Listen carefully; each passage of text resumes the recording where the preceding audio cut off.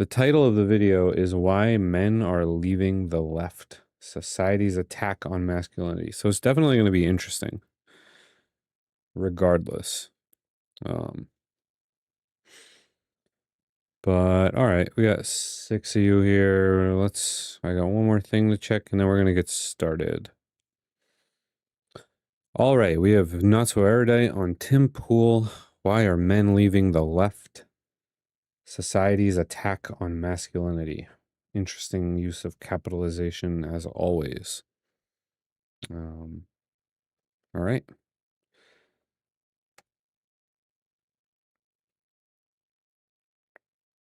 Z's, Vox claims, because young men, actually, I talked about it quite a bit this morning. There All are right. two Gen Z's, Vox claims, because Two. young men are shifting rightward. Older Gen Z still lean a little bit more progressive, but young men are largely moving to Donald Trump, moving to the right. They're happy to do so. You're also seeing the rise of prominent personalities like Andrew Tate, despite the fact that many people are critical of his career and how he made his money. Young men still seem to like the guy. So what is the phenomenon driving people, younger men particularly, away from the left and into the hands of conservatives? We're going to have that debate. So we got a couple of guests joining us tonight to have that. It's not tonight, it's the morning. Joining us this morning to talk about it. Ma'am, would you like to introduce yourself? Yeah, my name is Kyla. You can find me everywhere at Not So Erudite. I do streaming and stuff. I typically talk about gender, so it's a good topic for me. Oh, gender. And kind of like socio-cultural commentary. All right, sir, who are you? I'm American Nacho. I'm a Christian, conservative, husband, father. I work full time supporting my beautiful stay-at-home wife in our 2 recent additions. And I stream video games and politics as more of like a hobby. You could say like a mover and shaker in some of the political communities. So, Tangential to like Andrew Wilson or something like that. right on. To start, I think we're in agreement that young men are moving to the right. I think if you're denying that, you're just denying data. Right. Yeah. Yeah, Vox, at Washington Post, like everybody's bringing it up. I think the question is why, but you agree young men are going rightward. So I guess is there a disagreement on why it's happening, or do we actually agree why it's happening? I mean, what's your view on why young men are basically moving over? I think as a liberal, I'll be very clear, I am liberal. And I spent the last several months being asked this question by liberals and Democrats. I think the answer is that the left kind of hates and fears masculinity broadly. I think it doesn't like it. And I think you can see that in the fact, I don't know if you know this, the APA, it's the American Psychiatric Association. This year they came up with rules and guides about how to treat men in therapy differently than women, and like tricks and stuff that they need to be aware of, right? And it's like, shouldn't be like 2025 where we're coming out with this stuff. I think the left has just broadly neglected the male issue because it's been what's the word? Not politically correct to talk about. Indeed. Yeah. And what say you, sir? Would you agree with that? To some degree, yeah. I think men are moving to the right because men are more rational than women. You know, young men are shifting away because left-wing ideologies are kind of disconnected. They feel kind of disconnected from reality. You know, we're living in a society where, you know, we're having economic stresses, we're having, you know, geopolitical stress. I tend to agree with Kyla so far. The left side of politics has done a really good job of turning off young men, just in general. I don't think it has anything to do with us being, what did he say, more rational? He said something like that. I think it has a lot to do with what Kyla said, which is just that the left makes absolutely no attempt at any kind of outreach to men at all. I don't know how relevant the little therapy statistic she threw in there was, but we'll see. Not much to say yet as we're just getting started. So Stresses, and men are seeking, you know, pragmatic solutions to like economic and social changes, valuing like free expression and preferring like empowerment over this like collective guilt that seems to be like following us around like a cloud. So Indeed. What would you say to that before I jump in? He said Men are more rational than women. yeah, and liberal ideologies are, how did you describe it? Not rational or not? yeah, it seems like young men are experiencing sort of like a disconnect from like left-wing political narratives. Like it's not like they don't make sense to especially young men and even older men like myself, like starting a family. I'm looking at what world my young men are going to have to grow up in, what world my children are going to have to grow up in. Yeah, when I look at young men and young women especially, I think most people are not very rational. I don't really give rational points to most people or most voters in general. I think Yeah, don't men like, I mean, we like to say that on the internet. Don't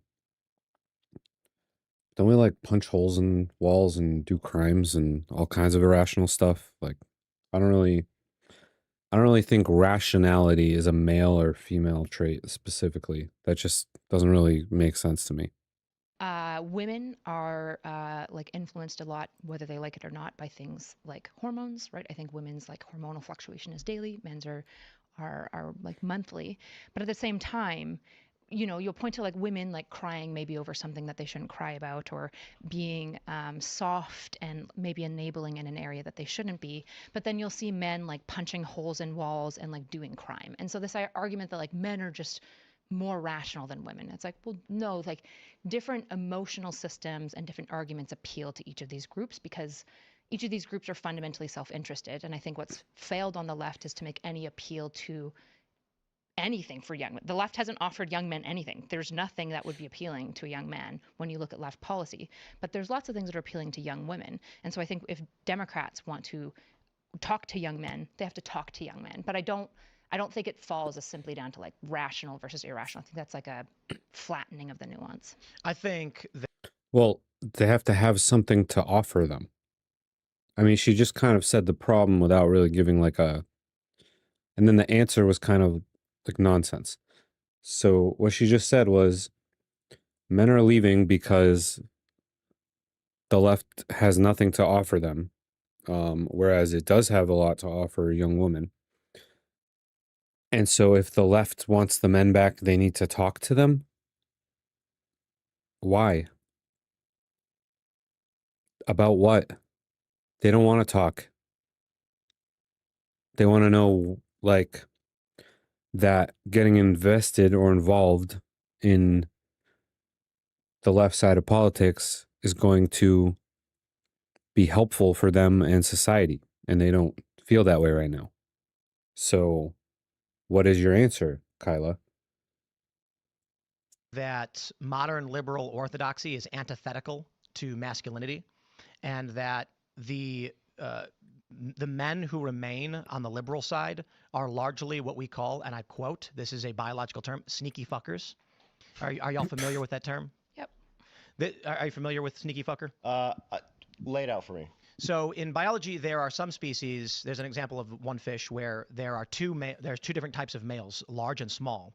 The large male earns favor with the females by being strong and powerful. Oh yeah. The sneaky fucker goes in the middle of the night and inseminates the eggs and flees. Yeah. And so largely I see what you're saying. And my view is, and obviously not absolute, there's a lot of men who actually are into leftist liberal ideology. I'm just saying I think it's a generality, that an ideology that the orthodoxy focuses on oppressors, who has the power, is going to be antithetical to a man who is seeking to empower himself and become strong. And then what you end up with is among millennials, the data in 2018 was that 70% of millennial women were Democrat, 30% were conservative, and 55% of millennial men were conservative and 45% were Democrat. The data probably changed, but I think you get a large portion of weaker. I don't know if it's like, I feel like there is certainly a loud element of like the left that is very anti-masculinity. I don't think that just the general sort of center left Democratic Party type left is actually like anti-masculinity. I think it's more of like a marketing problem. But we'll see if Tim elaborates on that a little more. Males who find their path towards, I guess, sexual marketplace success in being the male feminist pandering to women, telling them what they want to hear so that they can earn favor, whereas the other guys are defiant dude bros chest bumping. And that's an exaggeration, but that's, you get the idea. Yeah, I think there's something. So, like, the sneaky fucker is very fun. In Evo human psych, there's not like a ton of evidence for this as like a mating strategy. It's more like birds that do this.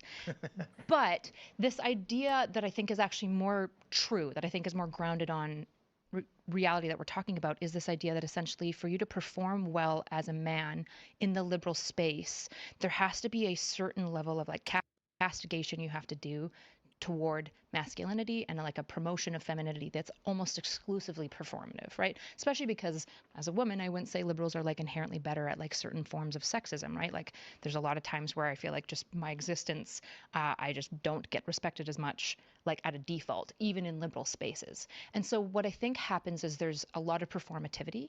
And in the case of on the left, we've had this issue where if you want to be left coded, and by left coded, I mean perform, appear, and feel left. You've got the language, usually some aesthetic, right? I appear more left than I appear right. I've got like a choker on and whatnot. In all these ways, if you want to perform left, you have to do some level of service to femininity.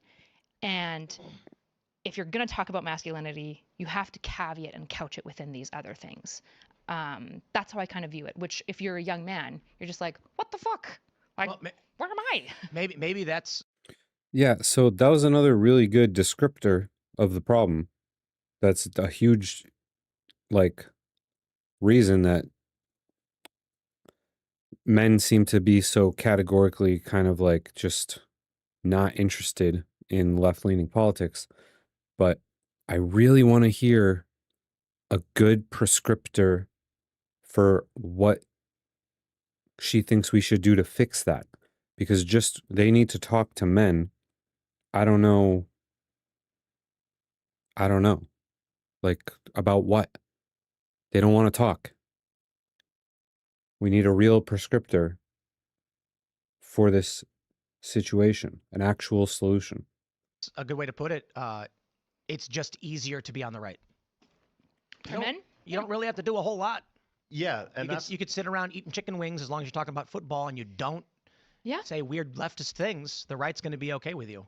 Yeah, that's one thing that I was wanting to point out too, is that I think that they're moving right because at least the right is listening, or at the very least they're just like cool with it. You know what I mean? Like you're saying, you can just sit on the couch and hang out with the bros a little bit to a degree. When you're disagreeing with right wingers, they're not going to destroy your lives because you have a disagreement. So you're both maybe on the right, but I'm probably a little more farther right, or you're a little closer to the center. You're not going to be ostracized for this. On the left, you have like a large shift going extreme left, and these people are like tearing down even their own. I think that the Democrat Party and left currently is actually kind of fighting with itself a lot too. Well, I define. I agree with that 100%.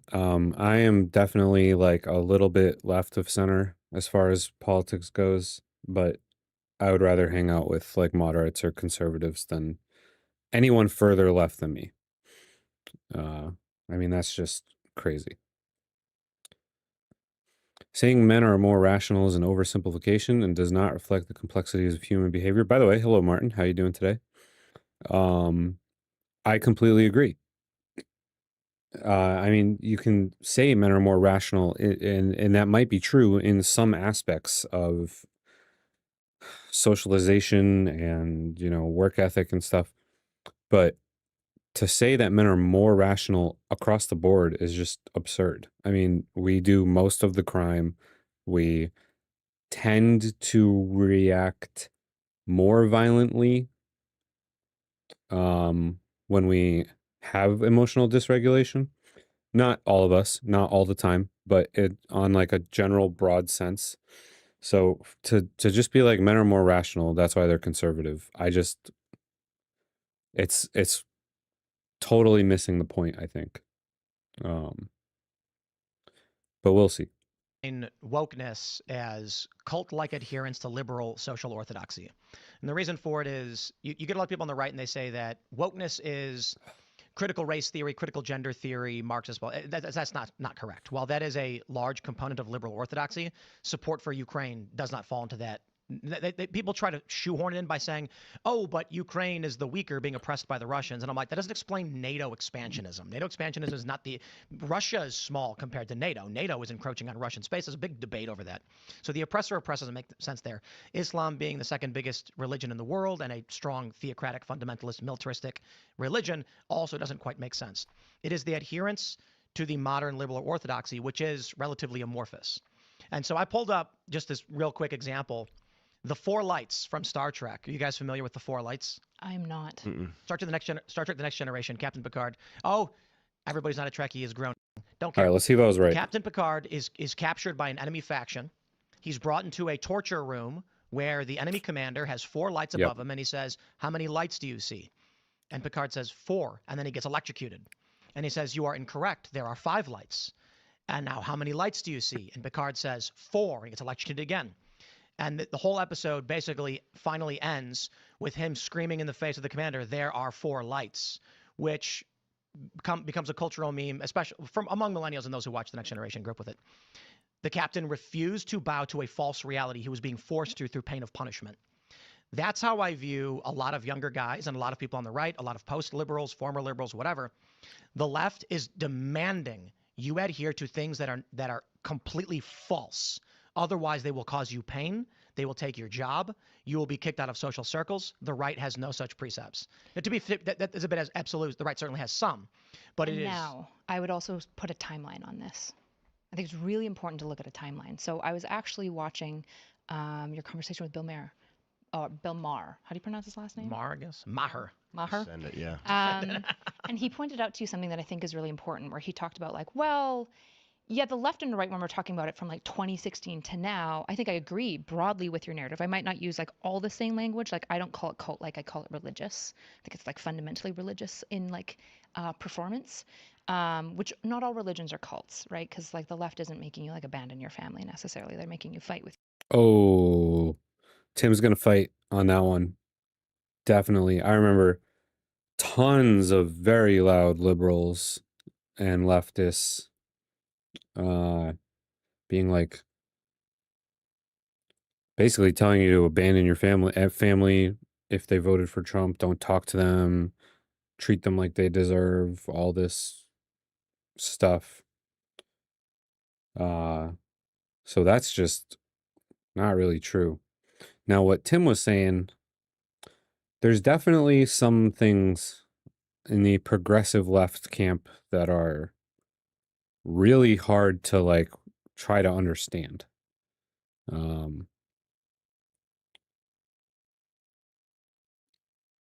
So his allegory to the 4 lights thing, it does kind of make sense. It's unfortunate because like the main like actual liberal ideology really doesn't have anything to do with those things. These are like separate social issues that progressives lean heavily into out of like, I'm sure a lot of them believe it. With a lot of them, it's just virtue signaling. But it's not, unfortunately, it's not like an actual critique on like liberalism, like the concept of liberalism. But back to what Erudite just said, the left absolutely tells you to abandon your family. I know Tim is going to bite on this, and I don't think she's going to be able to defend it. Even when fundamentalist Christians pro-clutch, it's largely a joke and a Karen whining. I think that's mostly true. My family is very Christian. They're not super fundamentalists. They're Catholic. But even when they're, getting opinionated, it's just kind of like, it's not serious. So I see what you're saying. With your family. Well, I got to pause you there. They're not making you abandon your family. They're making prominent left personalities have said, cut off your family. Even on MSNBC, they've said, don't show up to Thanksgiving. Was it Jen Psaki who was like, don't go to Thanksgiving with your family if they support Trump or something? Maybe it wasn't her, but this is MSNBC. Sure, I imagine that there we saw a wave of this after 2016 when he got elected the first time, which admittedly I wasn't paying as much attention then. And honestly, I followed a little bit more of your kind of line. I actually followed you a lot more in like 2018 because I was also like coming from the left around 2016, getting into politics when I started a family and stuff. You saw a wave of people getting, all this pushback saying not to, just what you're saying, not to talk to your family. All these videos, and then now again you're seeing the same thing on TikTok. Waves of them after the election. Who's that I one? stopped talking to my family because Sure, but we don't use they voted for X. We have to be really cautious, right? So as somebody who's on the left, right, who is friends with lots of people on the left, grew up fundamentalist right, by the way.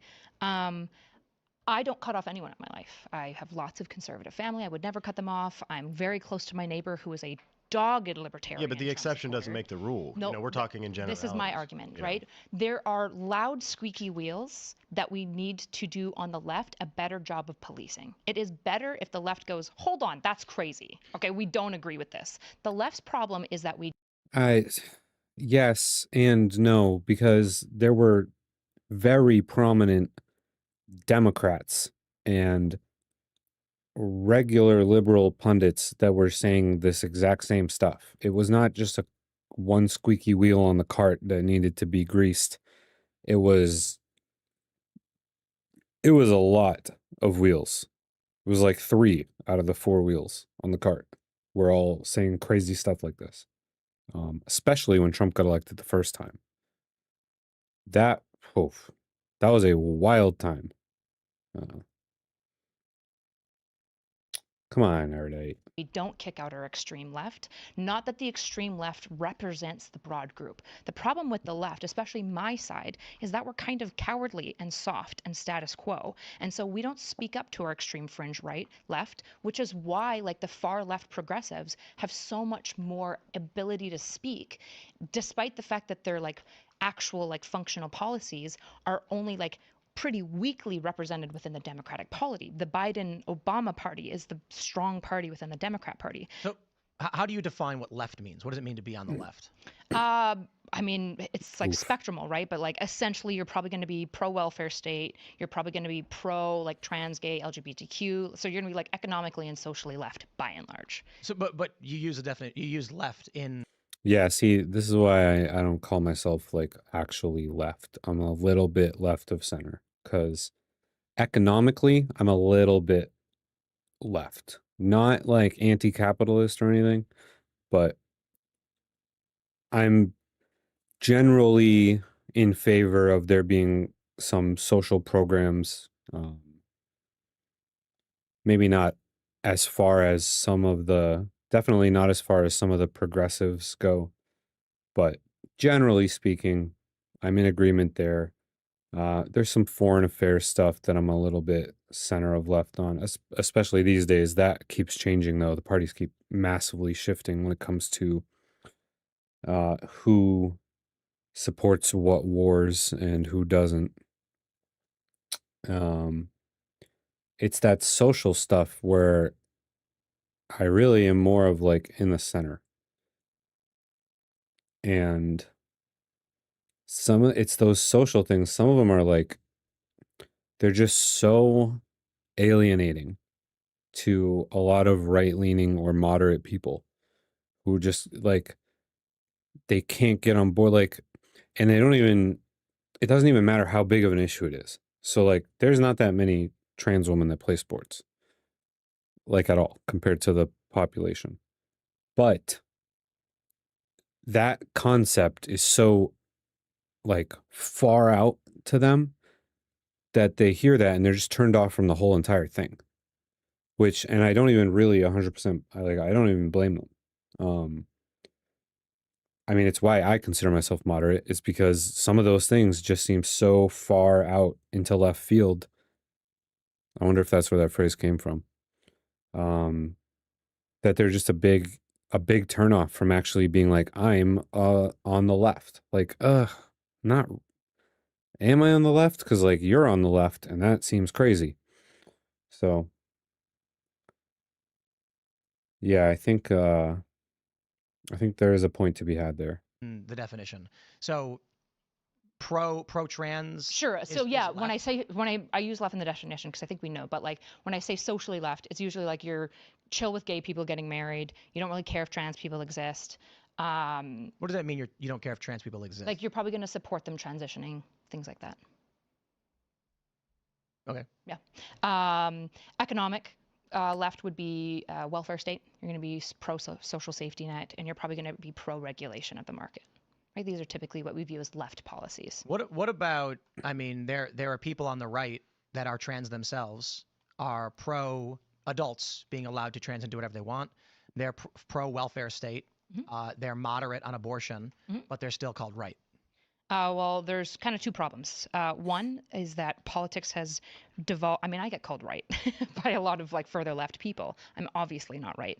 So if you want to have, the issue is I can talk to you about the. Yeah, same.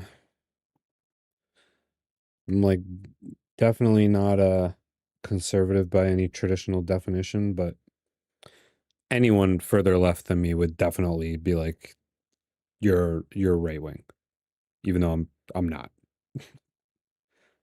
And Kyla is even further left than I am, and people still call her right wing, which is insane. That's insane. That's such a huge problem on the left, is that the span of which you can be on the left is so astronomically huge that no matter where you are, unless you're all the way at the end, everyone further than you is going to just say you're on the right. And it's like, that was backwards, but you got my point. The far left, and I can talk to you about the liberals and like the space that I'm a part of. And so whichever one you want me to like speak to, I can.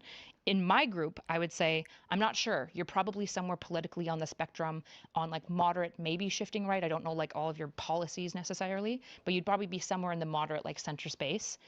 But performatively, they're going to feel like you were demonstrably right-wing, particularly if your audience is demonstrably right-wing.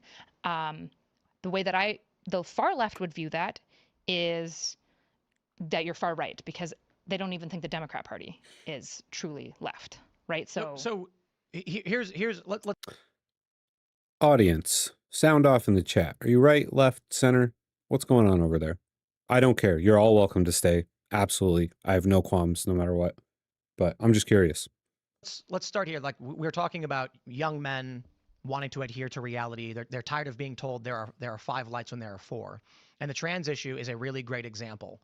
It relates to the broader political correctness, but you can't get your average left liberal, I mean both, even a member of Congress, to define woman.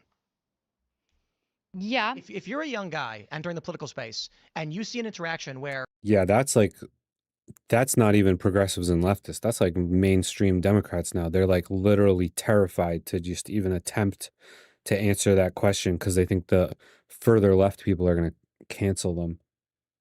That one really boggles my mind, watching some of the mental gymnastics like in Congress, when a congressman or woman asks somebody what is a woman and they literally can't even answer the question. But see, this is why I'm a gender abolitionist. Gender isn't real. It's nonsense. It's just a nonsense construct that doesn't really serve a purpose anymore. a woman says to another woman in Congress, what is a woman? And well, I'm not a biologist. I can't answer that. You're a young guy going, what the fuck? Sure. Now, Yeah. I think for young women, they're saying, I think women are motivated by social hierarchy and social order.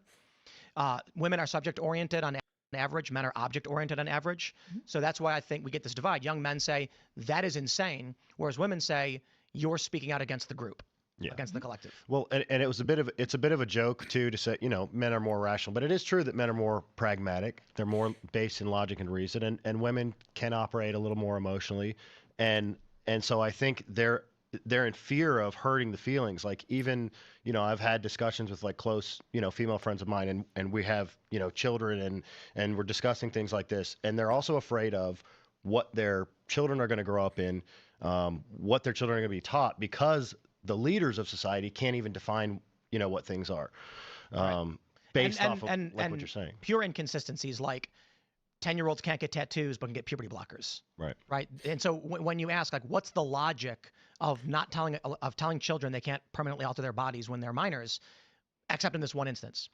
Additionally, you said that one of the things about being left is you're going to be okay with transition and things like this. Then you have the question from young guys and from people in general, why is this the one DSM-5 disorder that we affirm and the others we don't? And there's no answers for this. Well, there is an answer. It's because transition seems to reduce suicidality by 60%. False. It's not false. This is like repeated. Define suicidality. Suicidality is in attempts. That's incorrect. It's not incorrect. This is unquestionable. Chase, what was the Supreme Court argument from the ACLU? Did you listen to that? Mm-mm. The ACLU's lawyer said, in fact, it does not, to the Supreme Court. And so what we look at is, here's where I'm at. Don't know, don't care about whatever the DSM mental disorder is, be anorexia, bulimia, pica, don't care. What's the treatment? We find that the existing scientific research says that desistance rates, not detransition, desistance, where a child who is trans entering puberty simply desists from being trans, is greater than chance. Some estimates between 65 to 90%. Mhm. Suicidal ideation is around 37 to 40% among people who do transition.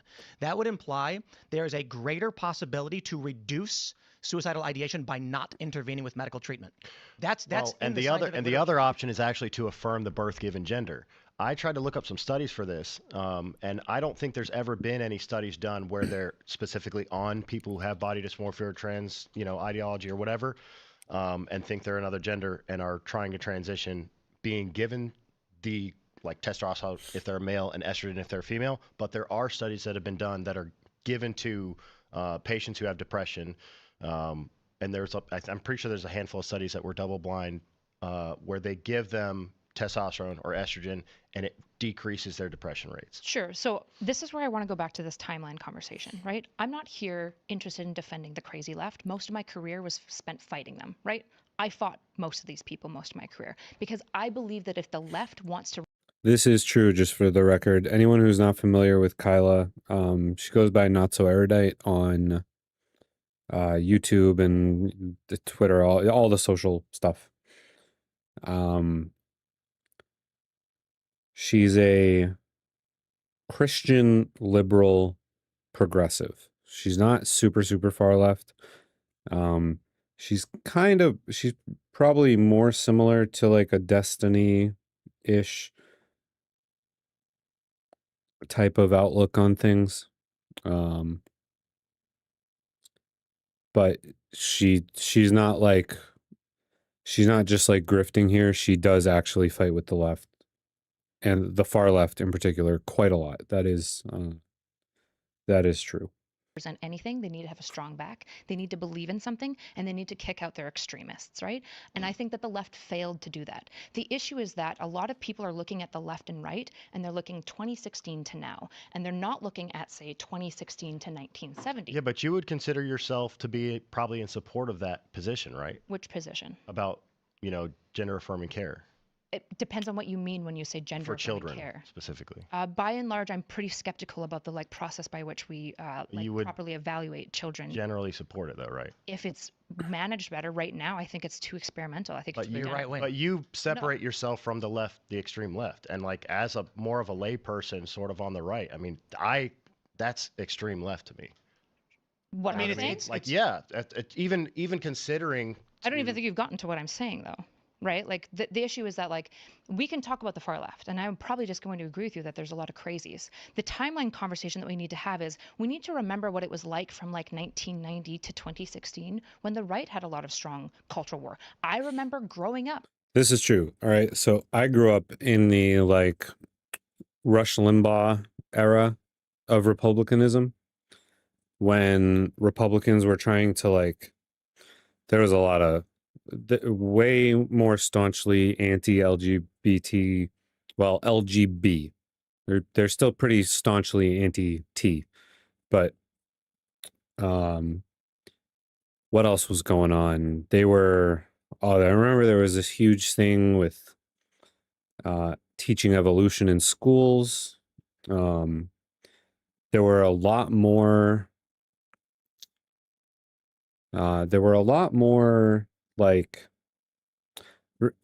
do any of you remember, I don't know how old any of you are, but if any of you remember, there used to be these huge conservative pushes against violence in video games and different sort of content in music and all that kind of stuff that's sort of kind of fallen to the wayside now. There's been a lot of she's right. There's been a lot of change in what it means to be conservative or Republican over the last like 50 years. It's changed a lot. In a very conservative idea where evolution was viewed as evil and bad and anti everything, when this is an anti-science perspective that was dominant on the right, and it feels like we've forgotten about this. I grew up in a school where parents were advocating to remove any mention of evolution, any mention of adaptations over time. They just wanted to basically cut out a large portion of biological science. And so while I agree that the left won the culture war in 2016, well, Kavos, just admit you're a lefty. I'm not sure what you mean by that. But knowing it's with her and how she does things. How exactly does she do things? they canceled their opponents off of it mostly, and they did a lot of bad stuff. And they went too far. I would just agree with that. The issue is that I'm still fundamentally left because my principles and my policies fall left. And I believe in a party, whatever party it is, that stands up for those things that I value. Which specific, like, so outside of the crazy left stuff, what particularly would you look for in a party? Strong institutions, not Like, what does that mean? strong institutions means institutions that are effective, that are power balanced, and are reactive with speed. What does this mean, like the FBI What, or the Federal Reserve? Like, what institutions do you mean? most of them. So like most of the institutions that I think that we have erected are by and large pretty good. I think there's good reason for them, Like though I don't know all The of them. FBI. Sure, but I don't know like all of the history for it. I'm willing to basically grant that I'm not smarter than like 200 years of American institutional development to just assume that I know better than the FBI necessarily, right? No, I'm not trying to, it's not a gotcha. I mean, like, when you say the institutions, does it mean universities? Does it mean the post? Universities, healthcare, the three branches of the government, the central banking, the Central banking, wow. yeah, the NGO that exists to kind of like counterbalance and third party check certain things. So when I talk about the institutions, I'm talking broadly about most of the institutions. The Yeah, but CDC, all of these things. But I think you recognize many of them grow corrupt over a long period of time, right? Right. So this would be my counter. On the left, And so what Kyle is saying right now is actually why I do consider myself slightly left of center, like a traditional liberal. Because I do believe that we need strong, solid institutions. Hopefully she explains a little better what that means, because Tim is bringing up a good point in that as institutions age, and some of our institutions are coming up on hundreds of years old, and the fact that they are generally full of politicians leads to a lot of tendency towards like corruption and corruption, and just like self-serving sort of attitudes within those institutions and that's not good. That I don't like. That I don't think anyone likes that, except for the people in them. we say strong institutions, and the problem is that I think a lot of them have become rigid. And I don't know if you know much about metalsmithing, but there's this Very idea. little. Just gonna bring up a metalsmithing allegory. Okay, all right, Erudite. Let's see. Let's hear it. Because I happen to know a little bit about metalsmithing. But there's this idea when you're building swords, for example, you need to have a strong sword.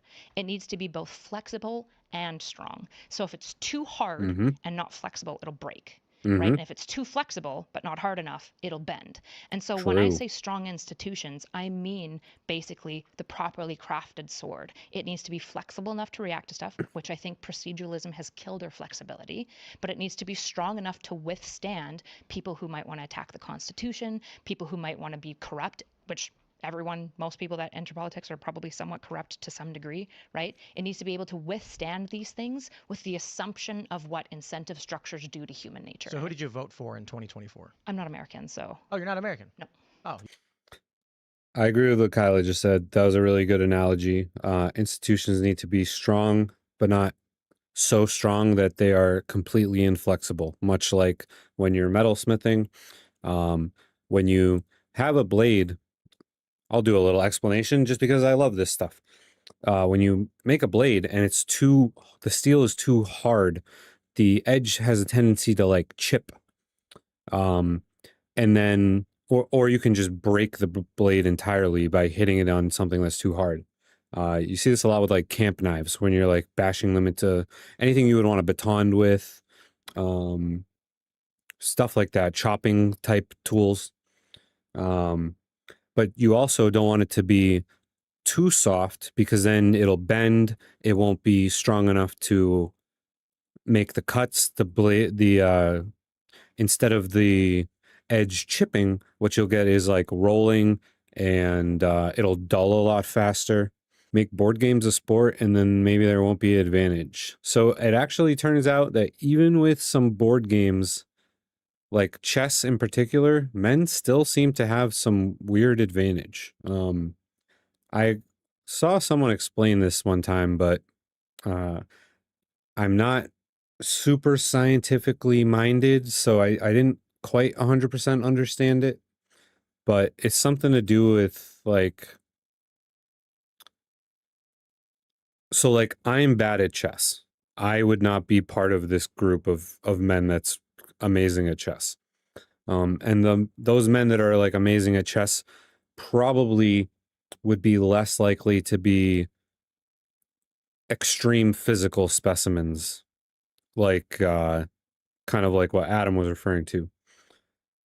But there's something about men with our brain that like is just more oriented to that particular game and other games that employ similar strategies. Maybe we'll do a dive into the gender stuff one day. I mean, I'm sure we will at some point, but every sport is created for men, sports for women. No, it's okay. You can ramble. Apparently in like a very specific long distance running, there is women are starting to overtake men. So there is a little bit, a teeny tiny smidgen of merit to like, there might be some sports where once women really establish themselves and like learn how to excel at that sport, they may catch up a little bit, but it's mostly going to be like track styles things, long distance running, stuff like that. It'll never be like physical contact sports. That's just completely out of the question. Even really physical sports that don't have contact, like soccer and other stuff like that, it's still completely out of the question. It'll never even be close. Are you Canadian? I'm Canadian. Unless we slip into a transhumanist future where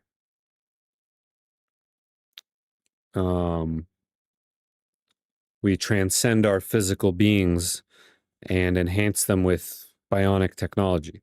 Then we might be in a whole new situation. All these Canadians coming to our country trying to influence our politics. Yeah, According to true. things. That's what to do. Okay, who'd you vote for in Canada? Trudeau?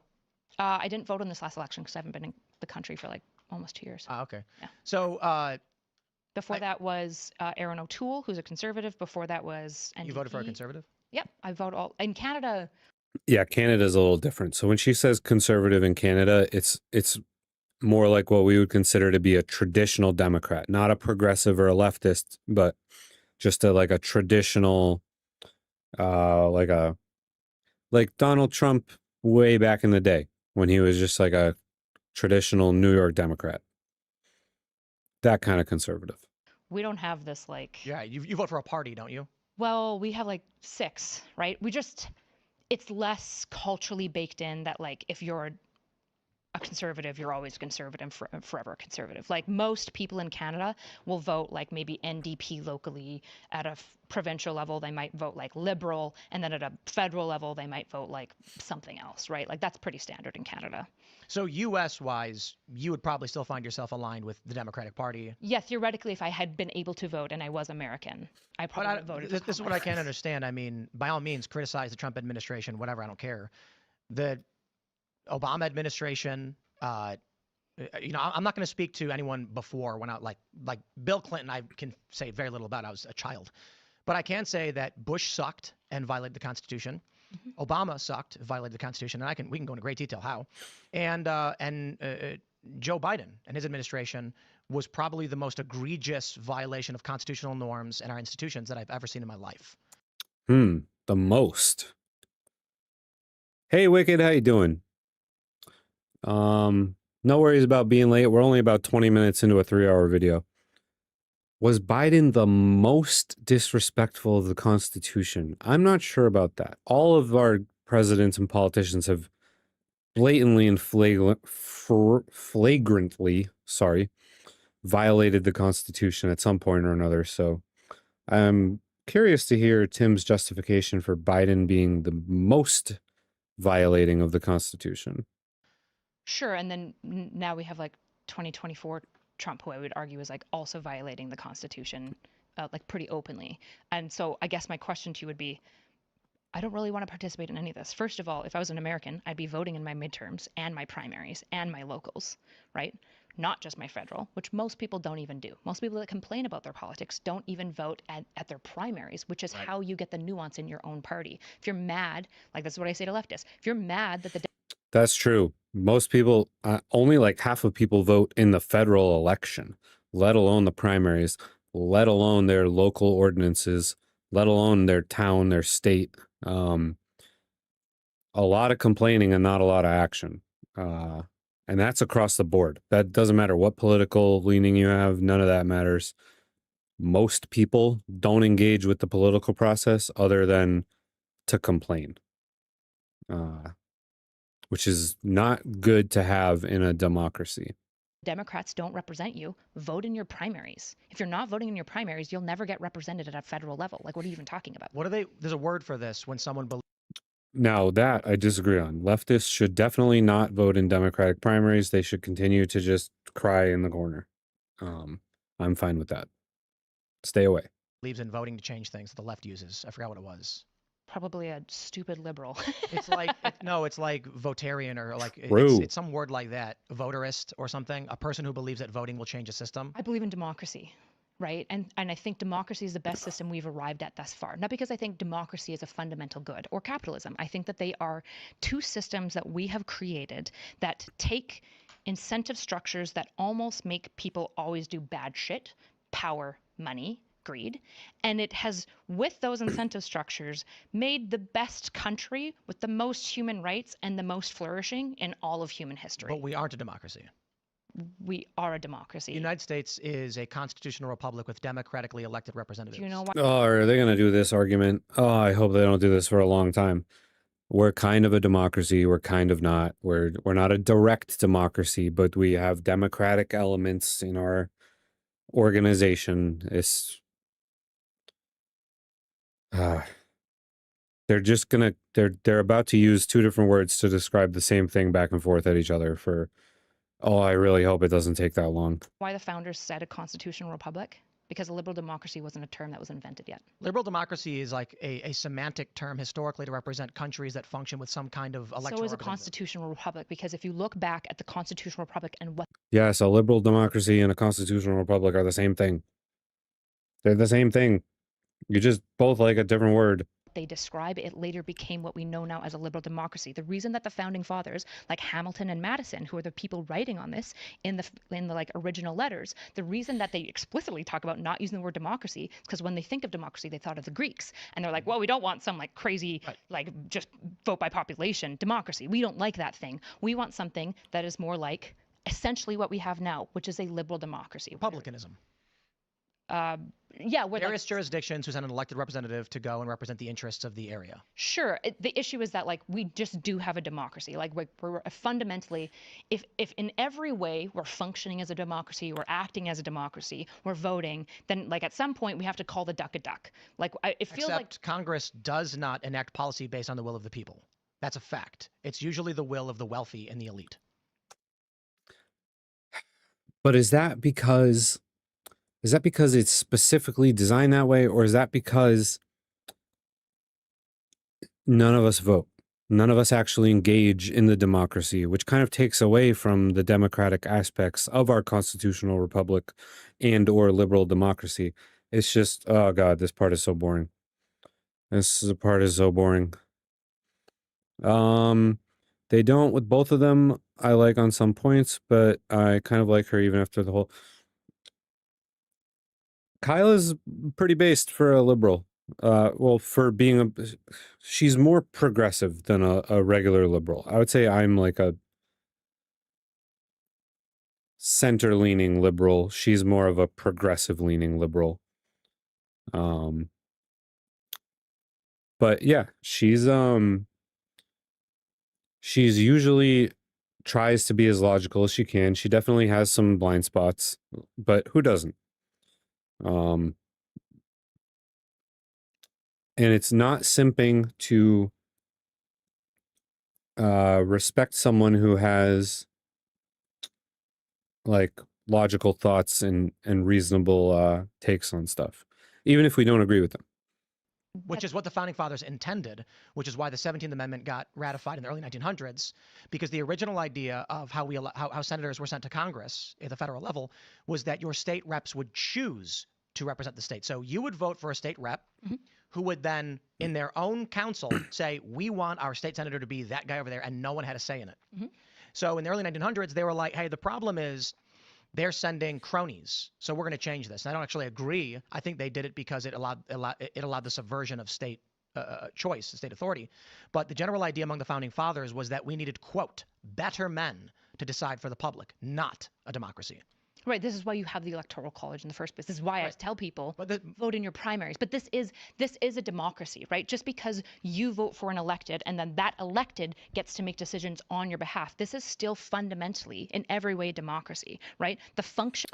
Not in every way. If it was a democracy in every way, then it would be a direct democracy, which is like what socialists and some socialists and communists sort of advocate towards, even though it doesn't make any sense. So yeah, it's the democratic elements within a constitutional republic. This is just such a boring side quest. Of a democracy is that the will of the people transfer their authority and their power to an elect who then speaks for them. And we can talk about whether or not the people who speak for them do a good enough job. You and I would probably agree a lot because I'm very critical of it. Do you think in the past 100 years, the U.S. government has actually enacted policies at the will of the American people? By and large, yes. I think the data shows us that the answer is no, they don't. There was the plutonomy article from Citibank 14 years ago, where Citibank drafted this internal paper to be shared with a bunch of financial interests saying the United States is not a democracy, it is a plutonomy where the wealthy control the political class and the political class enacts the interests of the wealthy elite. I think that's actually fascinating because with like all the NGOs and lobbyists and money in politics, that is kind of how it ends up panning out. I don't think that's the intention, but that is kind of how democracy and the way that we organize it does end up panning out. I'm not sure. I'm really not sure what a better system would look like. Like if we were to abandon democracy in some way and switch to something else. Obviously, I don't think communism or socialism would be a better system. I don't know. Yeah, what Tim just said is probably the closest to what the end result ends up being when you organize it this way. I'm not sure what would be better. I think if we kind of tried to take some of those elements away, that might be a little better. I would assume the left position is largely that, yeah, politicians don't represent our interests. They represent the lobbyists, the corporations. It's because you were mixing me up with like far left people. I'm not mixing you up. I'm saying it's interesting that you would assert that when the left liberal, Occupy Wall Street, the moderate, largely view corporations as unduly influencing our political system. I think most people would agree, though. Like the issue is that this is my issue with leftists too. Just because there is corruption, it doesn't mean that the that democracy isn't occurring necessarily. We can definitely say corruption is happening and there's something that needs to be done about it. But essentially, my question would be, what's the alternative? Do you want America not to be a democracy? Well, I guess the issue is how you define the phrase democracy, right? Do you want to take away people's right to vote? Again, all people everywhere all the time. Do we want to put certain restrictions on voting? Do we want to open up voting to literally I'm asking anybody? you. I genuinely, I don't know your position. Right. So when you say, do you want to take away people's right to vote? What's going to happen is there's going to be a semantic manipulation on the left where they say people means everyone. And then what you'll get on the right is something like they'll reference Starship Troopers, service guarantees citizenship. Yeah, Right, where it's true, like based. when you allow people who are not citizens to vote, which some jurisdictions are doing, like in California, New York, they're trying, you are going to get a representation of non-citizens. And what are the non-citizens going to vote for? They're going to vote for their families back home. Why wouldn't they? I expect them to vote for their families, right? Sure. And I would agree that there should be like some limits on who gets to vote, right? This is why I think citizenship is a really good standard by which who gets to vote, right? There's also even a good question like, should expats That one I'm still, jury's still out on. I don't know exactly who should be voting. I'm still kind of wrestling with, there's a lot of there's a lot of different ideas about who should be voting and who shouldn't, and I haven't been fully convinced one way or another. get to vote? If you haven't been in the country for 30 years, even though you're still a citizen, what's your like You pay taxes. you pay taxes. Yeah, Americans do. Expat Americans do. Canadian, should I be voting as a Canadian if I haven't been in my country for like 20 years because we don't have to pay taxes to Canada? I don't know the answer to this, right? So I'm willing to grant that there should be limitations to who votes. My question to you is still, essentially, are you opposed to America being a democracy? Again, it depends on what you mean by democracy. A transfer of the people of power to an elected official who then does their will. I love it. Okay. Yeah. What do you want that to look like? Not like it looks now, to be completely honest. That's fine, but what do you want it to look like? Yeah, like a person goes for the people, has a conversation over what the representative bloc wants to see happen in their various political structures, be it at the state level, local, city, or otherwise. Sure. Those individuals go and then enact the will of their voter base and to the best interest they possibly could. Without the pit stop at the NGOs and the lobbyists and all Agreed. that stuff. Yeah. Yep. So, And not having okay. luxury steak dinners or being flown on private jets or going on boats and all that stuff. Sure. Okay, so we should get money out. I tend to agree with Tim. And I feel like that is kind of like what a lot of people delude themselves into thinking that we currently exist in.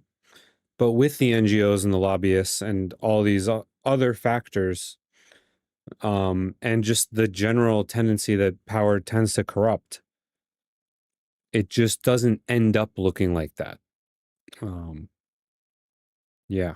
Out of politics, like by and large. Agreed. Okay, so I How would do you- totally agree with you. Like carry committees are the worst thing ever that happened. And the problem is that now we have a Moloch's game, right? This is the big issue with politics, is that when, and this is my biggest criticism of the carry committee, is that essentially just to make sure everyone is aware of like what a carry committee is and stuff like that. Not aware. Okay, just want to make sure. And it's fine, you don't need to know esoteric words. It's not a gotcha. So a carry committee is essentially what we call like a super PAC. It's usually going to be a combination of sometimes it'll be a nonprofit or a charity, a C4 and a C3, and sometimes there'll be some other little fun things thrown in there, but that's essentially what it is. And this combination of things allows infinite donations, some of them, most of them, which can be hidden into who does it because they would be a C3, right? Which means that they're bipartisan, and then they usually are not bipartisan. And this is true on both sides, just so it's clear. Both sides are doing this. So carry committees get introduced. And the problem now is that if you want to run for federal office ever, good luck without a carry committee. You must participate in the evil thing that you despise, because if you don't, you will be limited in how much money you can raise. And the reality is that money does make elections work, which is gross, but how are you going to get your ads out? How are you going to pay for your tour? How are you going to pay for I actually think that this is becoming less important, the money aspect. I think with like the way social media is, I feel like there's a lot of free ways to get your message out.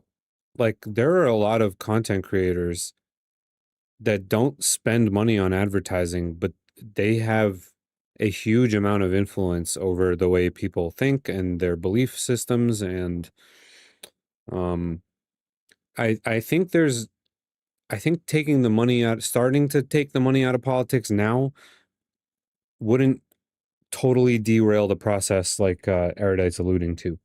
I think now we could really start to scale this back because there are so many other ways that we're all instantly connected that could work. There's still a lot of older people voting who don't really participate in social media, who don't really participate in that stuff.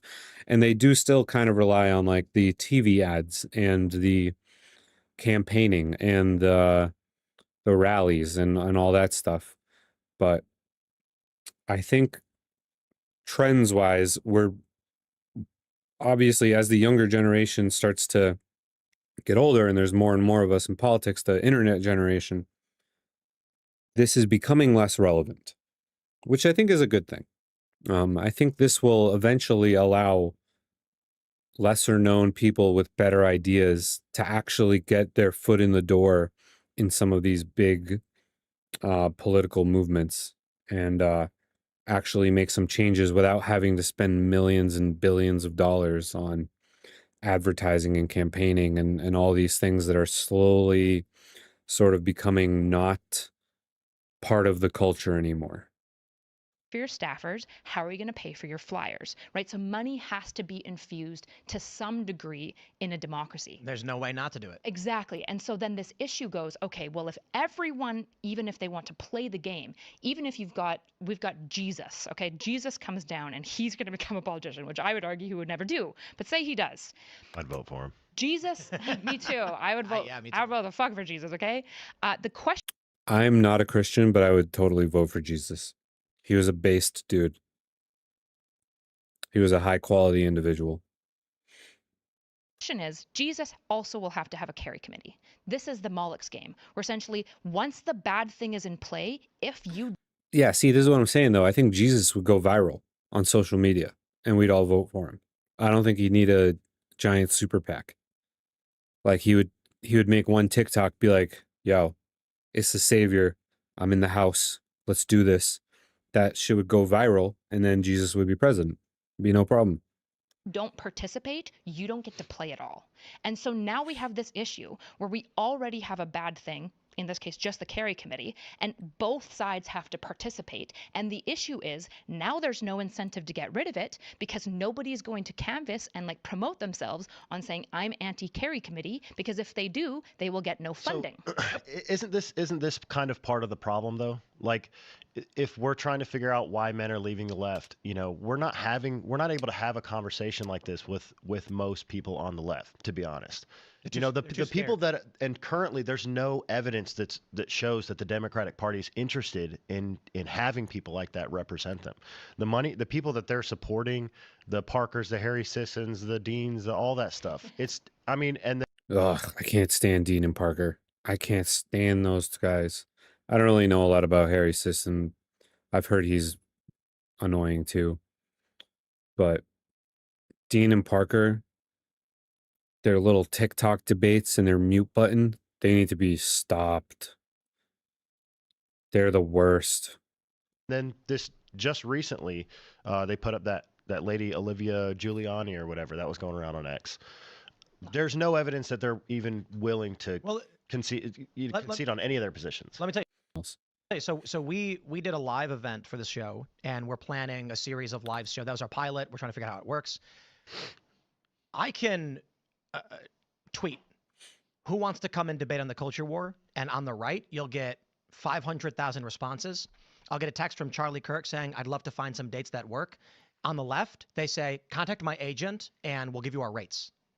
Then if a few people, I'll give credit to the Krasensteins, as much as, you know, there's contention between our opinions. I like the Krasenstein brothers.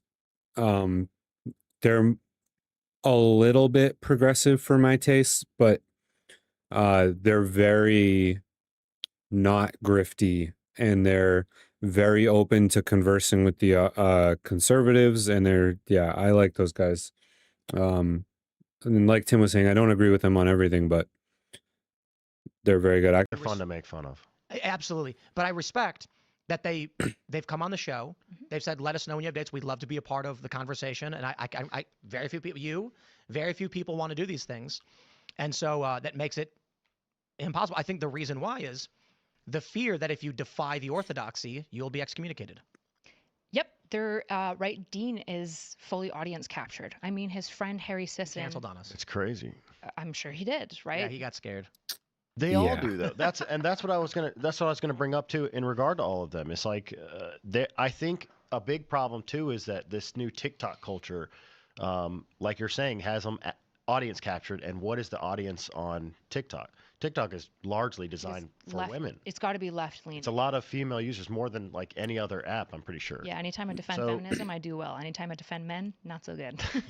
So yeah, so I mean, so On these TikTok. platforms are shaping TikTok these banned young us. influencers, and then they're terrified to go anywhere without their mute button. Sure, but there's Literally, he just said it. Yeah, they're absolutely brain-brokenly terrified to go anywhere without their mute button. We just saw it in the Andrew Wilson versus Kylie Brewer debate. She literally fell apart without her mute button. She couldn't even function during that debate without her mute button. Godspeed. I need to grift and hit the gym harder. You do need to hit the gym harder. I don't know how hard you hit the gym, but you need to hit the gym harder. I hit the gym pretty hard. I need to hit the gym harder, though. I think we all need to hit the gym harder.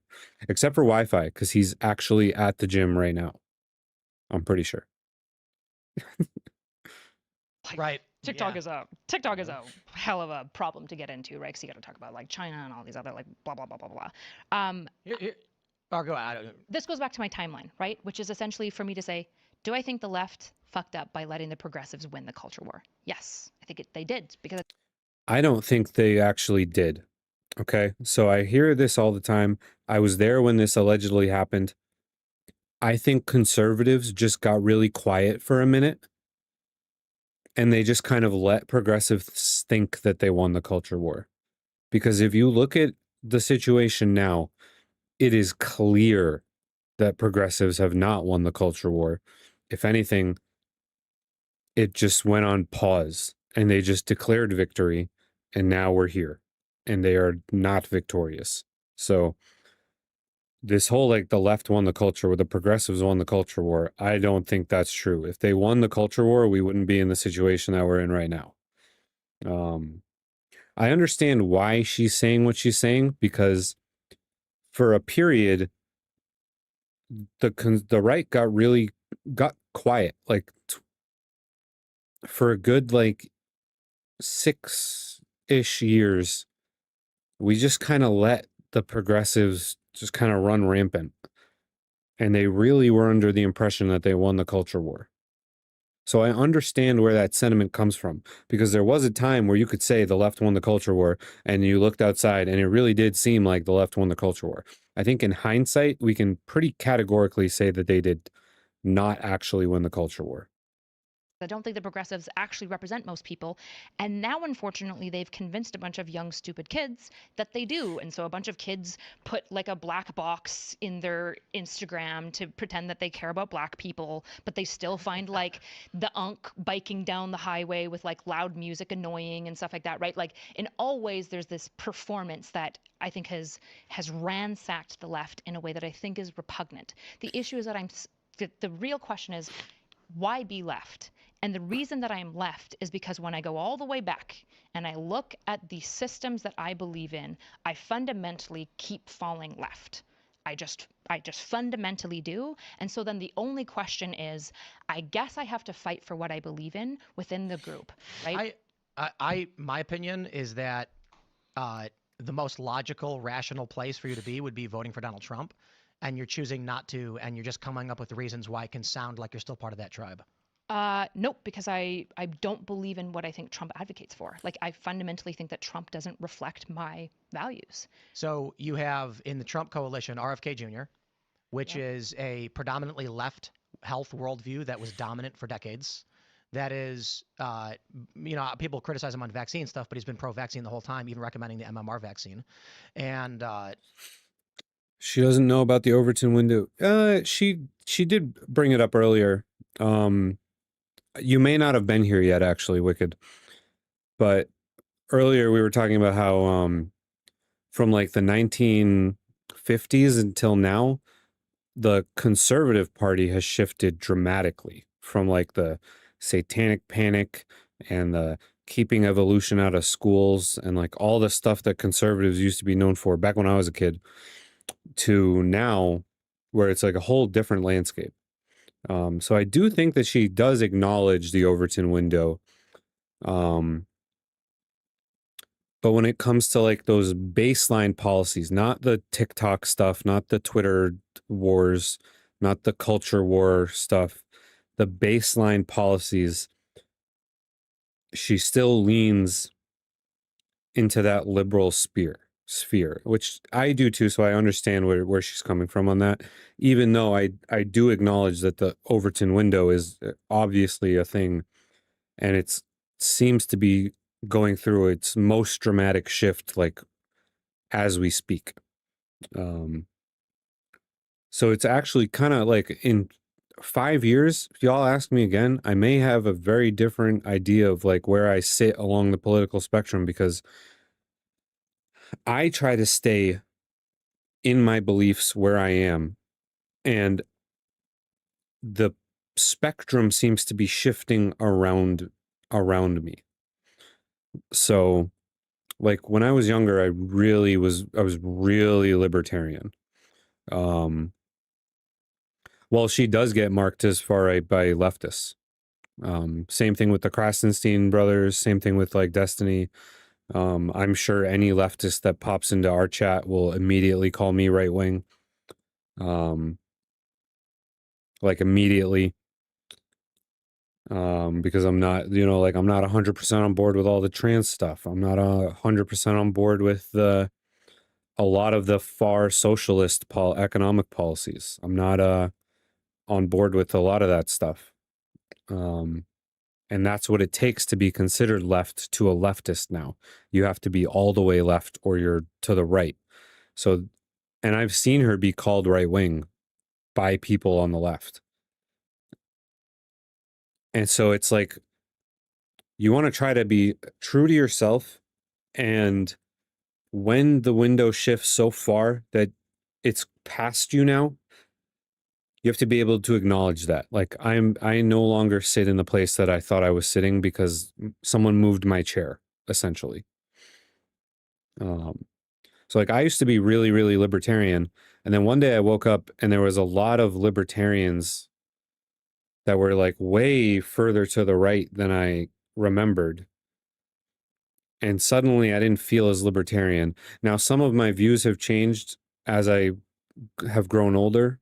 So I probably wouldn't consider myself super libertarian.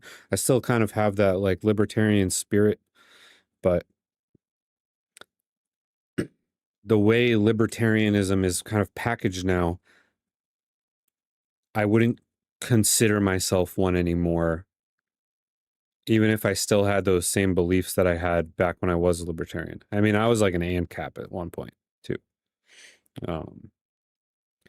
But yeah, it's difficult because there could come a time where it shifts so far that people like me, Erudite, Krasenstein twins, where we're just categorically on the right now, and there's not really anything we did about it. The spectrum just shifted so far that what we believe is now considered right, and on such a unilateral scale that well, when there was a Ron Paul libertarian, I was a Ron Paul libertarian.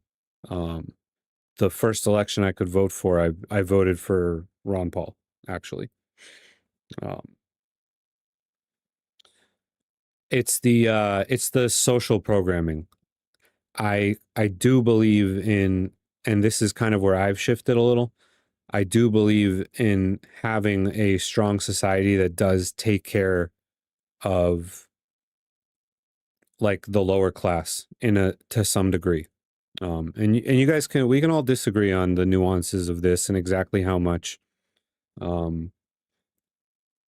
Principally, I would kind of say that I'm a bit of a minarchist because I want the government to be as small as possible. I just think that as small as possible is a quite a bit bigger than a traditional minarchist would advocate for.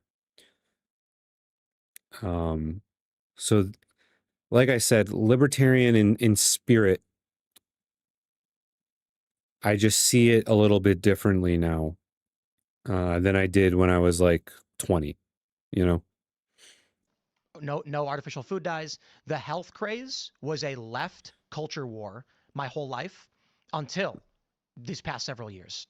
The right started picking up these things because the left had abandoned it and started siding with weird corporate interests on foodstuffs. Yeah, partisan hacks are bad. Tulsi Gabbard is anti-military industrial complex, anti-interventionist, and anti-regime change, which has been a position of the left my whole life. And so I look at Donald Trump and he says, we want a border barrier. That was Hillary Clinton and Bernie Sanders' position even up to 2016. And so looking at what Donald Trump is offering, he's moderate on abortion to the chagrin of conservatives. He's got left coded anti-war, which is not left anymore. I don't know. Now they're pro-war, I guess, pro-war with Ukraine. Donald Trump may be moderate right-leaning on a lot of issues, and he's built a moderate left-leaning coalition that satisfies a lot of my liberal policy views. So it makes literally no sense, in my opinion, then, for someone to be like, to defend the Constitution, we're going to support the Democrats. And I'm like, yeah, they arrested Trump's lawyers. That's unconstitutional. That's like an egregious violation of institutions and norms in this country. And they did it in numerous states. They falsely accused Trump of several crimes. They violated statute of limitations. Now you've got Letitia James falsely accusing Trump of mortgage fraud for paperwork he didn't even handle. And what I view as the divide between left and right, once again, going back to why young men are leaving, this is what I was saying to Bill Maher. You are left or right not based on your policy views. You are left or right based on what you believe to be true. And Bill agreed, despite the fact that we believe different things. So, for instance, he said, yeah, Trump wasn't a Russian agent, but he was certainly working with the Russians, and he lied. And when I brought up the Ukraine scandal, he didn't know about it. He did not know that in 2017, Politico reported at the same time as they were accusing Trump of colluding with Russia, Ukraine and the Democrats were literally colluding to assist Hillary Clinton to win, and it backfired, and it caused problems. We had Hunter Avallone on Timcast IRL, and when I pointed out that Joe Biden said, quote, if you don't fire the prosecutor, you're not getting $1 billion, he immediately smirked and said, it never happened. And I played the video for him, and he was like, duh, no idea that it happened. So what I typically run into is liberals tend not to know what's going on in the world, and probably the reason why they're scared to do shows is because they default to, I didn't know that. And so we've even offered up certain friendly liberal personalities, I'll leave their name out of it because I'm not going to try and drag them, who dirtbag leftist types. They're anti-woke, but they're leftist politically. They cancel on us all the time because they know they're going to sit down and they're going to end up sounding like Alex Jones. I'm going to pull up an article from the New York Times that says Ukraine ruled that they illegally interfered in the U.S. election to aid the Democrats, and they're going to have to reconcile with that and say, yes, that happened. But then when they go back to their Democrat circles, they're going to say, how dare you make that claim? Well, I was actually like a Yang Gang kind of guy leading up to like the 2020 election, and something that turned me back towards Trump was just like you're saying. I started seeing all these articles. A couple of them I think you covered on your show. Remember the one about there's a video of Trump. There may or may not be a video of Trump in an elevator. I love that one, dude. It's like the most bizarre headline I've ever heard. I'm not sure if he was throwing shade at Smith, because Smith comes on a lot. I'm not sure who he was referring to, but yeah, it's a great one. Then another one was of course the one you just went over with Adam Conover. That clip was going everywhere. Look at this. There were great people on both sides. Come on. Post. A tape might exist of Trump doing something in an elevator, though exactly where that somewhere is and what that something might be, no one in media can say. That's because no one in media seems to have seen the tape or is even confident it exists. Why would they post that? What is this about? Why would you post this? Why would you post this? Oh. Why? Why would HuffPost post this? Here's this post. There's nothing of substance inside of this post, but we posted it anyway because post is a post. And you should like this post and reply to this post so that we get engagement on this empty post, because post is post and it's here and it's a post about the post. Like what? What? What? Yo, Huff Yeah, look at the first comment. Seek professional help quickly. Wow, this has to be the worst reporting I've ever seen. You've outdone yourselves, HuffPo. Congrats. Yeah, this is not reporting. This is just... Look at this empty post. It is post. Look at it. Look at the post. There's nothing in it, but look at it anyway. Huffington Post literally wrote an article about Trump may or may not have done something that may have been recorded. We don't know if it was recorded. We don't know what it is. Yep. And then another my top three. Those are my three favorite ones. That one, there were good people on both sides, and then the Trump puts ketchup on his steak. Right. And that one hit home for me because I grew up like dirt poor. There's 8 kids in my family. Let's try this one. I put ketchup on my steak because we were eating cheap steak. I'm actually going to make the bet you'll get it right. Did Donald Trump call white supremacists fine people? I don't think so. What did he say? I can't remember. I just like my assumption is that it's clickbaited because most things about Trump are. Joe Biden launched his 2020 campaign claiming that Donald Trump called white supremacists fine people, which he never did. It's fake. And what was the actual content? I don't know. During Charlottesville, Trump said, I've seen the videos and there were very fine people on both sides. And I am not talking about the white nationalists and neo-Nazis because they should be condemned totally. Gotcha. And the entirety of the Democrat-aligned media apparatus cut off the back half of the quote and showed Trump saying, very fine people on both sides, clip, and then showing white nationalists marching with tiki torches. Gotcha. And that was how Joe Biden launched his campaign. And this is why I say, I'm The tiki torches was such a weird time. That was such a weird moment in history.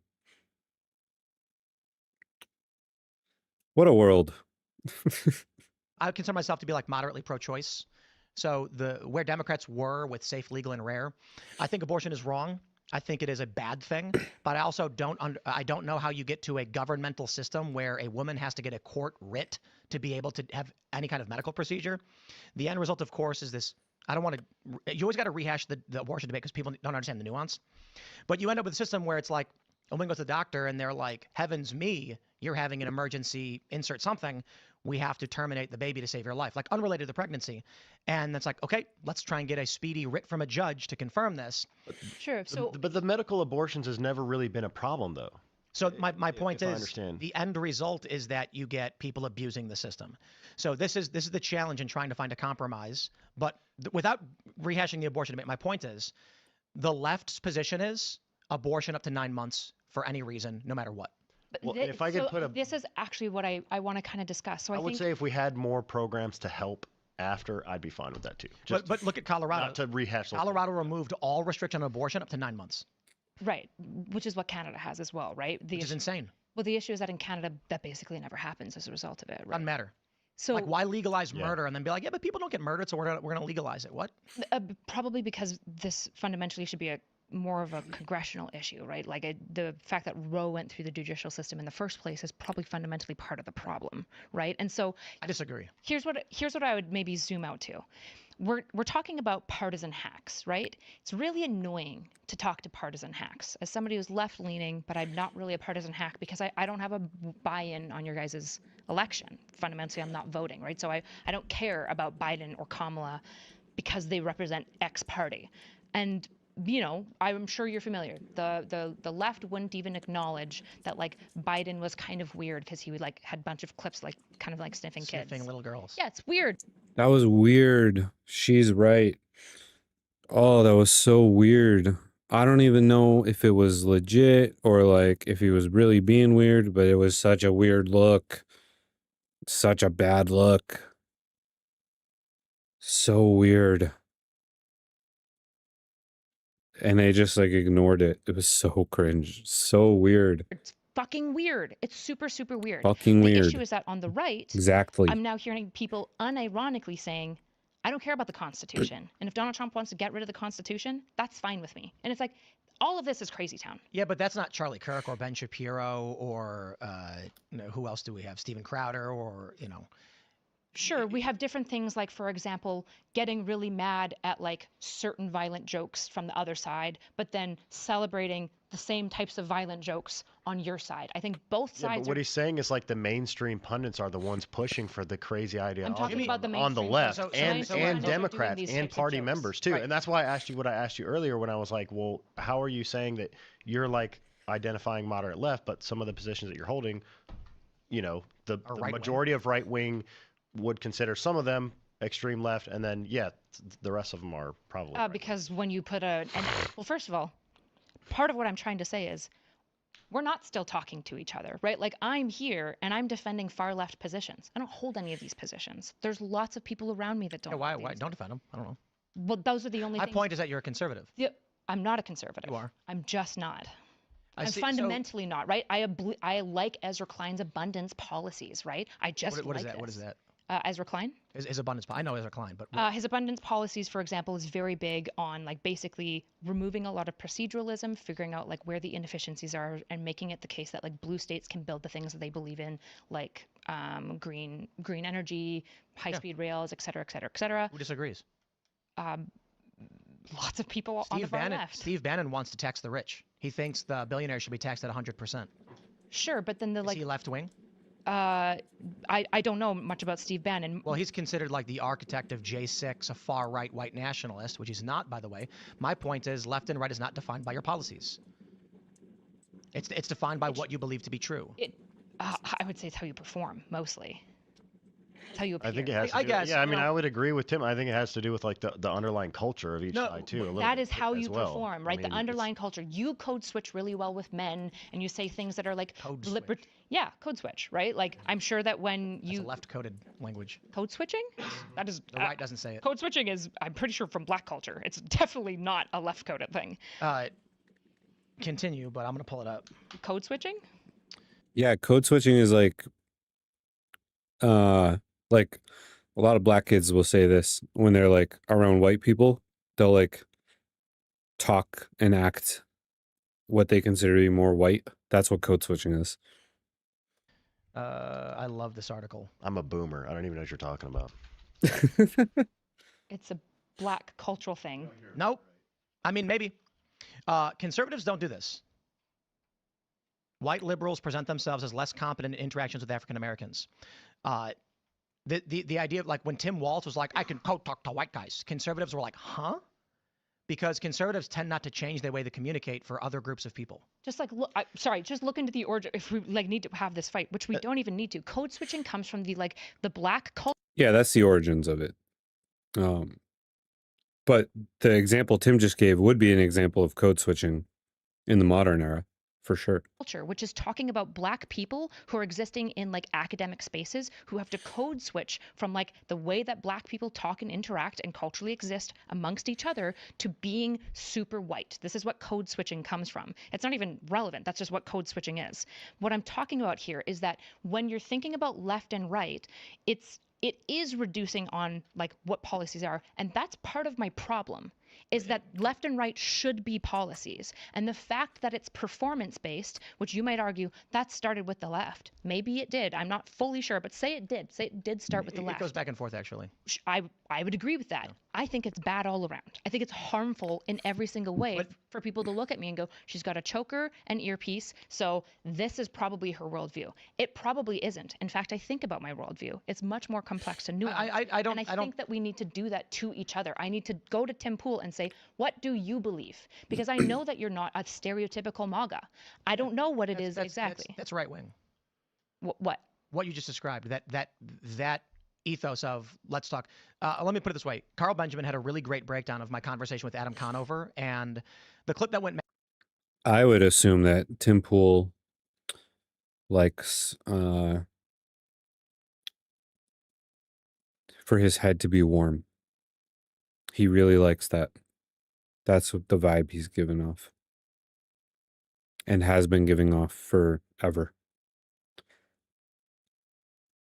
Is there a photograph of Tim Pool without the beanie? Massively viral, like Asmongold was talking about it, and he did a really funny bit.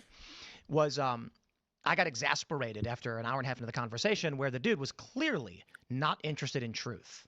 And, you know, with all due respect, like Adam Conover, I think he was great in terms of wanting to come on the show and with respect, but politically. He does not represent us, just so it's very Sure, clear. but I mean, he probably represents the average. I mean, he probably he's massive. represents a typical lefty guy. 20 million views per video on left liberal content. He's got a new podcast. He's getting tons of views. He's doing tours. Granted, he got a lot of flack over that crypto thing. But anyway, the point is, he I said the very fine people hoax, and he says, which is, and I said that Trump called Nazis fine people, and he goes, right. He said there's very fine people on both sides.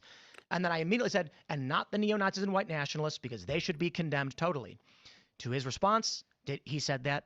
And I was like, yes! And I pulled up Snopes that said Trump never called them this. And his response was, I don't know anything about it. Immediately got called out by everybody saying, wait, you just quoted it. You literally just referenced the very fine people on both sides, which is what he was accused of saying,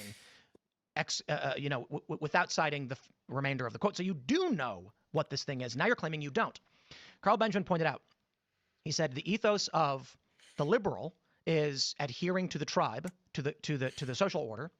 And he says, and Tim Pool, once of that social order, prioritizes the truth, which is what actually It's a very 90s alternative, and I would know because I was there.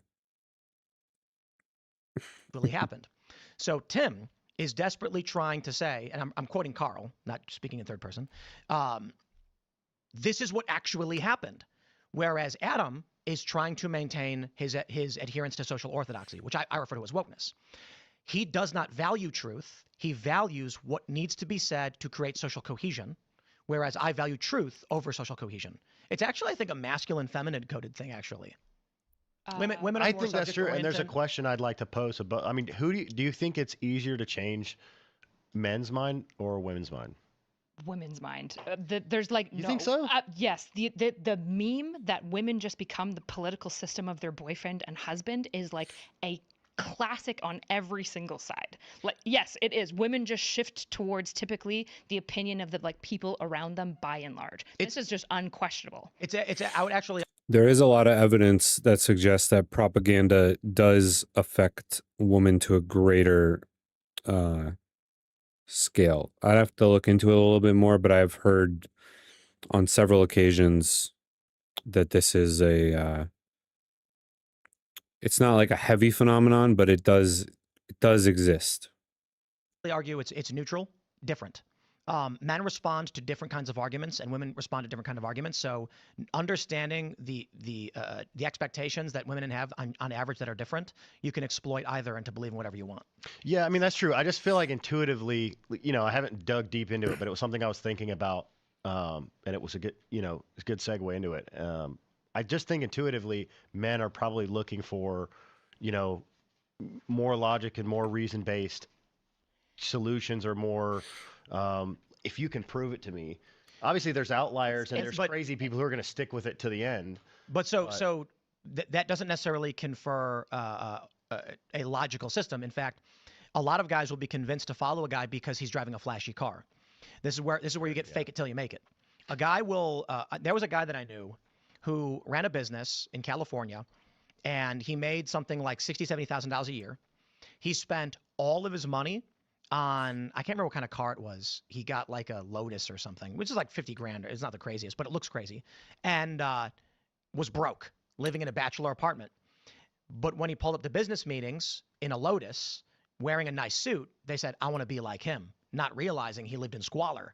He was putting on that, and it worked.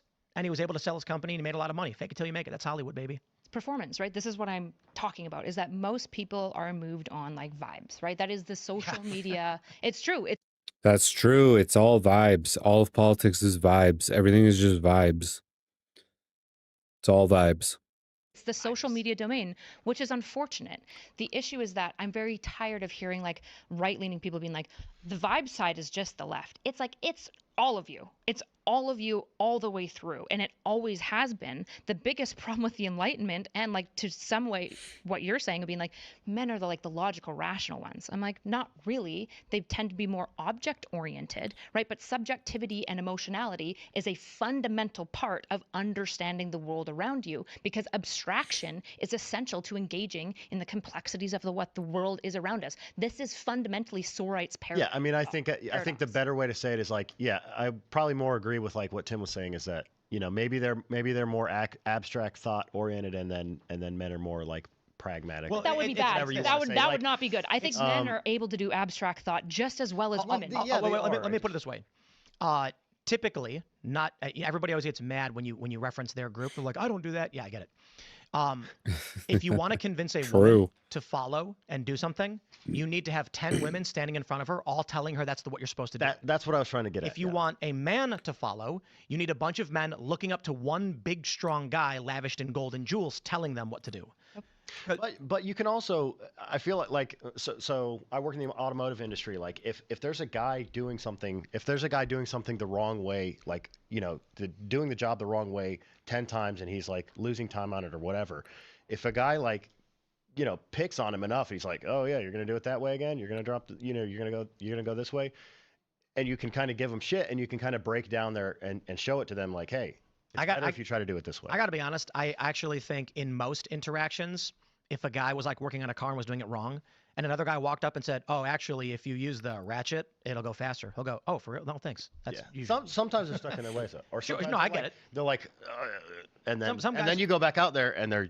I think generally speaking, obviously guys can be much more ego driven, but I do think the typical interaction with a guy is he'll be like, "Try doing it like that." You know, like for me, there are people who skateboard. I've been skateboarding longer than they've been alive, and I watch their trick tip videos.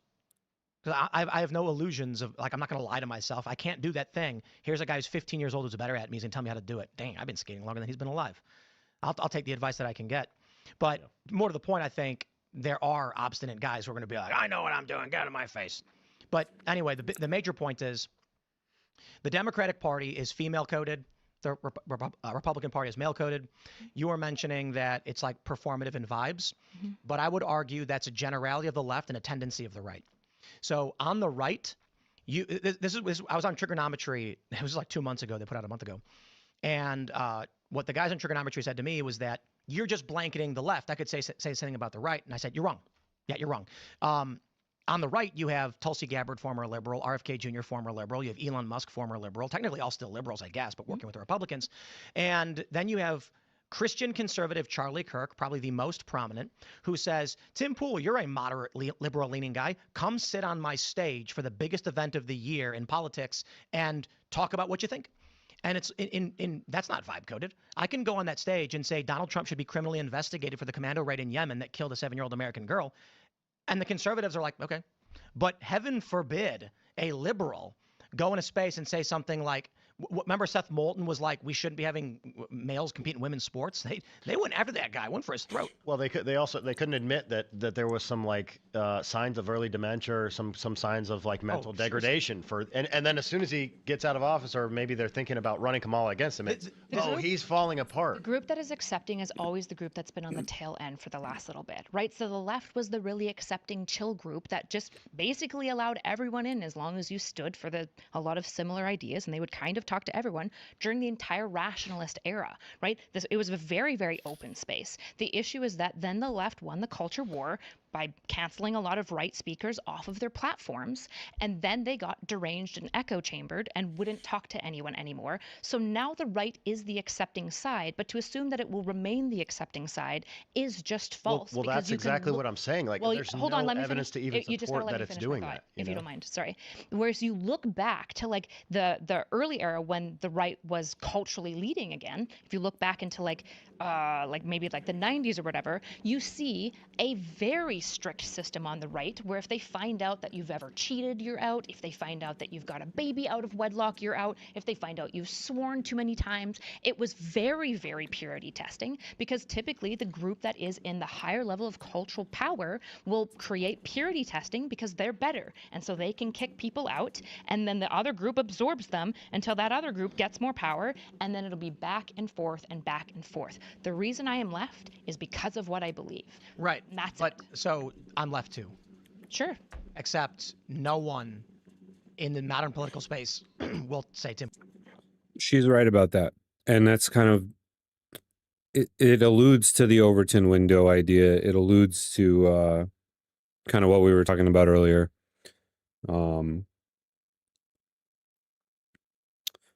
I think typical interactions between men is violence and cooperation. Generally, guys are either going to fight or cooperate. Usually it's cooperate to fight other guys. Yeah, that's I could see that being a general trend. Yeah. Well, if we didn't have elections, we would have revolutions instead. And then I think, and that would kind of highlight your point a little bit, even more, because before we had elections, that's the way that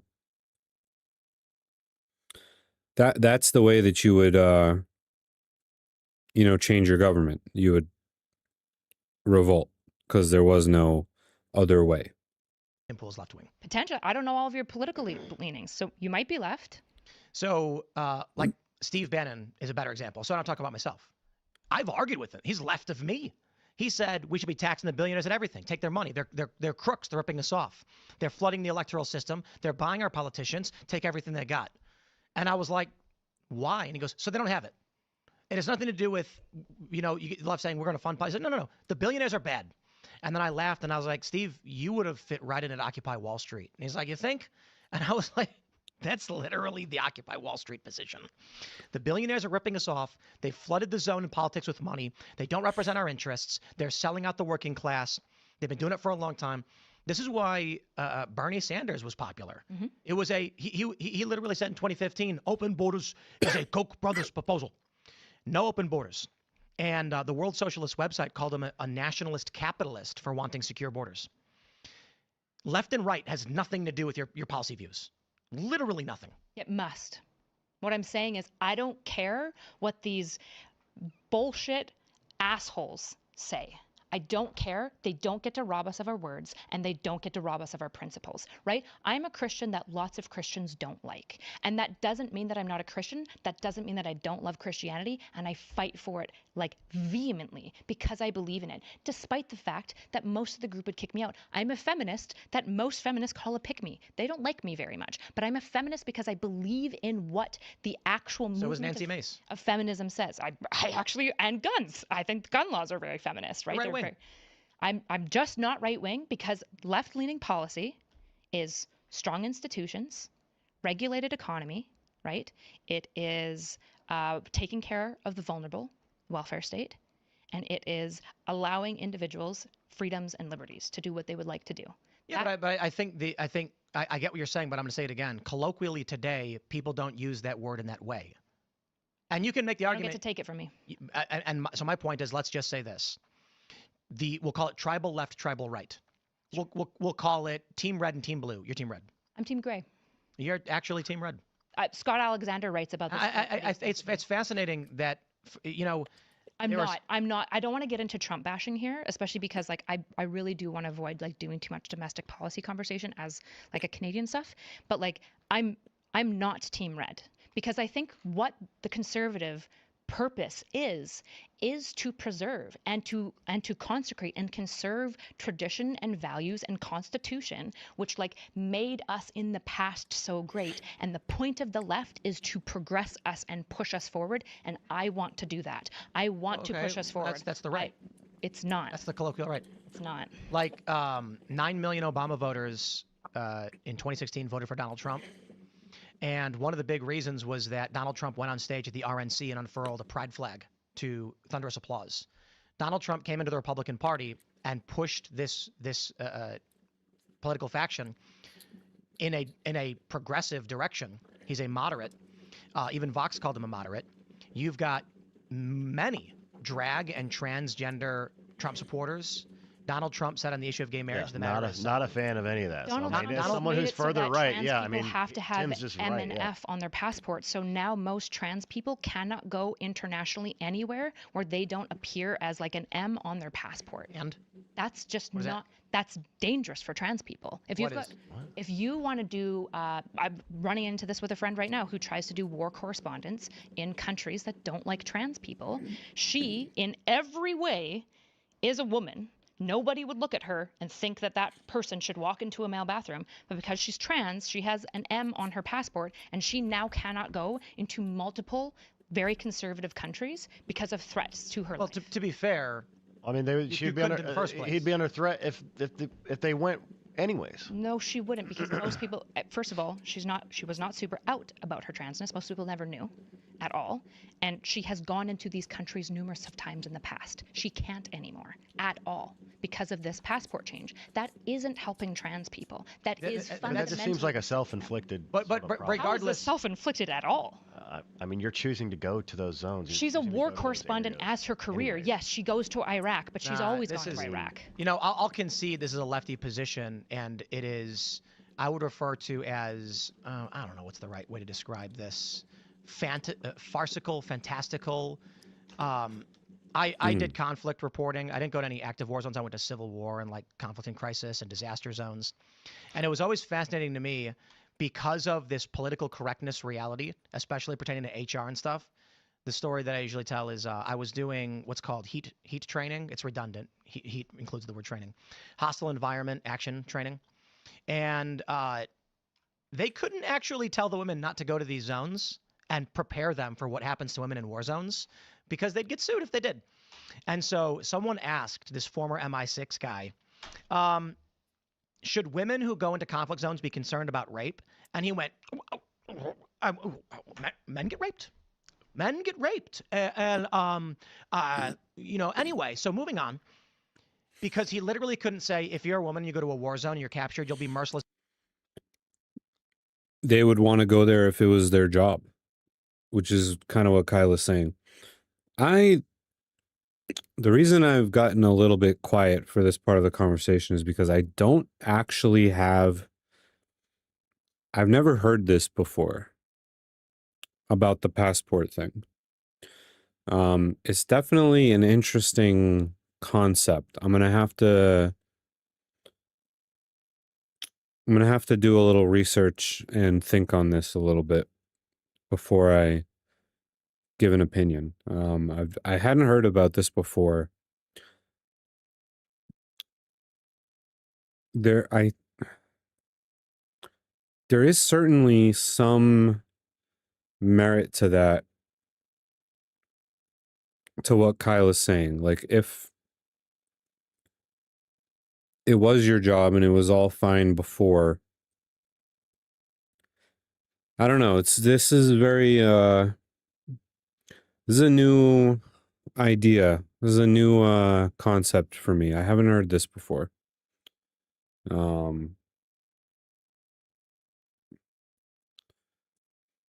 Yeah, there are certainly there are certainly countries and places that are dangerous for Americans. They're dangerous for all kinds of different people from the Western world.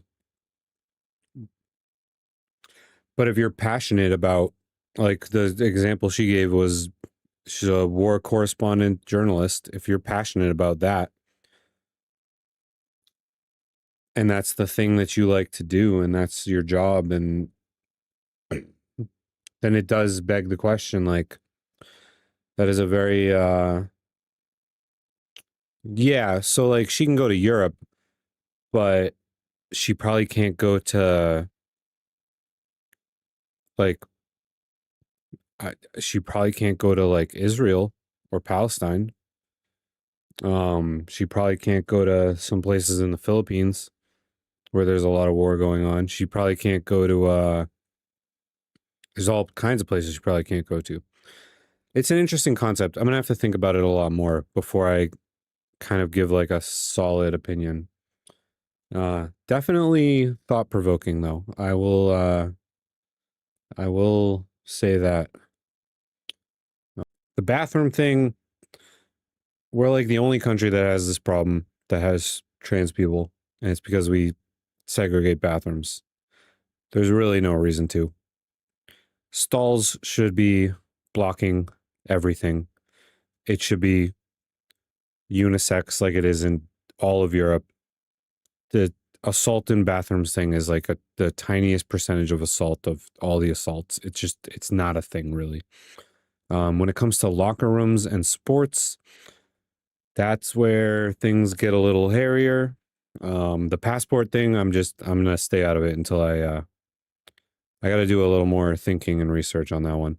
All right, let's see where we left off. I think they were still talking about the passport thing. Explicitly raped and sold into slavery, and if you're a man, you probably won't be. You'll be killed. Because if he did, that would be sexual discrimination in a work environment, because this is a contracted company for insurance providers and media outlets. He's not allowed to say these things. So stupid.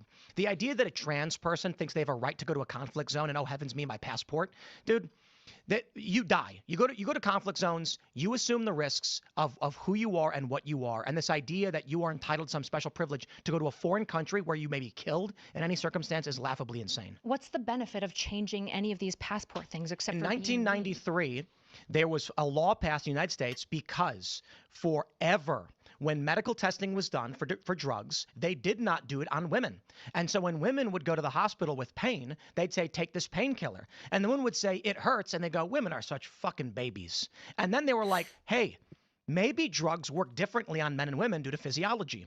So they passed a law saying from now on, medical research has to be done on both men and women, because we are just kind of realizing the drugs work differently on women. So if someone, considering men and women have different organs, quite literally, there's a reason for why we designate your gender on your passport. on every. It's an ID. Why? Right? Why on my passport does it need to say for somebody who, in every single way, it's like Blair White? Yeah, sure. Look at them and say, it looks like a woman. Are women allowed to walk around outside in Islamic nations without a man? I was going to say with a man and usually covered. Yes. So with a man. So if a female decides to get a visa to... Do you think that a Blair White could walk around in Islamic countries without a man because Nope. they'd be like, well, she's trans? No, of course not. Of course right? not. So the and war so correspondent why is do already you going, think you have a right to subvert the laws of a foreign nation that has invited you into their country? how is it subverting the laws? Lying to subvert their laws, which have specific gendered laws. You say, I should have a government document that lies so I can break the law in that country. Is an absurdity. It just doesn't make any sense to me. The laws that they would be breaking is that if Blair White has M on their passport, I guess Blair should be walking around without head coverings and wearing like keffiyeh and not having a person, which they would kill her for because they would see a woman. What right do you have to someone else's nation? I don't understand. This isn't about a right. This is about your own country granting you the ability to exist and perform in the way that every single person is going to treat We're you. talking specifically about your friend who wants to go to conflict zones in foreign countries and lie to their government to get privy to access. You have the right to go and do your work. You do not have a right to someone else's nation. They grant you a privilege to enter under visa. Sure, but the issue is that you're making it seem like I would grant you that if it was the other nations getting mad at America, being like, put M on trans passports. But that's not what happened. Trump made the decision himself, unrelated to any external pressures. I'm not even sure why. You said they could be killed. They could be killed Why? if Blair White. Would the government take action against this person? They probably would get in major trouble at the border at all. Agreed. They would. So you're asking the U.S. government to produce a false document to lie to a foreign government It's so not they can get a visa. Are you saying that it was a false document before, that the government was just lying this entire time? If you're a man and they put female on your passport, they're lying. Well, if you put gender and put woman, isn't that fine? There's no W. It's male or female. Those are sexes. It's biology. Sure, but couldn't we just update the passport to be gender? No. Why not? Because we're identifying a biological structure of human beings for a purpose, because different laws... On the passport? Indeed. It's an ID. And we have international treaties with foreign nations because they have different laws than us. This idea that Americans get to go and do whatever they want whenever... They're actually both making really good points here. On your ID at like the doctor's office, yeah, it does matter. On your passport, your biology is less relevant. I don't know. I'm not there in either way yet. Whatever they want is so stupid. That's not what I'm advocating for. You think an American male should be able to get a passport that says they're a female so they can enter a country where it's illegal and do things that are otherwise illegal? I think that the idea that, like, you were basically saying that Trump is pro-trans in every way. And I said... I didn't say he was pro-trans. You said that he was very moderate on the issue. Yeah, exactly. And I said he immediately did something that actually has security and life threats against your civilians. You know what the American government has responsibility for? Protecting its citizens. What does that have to do with entering a foreign country under sovereign jurisdiction? Because you're still an American citizen that the government has a procedure to protect. So if that trans person goes, you know what?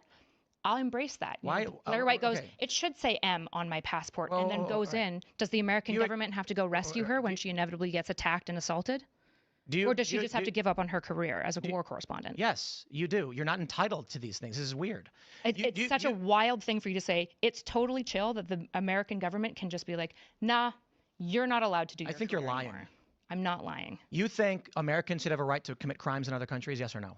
That's not what I've said. I'm not saying you are, but is the answer no? No. So Americans should not be able to break the law in other countries, Correct. even when those laws are bullshit. By and large. And Like, the American government should don't- protect you when you do it. Don't go to where is it, like Dubai? They have like, if a woman gets raped in Dubai, you go to prison. Okay, so is it illegal for women to walk around in these countries? It is, right?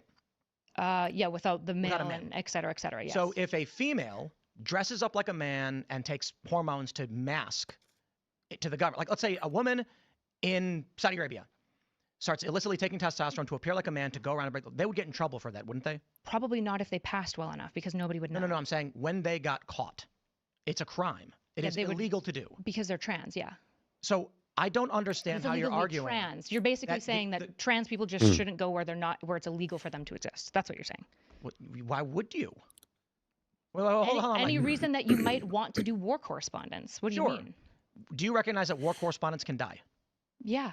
So I don't understand what your point is. My point is that you should People be have a right to allowed- go to foreign war zones without the risk of death, and they should be That's able to. not what I'm advocating for. They have a right to be able to go, and their government shouldn't be immediately They outing them to don't- make it more Wait. dangerous. You think people have a right to go to any country they want?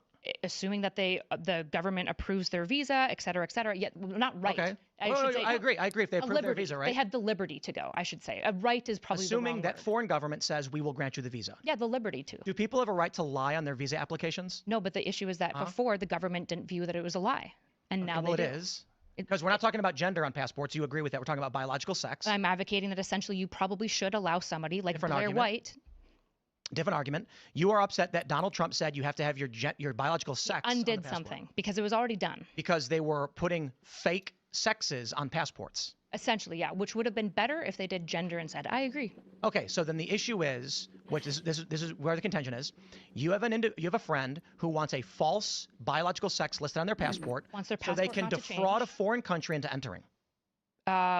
Not really. I want them to be able to have the liberty to go there, and that the moment that they go there, they won't The liberty to go there the liberty to go there. at the permission of the government, both who of them. expects you to tell the truth on things like what your biological For sex example, is. if your government just agrees that essentially you perform as a woman and they're willing to give you an F so that you can enter spaces safely and walk around and not be attacked for just how you appear, yes. Do you think countries like the Emirates and Dubai appreciate the fact that people are lying about their gender to bypass? Probably visa not. application? Probably not. I So just don't really. I don't- I don't care about like. This is American exceptionalism. This is like American citizens can present false paperwork to foreign countries to get access to their It's nation. not false paperwork if the government verifies it.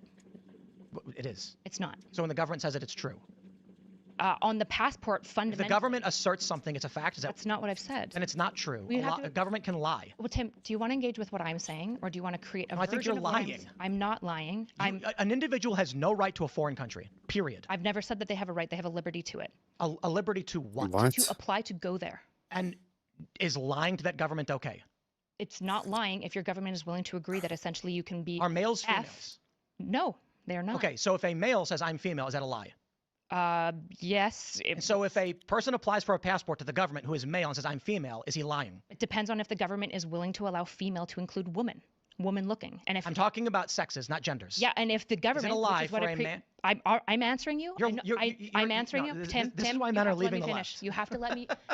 Well, the issue is you have to let me talk, right? I'm engaging with you in exceptionally good faith. This is why men are I'm leaving answering the your questions directly, and I'm not pivoting away from them. You are. You just don't like my answers, which is totally okay. A male who says I'm female is lying. Because we're talking about biological sex. Yes. So if a male goes to the Saudi government and says I'm a female, he lied, correct? Yes. Okay. Do you think people have a right to lie to foreign governments to get visas?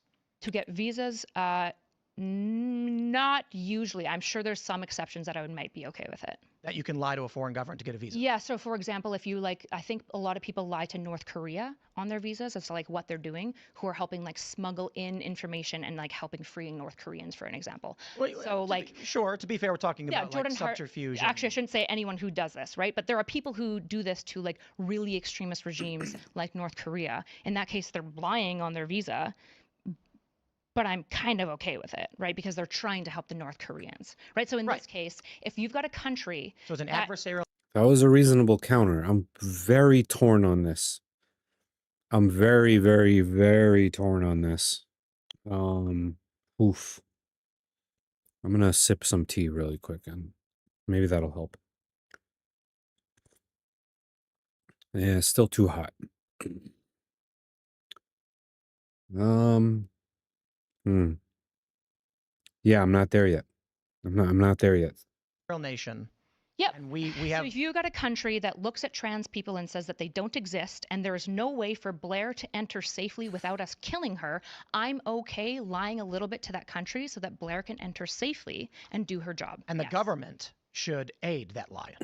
Well, the lie would be the issue is that the lie depends on how the government's determining like what qualifies as F. If they're allowing basically woman performing people to qualify as F for the sake of a passport, it's not really a lie. I think this is a really great example of why young men are leaving the left, because I'll just give you my personal feelings, which just how I interpret this moment right now. Sure. Your statements are illogical. They're not. They're just not face They valid. are. They're not face valid, right? Like, Do you know what that means? You've made a claim that you've backtracked a little bit.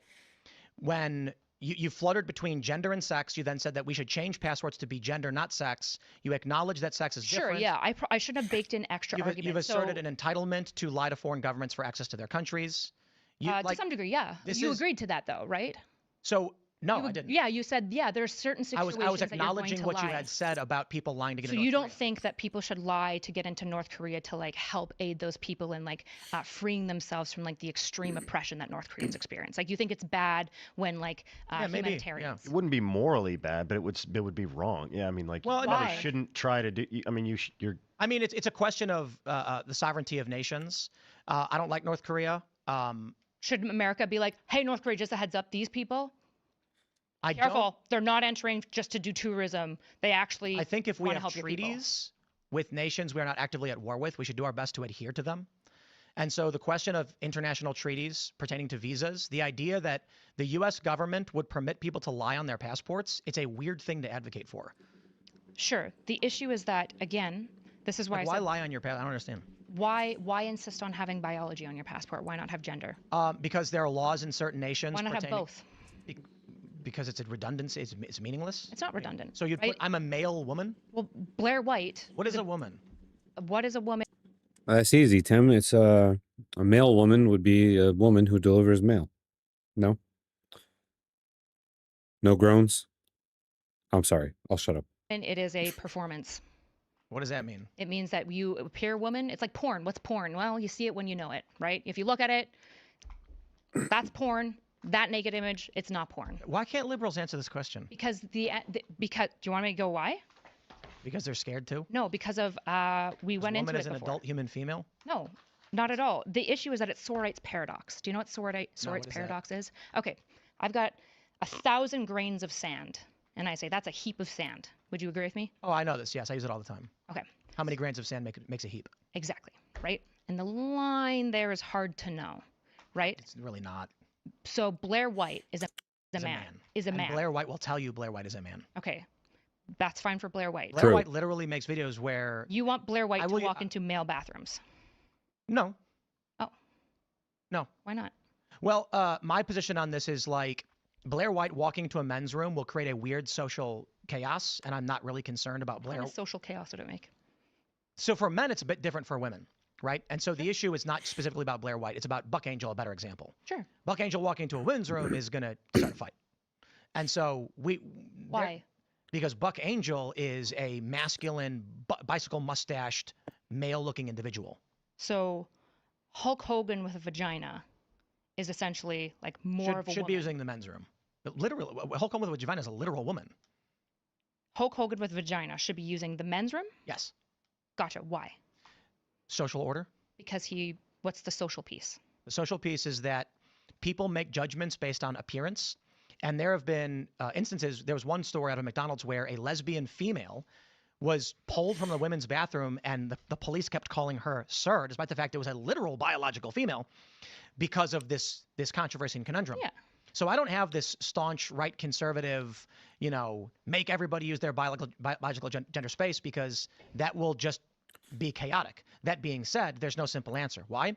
Because a male who was exposing himself to children went into a spa in California, in San Francisco, exposed himself to women and children.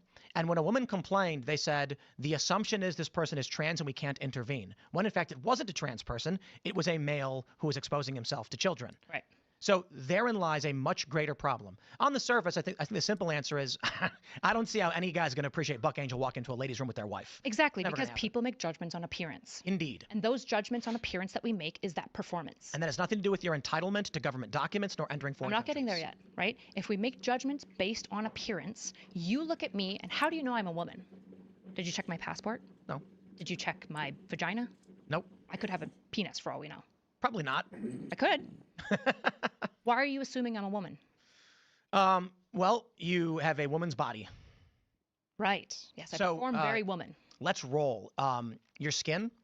Men have thicker skin, and it's usually easy. You notice the brow ridge, your facial features, the structure of your shoulders compared to your hips, the fact that you have breasts. These are all probably a woman. Right. So if a woman gets breast implants, is she more or less a woman? Neither. Okay. But she appears more feminine, right? No. Yeah, like a super busty No. woman is obviously. No. Nope. Nuh-uh. Nope. Sorry, Erudite. I know you just got them done. You are not more feminine now. That is categorically nonsense. I'm sorry. We are natural body supremacists here, in case anyone was wondering. Okay? All sizes matter. Absolutely. This whole, like, the more you look like Kim Kardashian, the more feminine you are. This shit needs to be gonzo from society. That is craziness. This is craziness. Nonsense. Completely disagree with what she just said. Going to be more hyper femme. I don't agree. This is just. I don't think your breast size makes you more or less of a woman. Yeah. I said femme at this point. Yeah, I don't Nope. think femininity is reduced to like the size of a Nonsense. woman's breasts, because then morbidly obese women will be more feminine. That doesn't make sense. Well, it's more, again, it's performance, right? Like this is why if you search for porn and you look up like super like hyper feminine or hyper feminine like porn, you're going to get women with huge tits and a huge ass. This is obviously true. Yeah. No, this is not obviously true. No, this is a this is like a societal disorder, because this is just categorically untrue.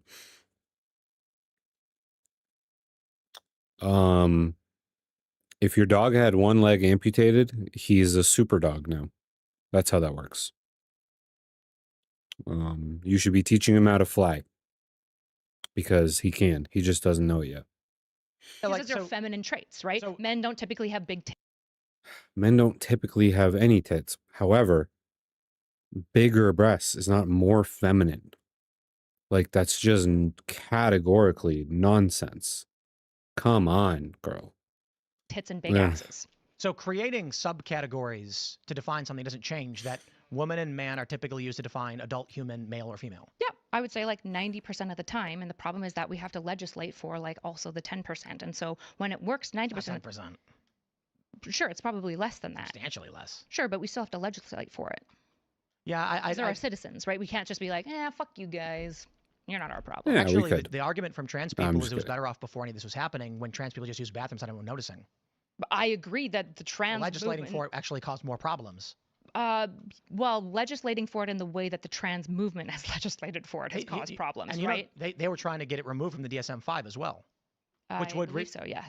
which would mean they can no longer get medical treatment or Yeah. prescriptions for. Yeah, look here. If you want to have somebody who's very critical of the trans group and thinks they're full of retards, you found the girl, right? Mm-hmm. I think there's lots of issues with trans advocacy, but I'm not talking about that. I'm not talking about the group. I'm talking about the idea, which is what I'm wanting to gauge in. People make judgments What on about appearance. body dysmorphic disorder? What about it? Should people have a right to get their hands chopped off? It depends on if there's evidence that it benefits them. Well, how would it benefit someone to cut their hand off? Well, how would it benefit somebody to transition? The same. Yeah, it doesn't. It does. It literally doesn't. So- Suicide ideation is suicidality is actually, to quote Chase Strangio, suicide attempts and suicide do not decrease from transition. Case Strangio is not a strong one to like the issue here. Well, the ACLU's lawyer to the Supreme Court is the best example I'm going to come up with. Sure, but you probably shouldn't use a lawyer when you're talking about like trans like research. A lawyer science. who's trying to convince the Supreme Court is not the better example. No, I would say researchers are, right? Like we should go to the actual data. I don't Sure, care what and lawyers desistance making rates arguments. are in the majority. Desistance rates for under 18 are, right? The Huh? issue is that if you look at data, so If you're over 18, do whatever you want. I don't do care. you want me to tell you about the data?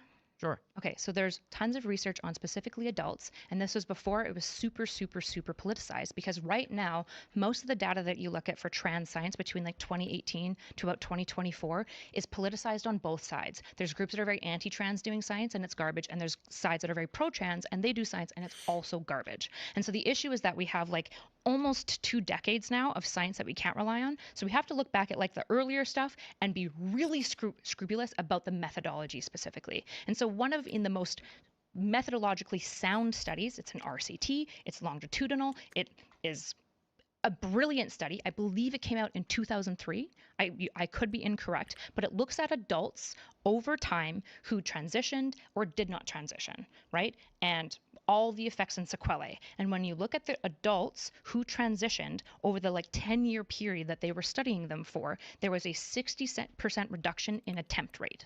And by attempt rate, I mean medically diagnosed, confirmed at a hospital attempt rate, which is huge. Yeah, but hold on. Yeah, I don't care. Why? I'm talking about kids.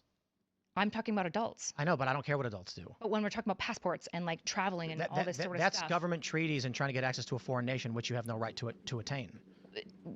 Sure, that's one argument that you're making care for what- it. But and when, I- like I when said, I'm I talking think- I about think trans people, I'm Use the bathroom of which you most likely socially align visually. yeah, by and large, we should also allow their passports to not like immediately out them as a group that culture that we believe is hateful and we don't But agree who's with. checking American passports on the fly? Like, are you going to bars and being like, When "Let me see you your passport"? go through TSA, Okay. Like, is a TSA agent gonna like lynch a trans person going to Omaha? not an American. cares? I'm talking about Iranians Why are you going to Iran? because you have the liberty to do so. Not if Iran says no. Again, my issue isn't that Iran can or cannot say no. My issue is the government, your government, outing you in a dangerous way for no other reason than petty jabs because trans people went too far with policy. I think I that's don't think that's bad the case. politicking. It's I think there's no I reason. think there's political ramifications internationally for us having false passports.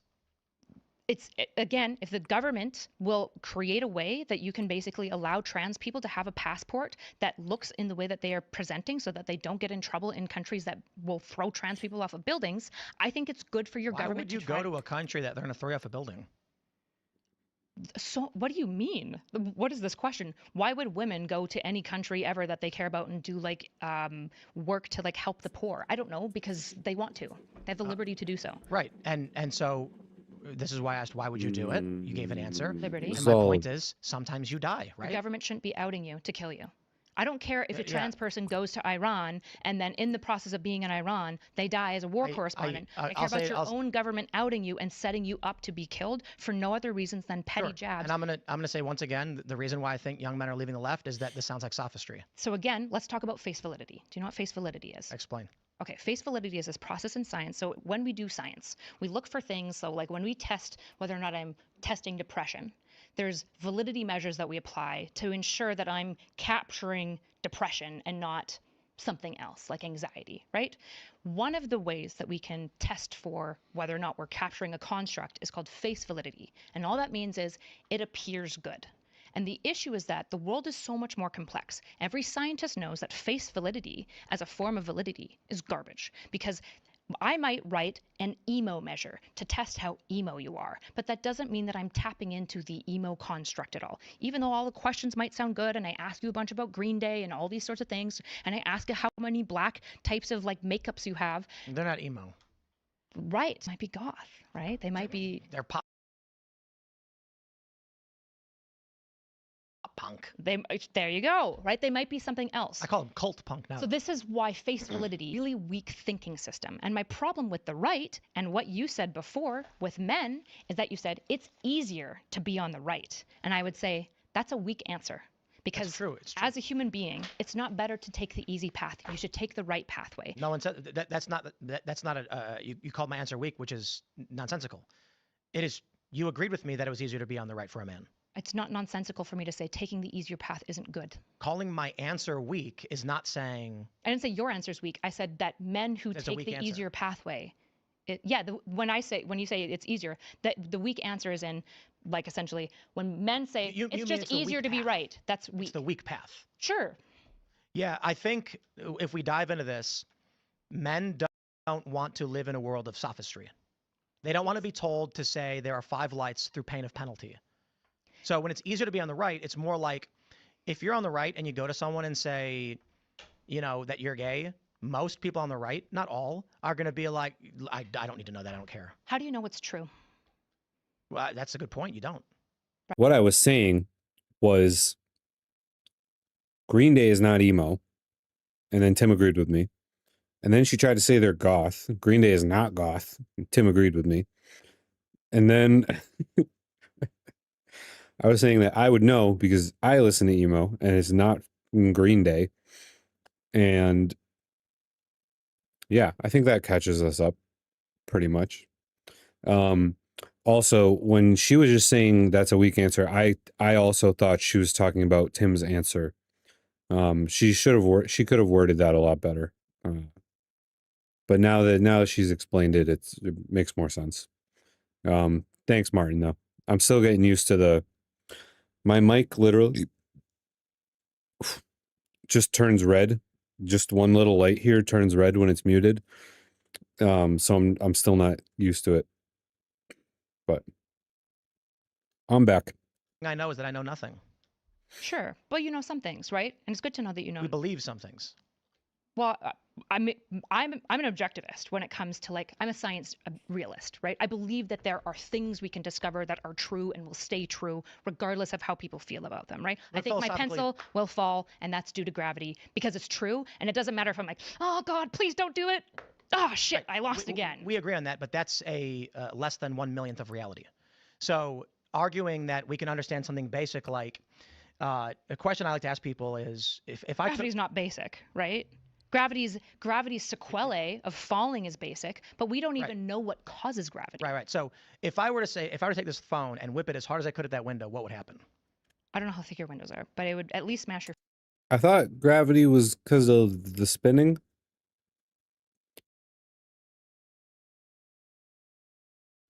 No, apparently maybe we don't know that anymore. I think maybe we just thought that. I don't know. Phone. It might smash your window. That's a great answer, because some people say the window would break. I say, actually, you don't know that. The assumption is the window would break because typically hard object thrown at window breaks window. However, it could be a bulletproof window. So while there are certain things that we can agree on, like if I drop object, it falls because gravity is a thing, most things we assume or believe, but we don't know. So why did I arrive at the right answer when you might have expected me not to? I didn't know. I didn't have an expectation of your right. Sure, but why did I arrive at the correct answer of essentially saying, well, I don't know how thick your window is, but your phone would probably break at least. Higher IQ? Probably not, right?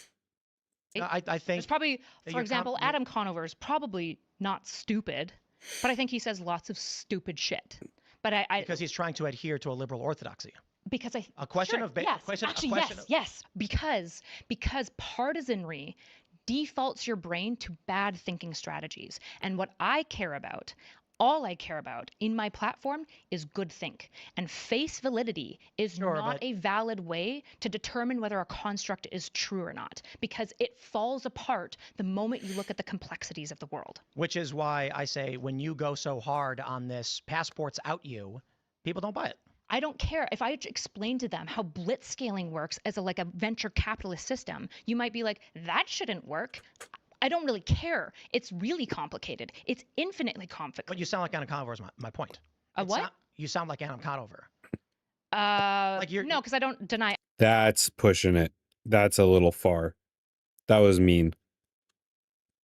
That was too far. She doesn't sound like Adam Conover. He sounded like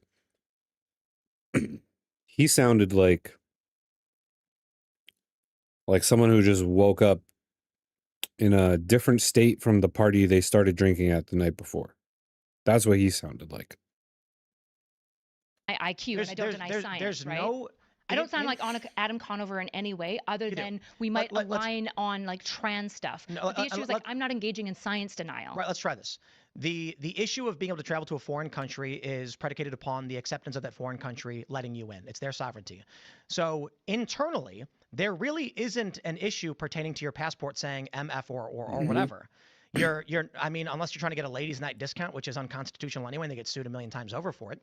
There's very rare circumstances other than the emotions of the individual where it matters, except in a medical function, where a doctor needs to know what kind of medicine to prescribe you based on your biology. And how do you know that somebody's female? Are you saying in the medical context?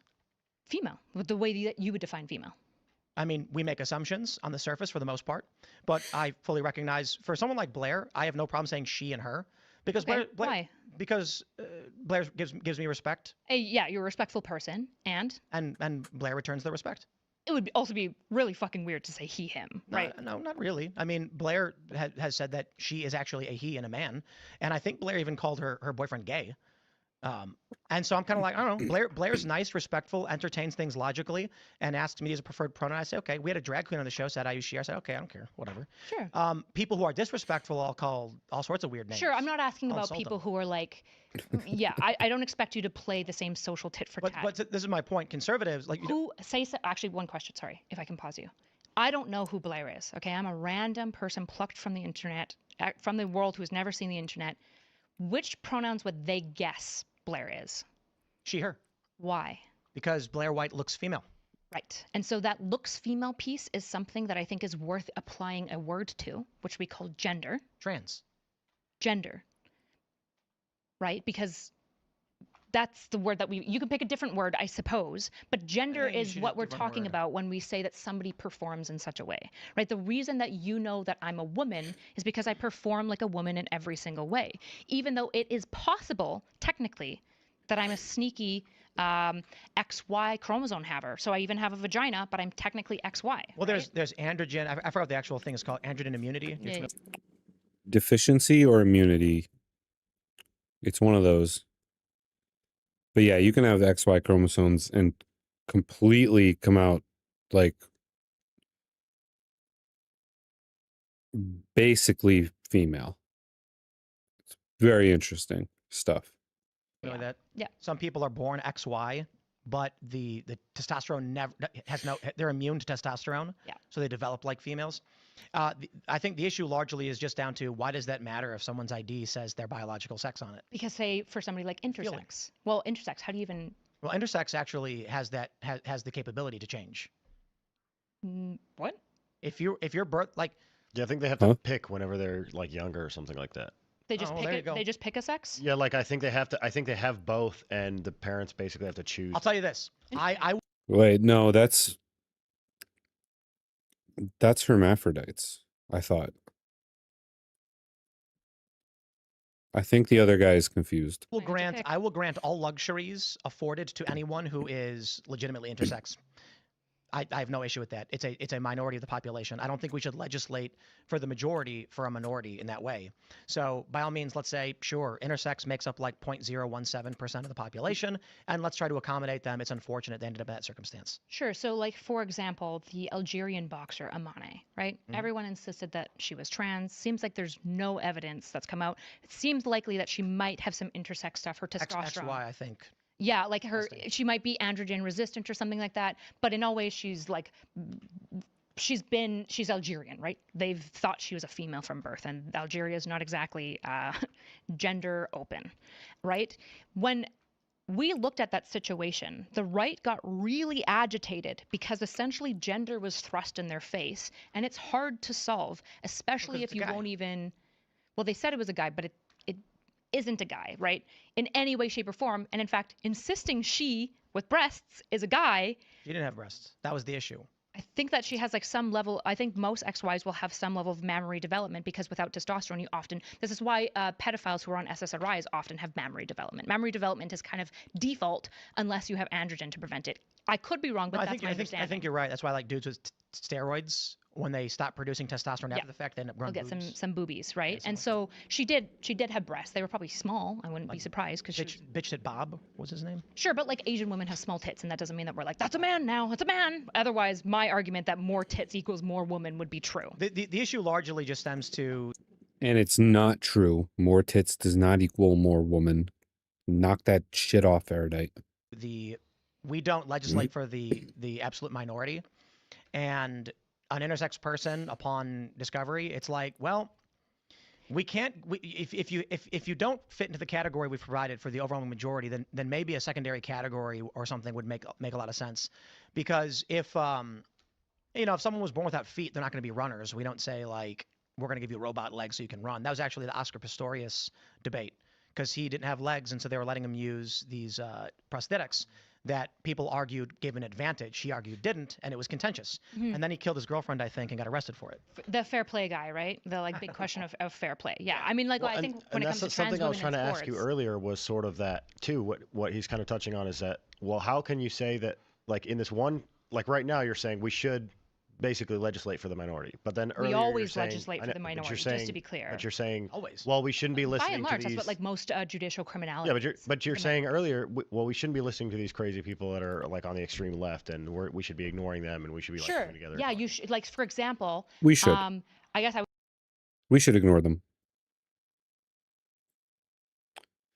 They should ignore themselves, ideally.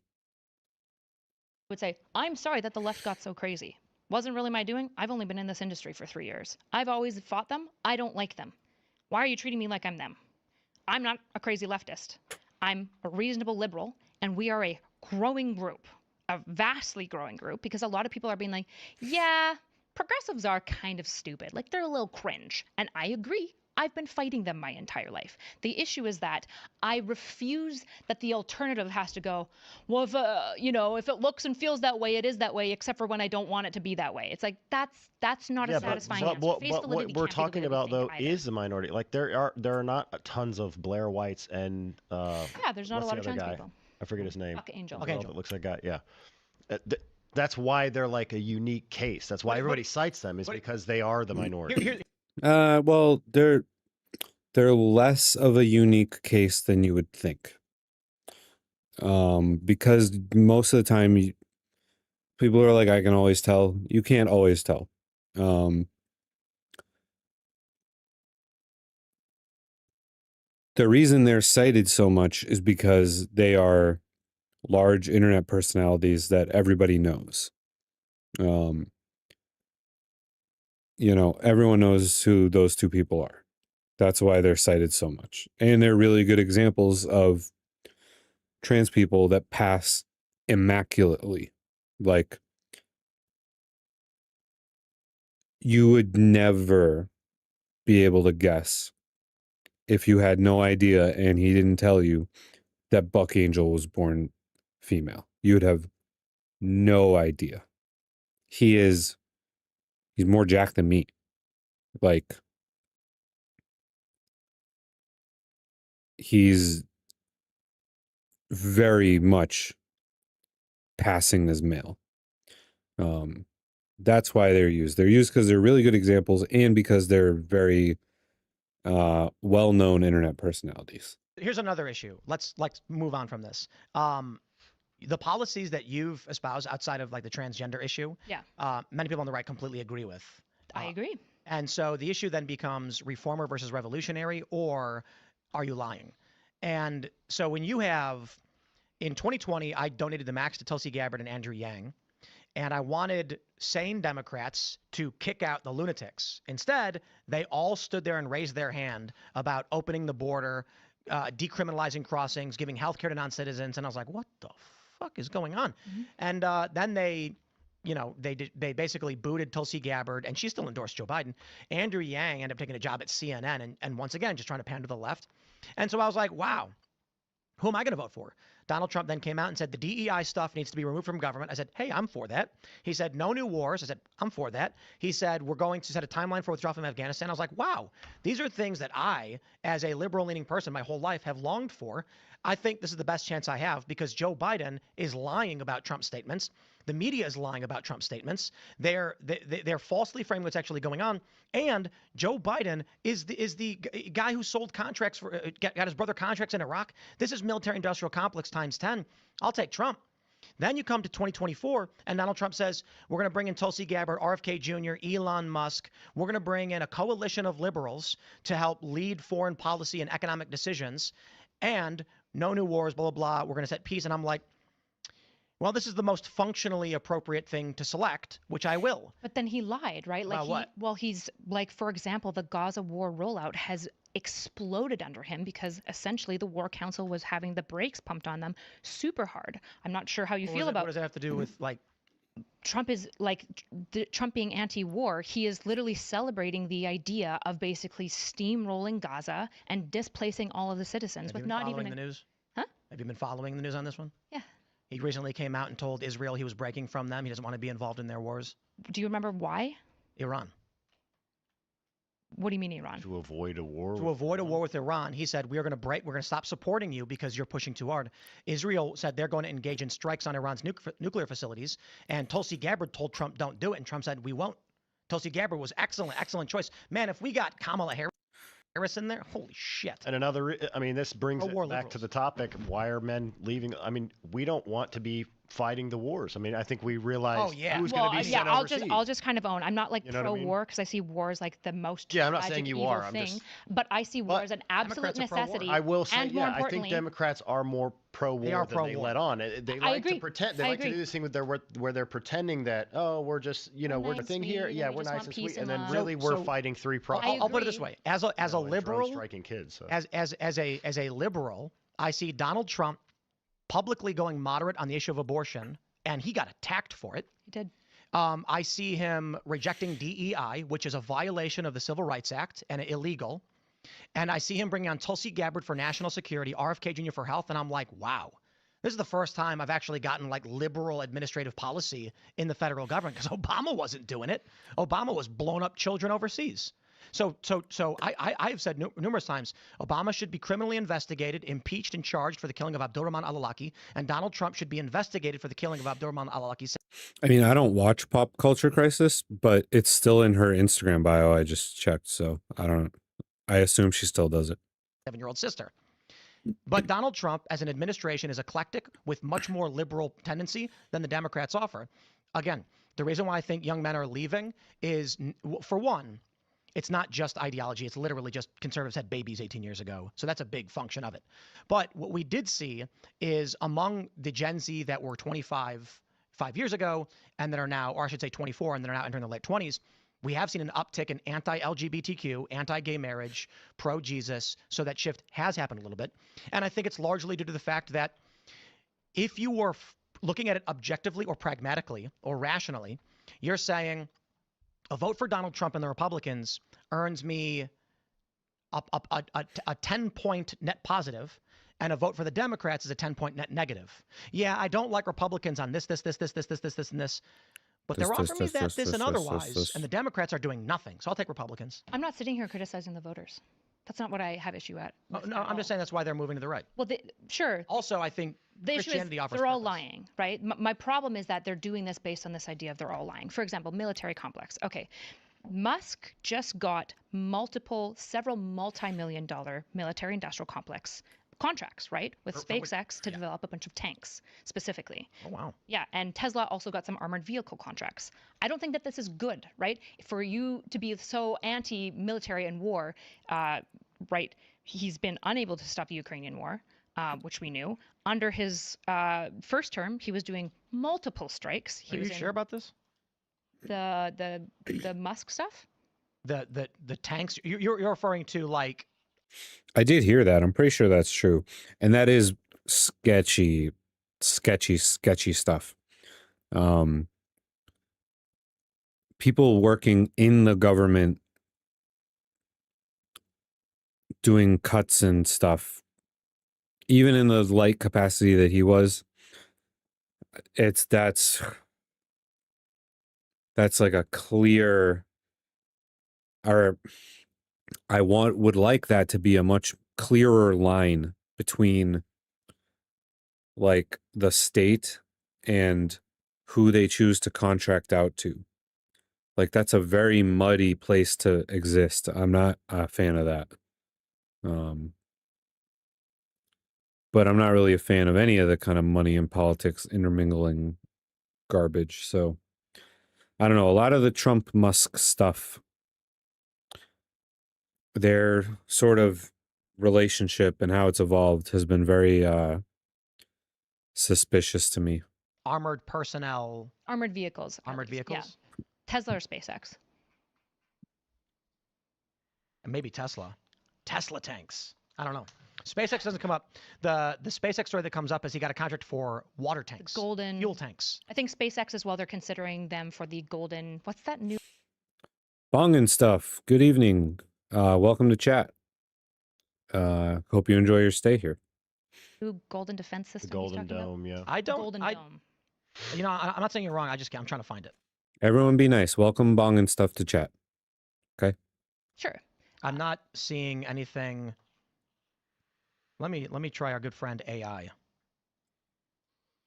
Well, even if we grant that, why is that necessarily wrong? I mean, I think here's the issue. I think there is something to like It's a not- peace through strength kind of deal. Like, it's I don't not- think it's a problem. Plead the griff. So is the plan foe. Plan from Qatar. Yeah, that was sketchy too. I have not been a fan of a lot of them. The foreign policy from really either side lately. I definitely haven't been a fan of the MAGA foreign policy. He keeps changing lanes. And they kind of brought this up earlier. Tim kind of hand waved it, but Erudite did make a good point about how like Trump's stance on Israel keeps kind of changing depending on who else they're friends with or not, and it's not, in my opinion, good to have like a wishy-washy foreign policy, regardless of what that foreign policy ends up being. Bong and stuff, I bite. That's fine. We welcome everyone in this chat.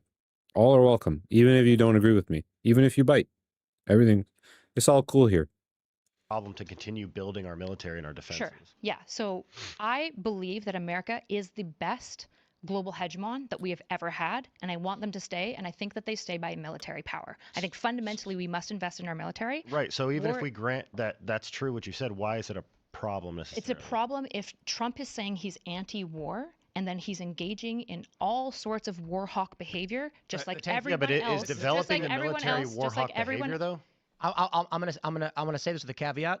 I have not been able to locate any source on SpaceX or Tesla getting access to tanks, and Google search pulled up nothing. I asked ChatGPT, and it says his DoD contracts specifically refer to satellite launches, Starlink and Starshield, spy satellites, and rocket cargo, but no military armored vehicles or anything of that nature. Okay. So they are getting military contracts, just not for tanks, but for armored vehicles and Yeah, like but and again, cybers. I did read something about the tanks. One sec. Let's we're gonna do a quick check here. Cause Tim might do some shenanigans with the Googling. Tanks contract. It may have just been armored vehicles that I saw. This might not be true. Thanks.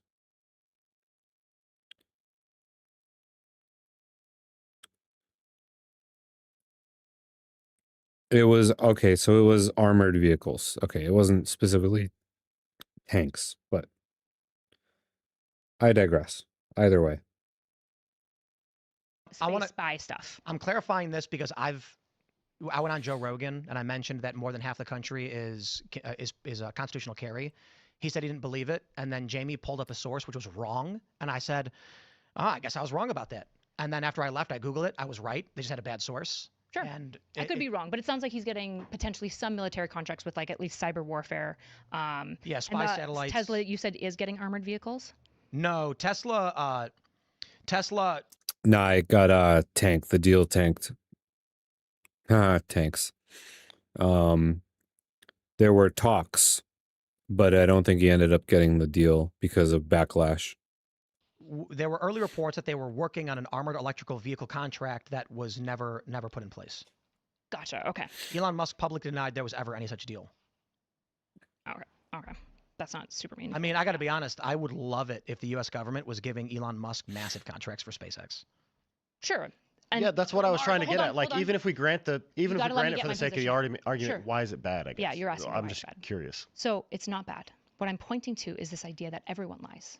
So you Right, guys but like, no, but you hold said on, it was you gotta bad. let me Though. That's finish. why I You was. gotta let me finish, right? So you guys said, well, the left is lying. And I'm like, yeah, probably did. Every time the leftists are like, Araday, in that guy's defense, he's barely spoken at all throughout this entire thing. So we're anti-war. I'm like, no, you're not. You're all war hawks, and you have to be war hawks. The entire axis of resistance wants to kill everyone. Okay, Like, but the reality is we're all going to have to be war hawks to some extent. So what I brought up before was the Warhawk behavior, where we both agree that it was actually, we're actually engaged in proxy wars, et cetera. Not that we still aren't, but we're trying to dial that back. But then you said that because they're giving the contracts, that's somehow not a peace. I would say like his now this whole thing, this was a huge Overton window shift. When I was growing up, the conservatives were the war hawks. Liberals were staunchly against all that. And that has changed dramatically. Dramatically. We all know that. Yeah, I keep forgetting he's there too, because he's barely speaking at all. Which I'm fine with, because if you're not confident in the topic and you're not going to have anything meaningful to add, then, you should just kind of sit back and watch and learn, especially given the fact that this is one of, I think, the better conversations that we've watched so far. I really like Kyla. I don't hate Tim. A lot of people on the left hate Tim. I don't hate Tim. I don't agree with him on everything, but I think he's generally a pretty moderate person. And even if, he doesn't always come to the right conclusions, he tries to come to conclusions in a logical and reasonable way. And I appreciate that about him. And I think Kyla does the same thing even when she doesn't come to the right conclusions. But yeah, if he's just sitting in the back and he's not going to say anything meaningful, then that's fine by me. initial support of the Gaza rollout. But yeah, like I was saying, the Warhawk, the Overton window on who is pro-war has shifted so dramatic. Nothing has shifted more dramatically, I think, in my lifetime, as far as the two parties go, than which party has been more pro-war or less war. Houthi attacks, the increase. No, but specifically giving contracts to SpaceX. I was just trying to figure out why that's bad or why that's it's war not hawk. bad. If we're just building a military If defense. you're anti-military industrial complex, you probably shouldn't be giving more contracts to more and new companies that were never military industrial complex Yeah, beforehand. but my point is that I think the military complex, the military industrial complex, whenever we talk about that, we're usually talking about the involvement and constantly being in hot wars, not necessarily just building up defense. And so that's why I like new companies. Cold wars and proxy wars are okay, but hot wars not good? Yes. Yeah. Yes. Okay. So let's break that down. Proxy So war's we're not better than a hot war, actually anti-war. We're just anti our soldiers going to war. No. Hold on. There's going to be conflict and crisis in every capacity. If we don't get involved in certain areas of the world, then China does. Yep. And so what is our means of dealing with this? Proxy wars, not so much. Cold wars, I kind of get. The argument is we should be using soft power to prevent hard escalation. I agree. That's why I don't fault the United States and NATO for their involvement in Ukraine politics pre-war, and why I think Russia was wrong to invade. Sure. The U.S. was using soft power to combat Russian interests. And I think soft power can be aggravating, but it's the way we should handle things. But also hard power, right? Like in the case of the Houthis, I think Trump had no other option but then to kind of nuke them out of orbit. They were basically shutting down the entire canal, right? To the left you on that one, I guess. Yeah, I'm decent. I'm for. I'm sure. So that's fair. But this is the same thing that I would grant. Like I think Obama having multiple strikes on terroristic cells was okay. Like I don't think it's always okay. I'm sure you could point to me multiple drone shots, and I'm like, yeah, that was bad. Bush, not so good. But this idea that like we just You're allow. pro-Trump. I'm not pro-Trump. You just said it was good that he bombed the Houthis. I'm not. Well, here's the issue. So you not support being him. deranged. No, not being deranged about Trump doesn't mean I'm not pro-Trump. These are gotchas. I'm just screwing. Yeah. It means I'm a good. What it actually means here is that I'm a good faith interlocutor. I can grant Trump his wins, right? I'm totally fine with that. I have no issues with Trump doing good policies. You don't call rapists terrorists austere scholars? Trump? So when Trump killed the head of ISIS, Washington Post called him an austere. Avoid the canal. I'm pretty sure it was like otherwise going to be extremely tricky to maneuver around that area. I'm not super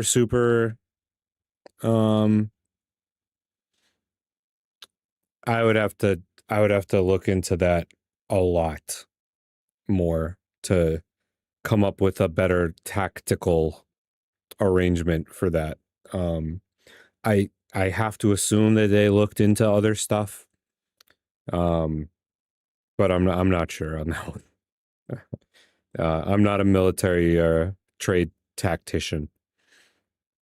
Yeah, we'll just go around Africa. I guess it's possible. Again, I'd have to look into this a lot more. I'm not 100% sure on that one.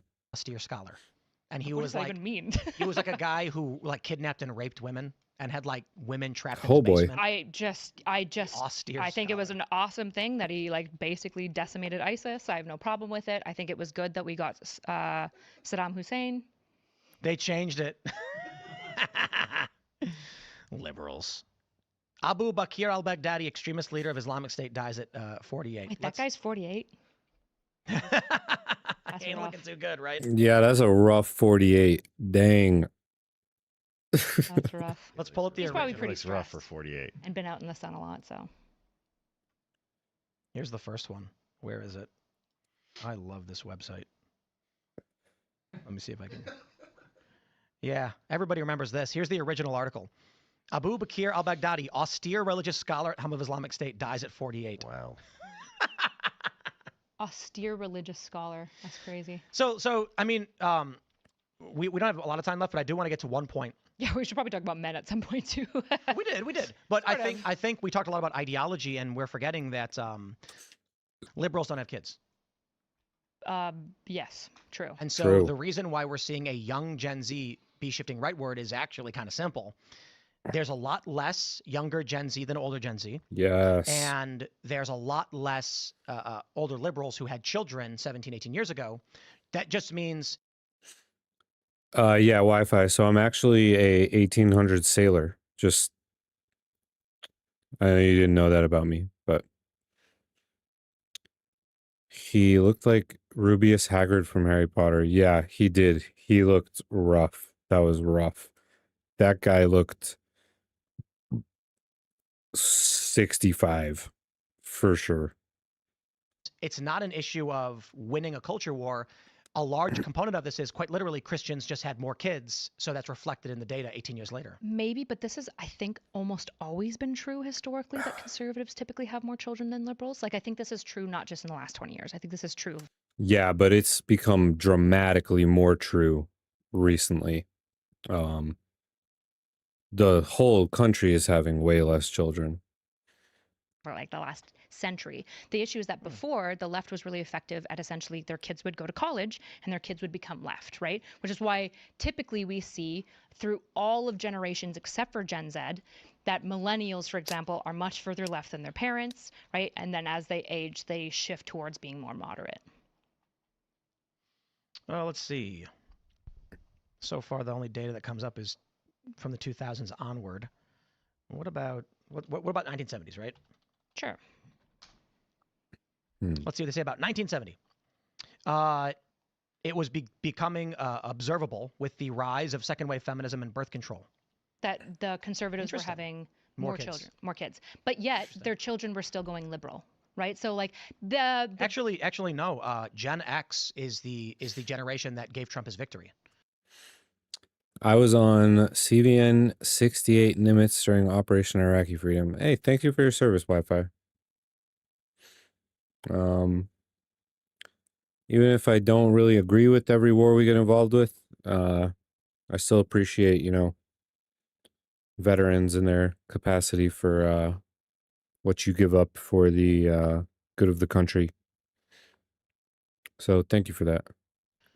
Yes. millennials are their children, and those children are predominantly left. 1970 The is children of those like the people in 1970, right? Oh, is that right? I see what you're saying. So we've been like left for young people until recently. That's why this election is such big news. Yeah, right. So I agree with you. In 1970, the Gen Xers who were born ended up leaning conservative in the 2024 election.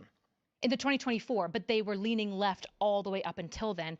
And Right. millennials, even when they were 20, were leaning left. So that it's only recent. So I don't know if it's I think it's not a bad theory. I just don't know if that's borne out with a historical timeline. So I agree. I think it's ideology. It is more likely ideology. I think for one thing, men have no purpose, and religion gives them one.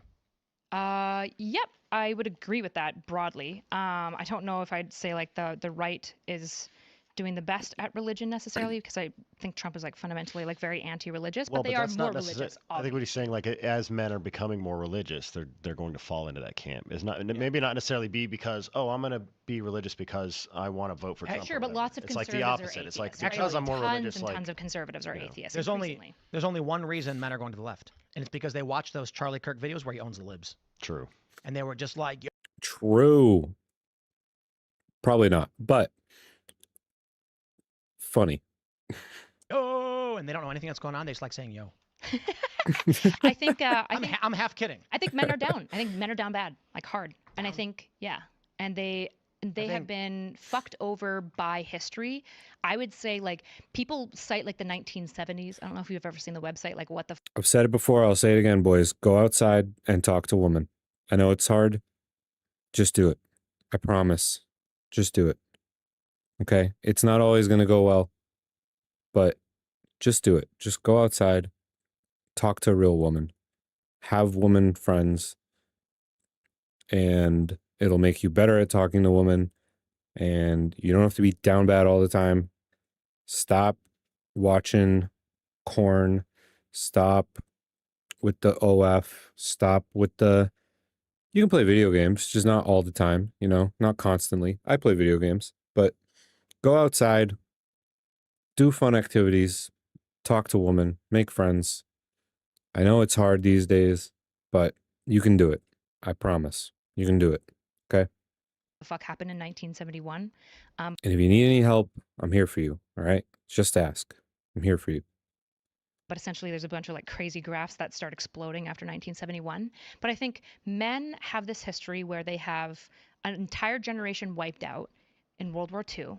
And then all the dads that did come back had PTSD. And then the Vietnam War happened and a whole bunch of more dads got wiped out. And so we have this history where we've basically stripped men of masculinity because they died.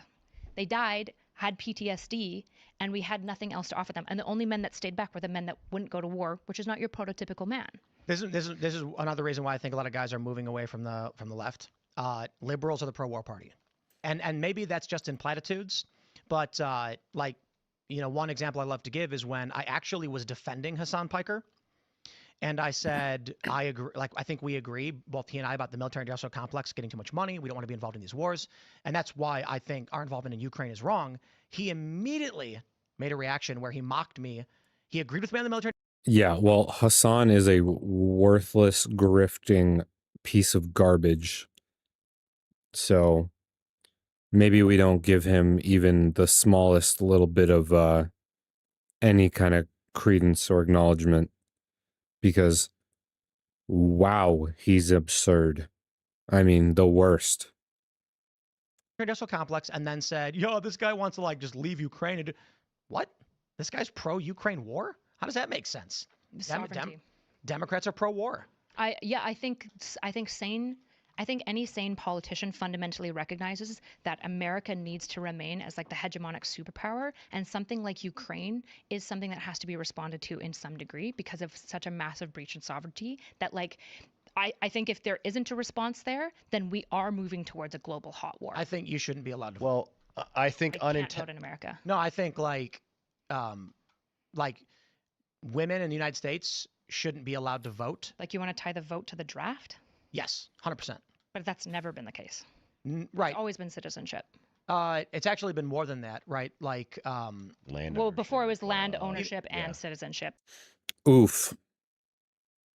I don't agree with Tim there. I feel like we've gone over that with all the feminist debates we've been watching, the feminism debates. We've beaten the voting thing to death. I'm still not 100% sure who should vote, but attaching it to the draft, I don't agree with. But now it's just citizenship. So the issue I take with this is that I say women should be allowed to vote as a hyperbolic statement meant to cause shock so that people will go, oh. But what I'm actually saying is the idea that women in this country who largely vote Democrat have the right to vote to send me and my children and my friends to war to die for their psychotic worldview is unconstitutional and wrong and should not be permitted. Well, and that's what I was going to say to touch on what you guys were talking about is that I think some of that even too is unintentional, that they're the more like pro-war party, that they're heading towards a hot war. Because if you're continuing to, like you were saying, men are looking for a sort of empowerment and abandoning the kind of guilt that's being laid upon them. If we continue to feminize all of our males in society and make them sit down and shut up and behave, and you're sort of inviting in, because you tend to begin to look weaker and weaker on the stage, regardless of your technological prowess or whatever. You become kind of like a sitting duck or a target. So yeah, I think. Like, oh, look at these! Look at this. So this is kind of interesting. I saw a YouTube video a little while back, and maybe I'll try to find it when we're done with this video. I don't have work tomorrow, so we can hang out later than normal. I'll try to find it after we're done with this. But basically, it was like a projection of what would happen if every single country on the planet went to war with the United States at once. Minus nuclear. Like, if none of us use nukes, how would that go? And the video made a very compelling argument that probably even without a major draft, maybe a small draft, we would still win. Like, no one would even touch American, like mainland American soil. We might lose Alaska and Hawaii, Dominican Republic, etc. But it was a very compelling video. I'm going to try to find it and have it queued up for when we're done here. But essentially, I don't think we'll ever be considered a soft target by anyone. I don't think that's true. This weak society. Tying the vote to the draft is like super unprecedented. I don't know almost any democracy that does that, in large part because it's like, okay, so what? Just like disabled men also can't vote? You can serve in a bunch of ways. You don't go to war. Oh, so just as long as women serve in any way at the war, then they can vote too. Not about war, right? So I mean, like, we've had selective service and we haven't had a draft since the 70s, and it's largely considered ineffective. My proposal is that you have to sign up for selective service to receive your voter card. Sure, I just like think that women, like just like disabled men can go to war, so can women. And I think if women want to vote, then and under that system, So which I reject the draft idea tying it to voting. But because I don't think it makes a good voter in any way. You can clean up garbage at a park. We could just have mandatory service to the military. Also. You can clean up garbage at a park. What, the disabled soldier? No, you, a woman. Yeah. I'm saying you don't have to go to war to provide service to your community. Neither does a disabled man. Oh, okay. So he's expanding selective service to mean like any sort of service to. This is kind of one of the arguments Andrew Wilson was making when he was debating Naima.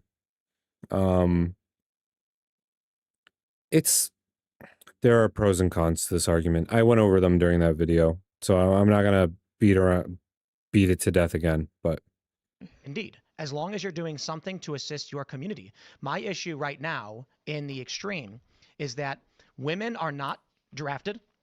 Senate will not let them be drafted. Conservatives will not let them be drafted, but they can vote collectively to send men off to die. Yeah, young men are going to reject that outright and be like, all these millennial women, these cat ladies are voting for us to go to war in Ukraine that I'm going to have to fight. I'm 22 years old and I got to go die because these lunatics. This is the tit for tat going of right. citizenship, is that everyone gets to vote on things that fundamentally apply exclusively to other groups, regardless of Not whether true. that. Yes, because men get to vote on abortion policies, which exclusively affects women. No, it doesn't. Who else carries babies? The issue of abortion affects fathers, not the same way it affects women. This is another reason men are leaving. Wait. War affects women then. If you're going to attach a degree of separation, war affects women because their Agreed. husbands and sons are going to war. I don't disagree with that. So then your argument has been nullified. My argument You can make a woman have to carry a baby. And I think we can either make it so that men have no obligation to the woman, which they currently do, regardless of what they choose. I agree that should be changed. Yet women don't have the same caveats when it comes to war. I'm fine with changing that. Agreed. The issue We is don't that, disagree. well, hold on. The issue is that I don't think the draft should ever be tied to the vote. What does the draft have to do with it? I'm not talking about being a that. I'm good talking about citizen? service guaranteeing citizenship. Okay. So what does service include? Just like serving your community? So Tim's not saying something that's completely unheard of. There are many countries where you're required to do military service as part of your citizenship. Israel is one of those countries. I believe, I don't know if it's just tied to gun ownership. I think it's Sweden. I might be wrong. Well, so Tim's actually not only talking about military service. I don't know why he keeps bringing up the draft, because then he keeps falling back to any type of community type service, like service to the country. So like this would include like firefighters, EMTs. He even said cleaning up the park. So in Tim's little caveat right now, it would actually be pretty easy to get your right to vote, I guess. But he's kind of moving the goalposts around, so I'm not actually sure where he stands on this. Ready? Yeah. Okay, sure, I guess. I mean, there's the Army Engineer Corps. You can be in the military and not go. I mean, you to could war. repair refrigerators in Omaha in the Army in the Vietnam era. Sure, I'm fine with that. I would just basically be like, yeah, the Coast fact that Guard. women aren't like fully barred from that is just like positive sexism that's remaining. We should probably get rid of that. But conservatives are the ones who actually oppose it. They don't want women in combat. Of course, because conservatives are probably the most staunchly positive sexist and negative sexist, right? So my point, going back to what you were saying about voting on things that affect other people, is the Constitution and the Civil Rights Act are supposed to be the remedies for that.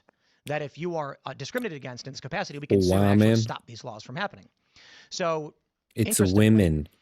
Okay. we got rid of segregation. You can marry whoever you want. I probably just said it wrong. But when it comes to selective service, only men. It's clearly unconstitutional. And every time it's challenged, it's actually Democrats who challenge it.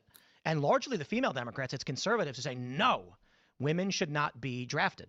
Sure. And yeah, I don't think women should be in combat roles. Maybe I will caveat that with, I mean, ground infantry, special forces, Navy SEALs. There are certain combat affiliated roles women can absolutely do. Artillery, they can do artillery. Or like logistics, combat, like providing intelligence. Or piloting drones. I mean, that's just like playing flight simulator at a computer, essentially. That's tons of women could do that. People who have no athletic ability whatsoever can pilot drones.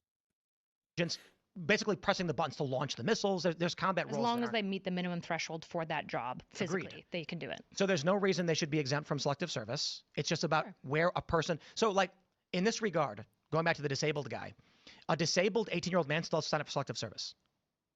And like it depends on the disability. Yeah, I mean, I'm just here for you on this, like going to Israel and like watching the fact that like you've got both men and women in the military. They have to go, and they've got this entire civilization, like citizenry, that has a knowledge of guns, that has a knowledge of violence, and understands like how to respond to like high risk situations. I just think it's a good thing, and not that I'm saying that we should have a mandatory draft. That's right. She thinks Israel's a good thing. As a country, I'm kidding. I mean, sure, like 75%. Yeah, I'm not super happy with what they're doing right now. I was just screwing around because I know that one gets everybody super heated. Yes, it does. It does. But I don't like It do be the like circumstance that. pertaining to Israel, their war, and all that stuff. I don't like mandatory service and the way they do it. Sure. I do think this country would benefit from. We've bounced around a few ideas of like to graduate high school, you have to do like a month of basic training or something. Where I grew up, you have to do 20 hours of community service to graduate because the idea was you have to provide a communal service, and then everyone bitched about it and it became nothing. I'm saying like, nah, basic training, and that's I think it's fun. I think for a month you go to a summer camp basically, and you crawl through the mud and you climb stuff and you do push-ups. yeah, that would solve our birth rate issue. How so? What do you mean? If you do basic training that's co-ed, everyone's gonna fuck like crazy. Of course, this is obviously true. We want them. Okay, but sending everyone to co-ed universities hasn't fixed the birth rate either, so that's kind of a non sequitur. The military, they let women do whatever they want. The basic training for women is nonsensical. Well, I would obviously oppose that, right? Yeah. I'm pretty pragmatic. Well, the issue is like in the U.S. military, because like this is the thing about we tried having this blank slate government of civil rights, and then people are like, yeah, everybody's actually different, and creating these universal policies didn't actually work.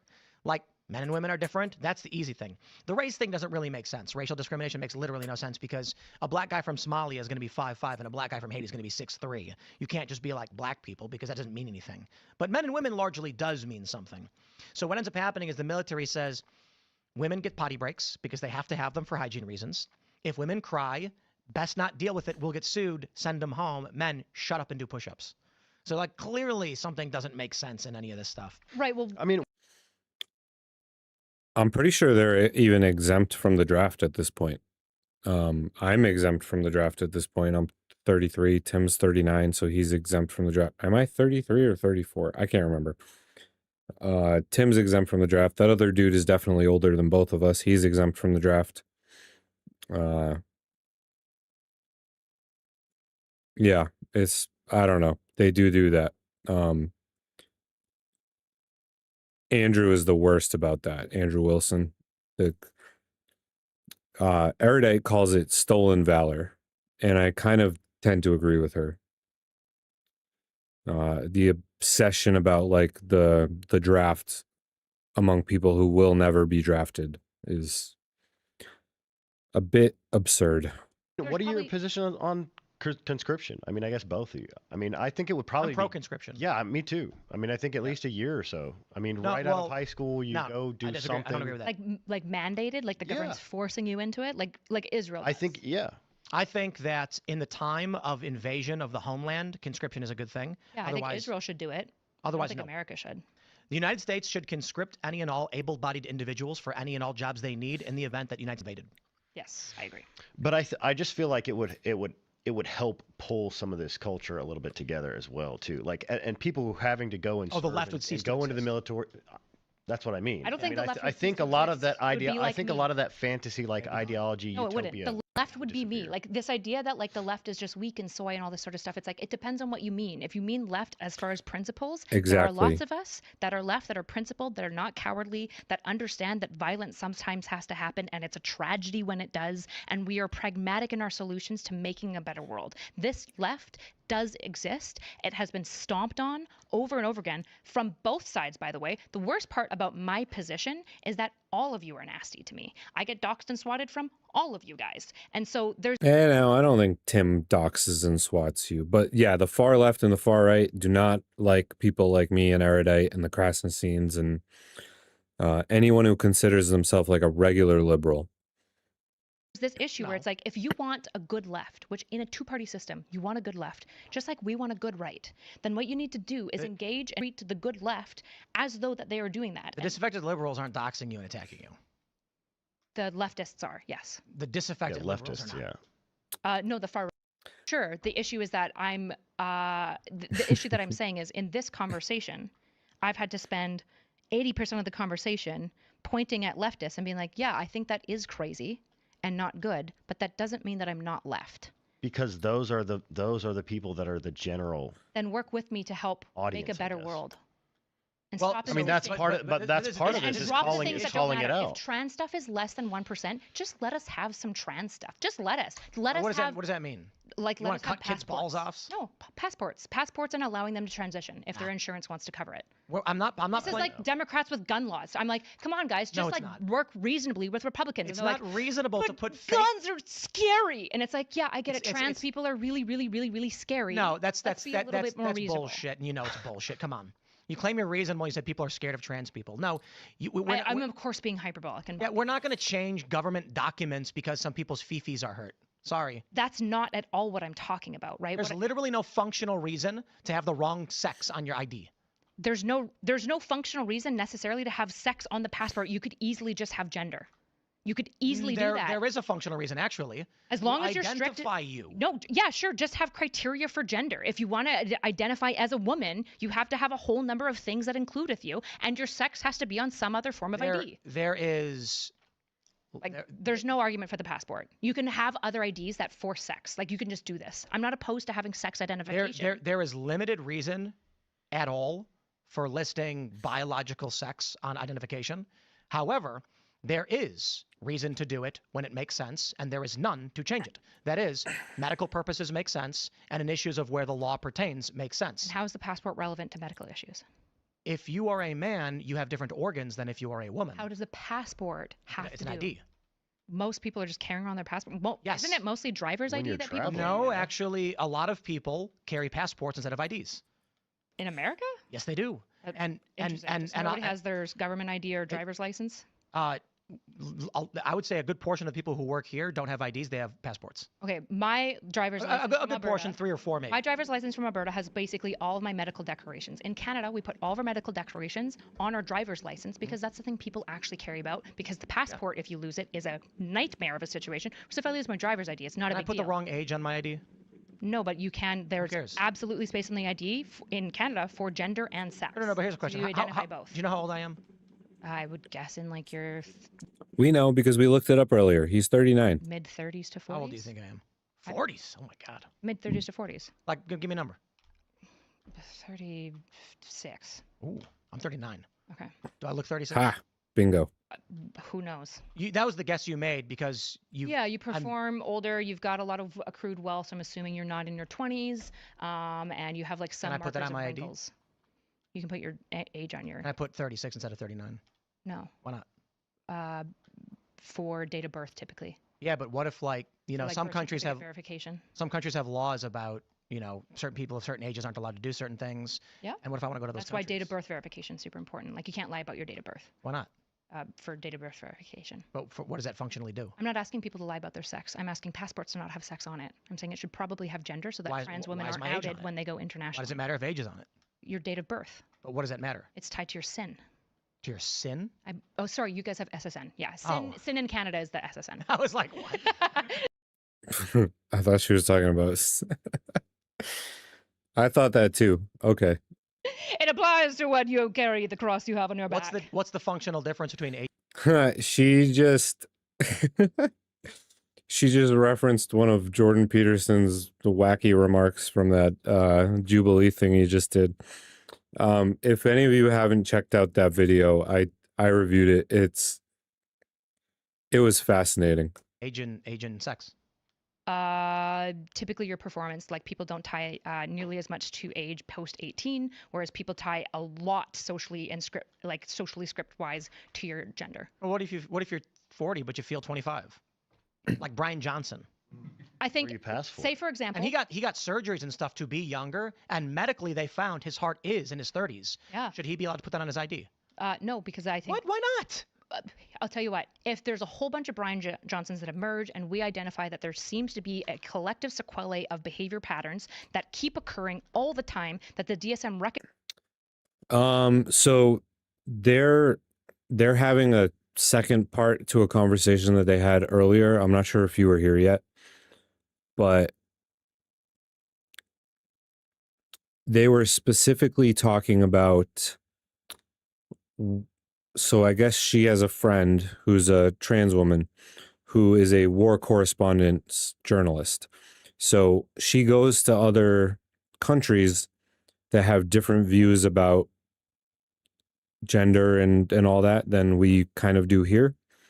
So on your passport, until Trump just reversed it, you used to be able to put the opposite sex if you were a trans, even though technically you're not the opposite sex, you're the opposite gender.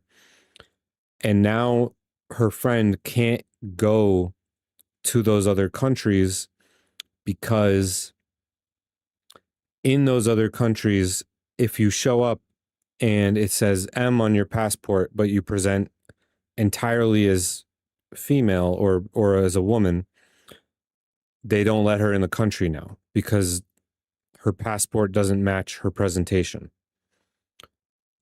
So Kyle is making the argument that if we're acknowledging gender as separate from sex, if gender is a performance that we kind of acknowledge, like if we're going to acknowledge Blair White, for example, as a woman, then on your passport, as far as another country is concerned, where it's not a medical thing, it's not really relevant to, like, your biological sex isn't super relevant to anything going on in that other country, that our passports should just have our gender. Tim is making the argument that other nations we shouldn't be letting people trick other nations into accepting our understanding of that. And if they care about the biological part, then they should just be allowed to do that.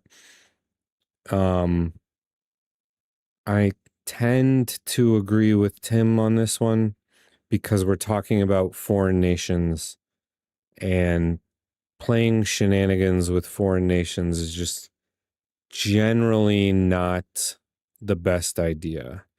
Blair White is not completely transitioned at all. She is absolutely not. She has not had the downstairs surgery. Recognizes as occurring all the time because I'm pro criteria for trans and for gender. This does exist. It's called the midlife crisis. Sure, but it's not something that It's can true get though. treated. 40. So, Yes, for it can. example, if we showed that this group was suiciding at an astronomical rate, higher than schizophrenia, by the way, and it shows that if you put 25 on their ID, it. Well, there was a legal process. Trump just reversed it. So now you can't put the opposite sex, which, so like, it makes sense. If sex is the thing that's on the identification form, then it should be sex. So this is all kind of like a brand new thing, so I haven't really looked into it too much yet, but might reduce their suicidality by 70%. I might even be open to that argument. I just think it doesn't exist. So we don't have to have it. Every day on Fox and Friends, and it's probably just targeting me because I'm 39, it's the most annoying commercial ever. I hate this product. I hate these people. It's the guy who goes, most men over 40 look in the mirror and see this. And it shows a guy with like liver spots. And it's like, and then he's that's silly. Yeah, it'll probably get reversed again after midterms, depending on if conservatives keep the House or not. It depends on so many different things. But Erudite's upset because her friend can't do her job anymore, which is a bummer. I understand why, she's taking the position she is. I don't know how logical it is yet. I need back when they started talking about this, which was like an hour or two ago, I did say I need to look into this more and create my own specific opinion about it. He says it again. Most men over 40 look in the mirror and see this. And it shows a guy with like his teeth falling out or something. I'm exaggerating. And then he's like, buy this special cream that tightens your skin to make you young. And I can't stand it. I'm like, dude, just be old. My beard's turning white. And people, like, when I first started getting white in my beard, I kept getting comments where they're like, Tim, you got something on your face. Because they didn't realize it was just like 3 white hairs. They thought it was a piece of fuzz. And I did not do anything about it. Yeah, that's not so erudite. Kyla Turner, if you know her by that name also. So the fact is, there are a lot of men who are going through an identity crisis where they're buying just for men. They're doing ridiculous things like putting particle cream on their face or wearing beanies to cover up their male pattern baldness, things like that, because they're having an identity crisis, and they should be allowed to change their passports to say they're young. Nope. What I said is that they shouldn't be allowed to change their date of birth because their date of birth is tied to their SSN, and that's So fundamental. what's your gender? Your sex is. Your sex. Sorry, you're correct. Right. So Right. we shouldn't be allowed to change your sex because it's tied to your SSN. Of course not. I've never said that. So on your passport, it should say your biological sex. I said you should probably do gender. If there's good reason that trans people are worried about that, yeah, you should be able to have a. So then you're not. So then the issue is not that Trump said keep your passports correct. Just Trump should be adding gender.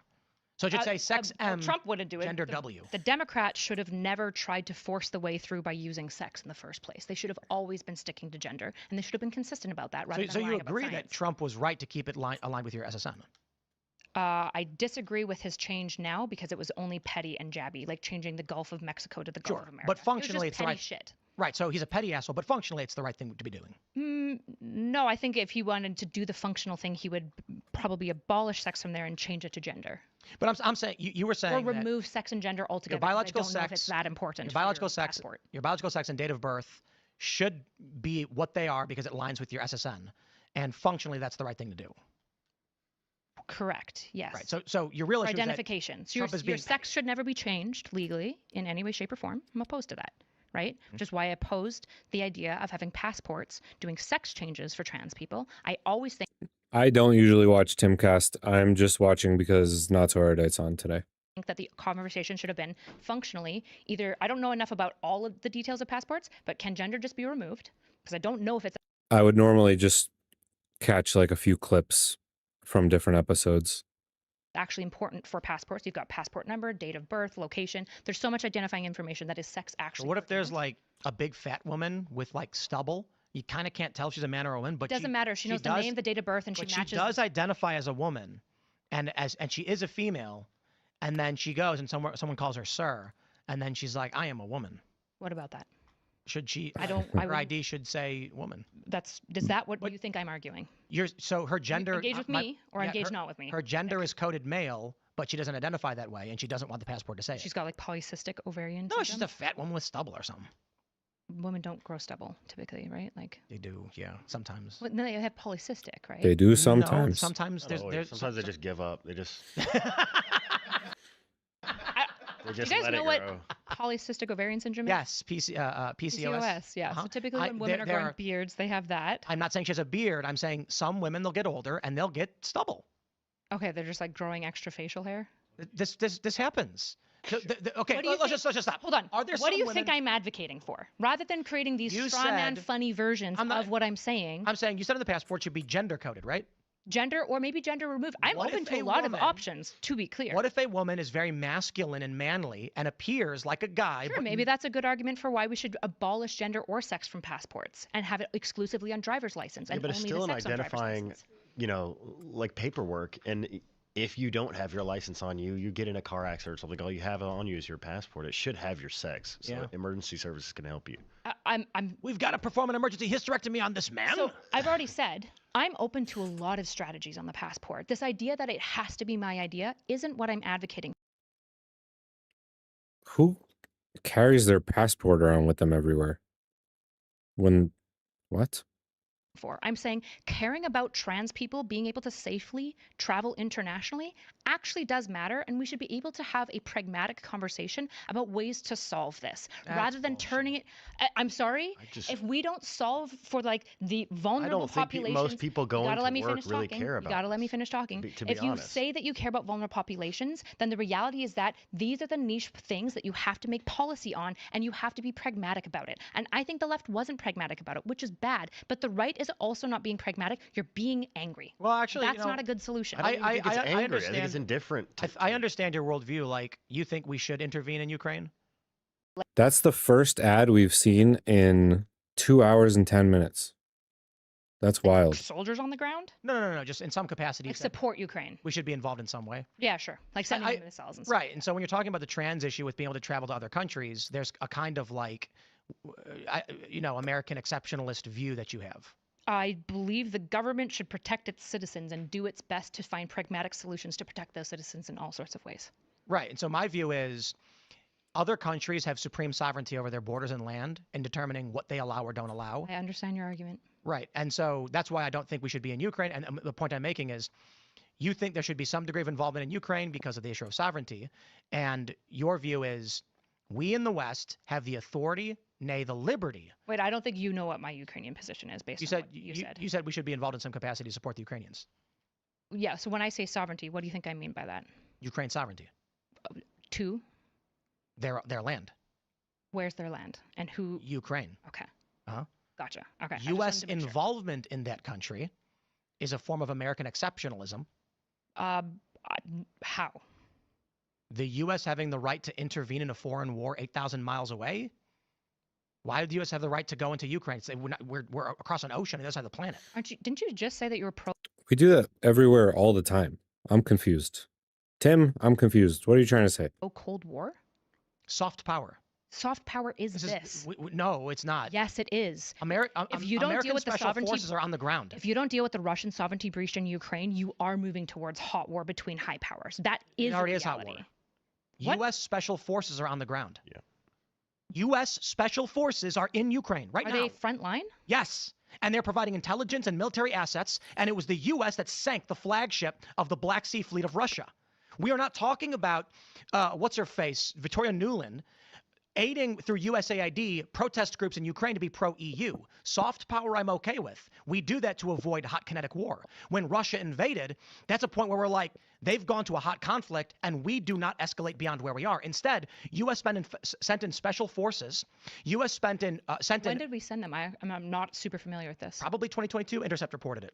Okay. U.S. special forces, the game that the West is playing is the American troops that are on the ground, volunteers. The special forces just providing intel. Phone? Do you mind? Because I know you keep saying that like people often say that they don't understand, and I know that I don't know this, so I don't want to put the burden on you to always search these things. Oh man, 2022, is that when they reported it?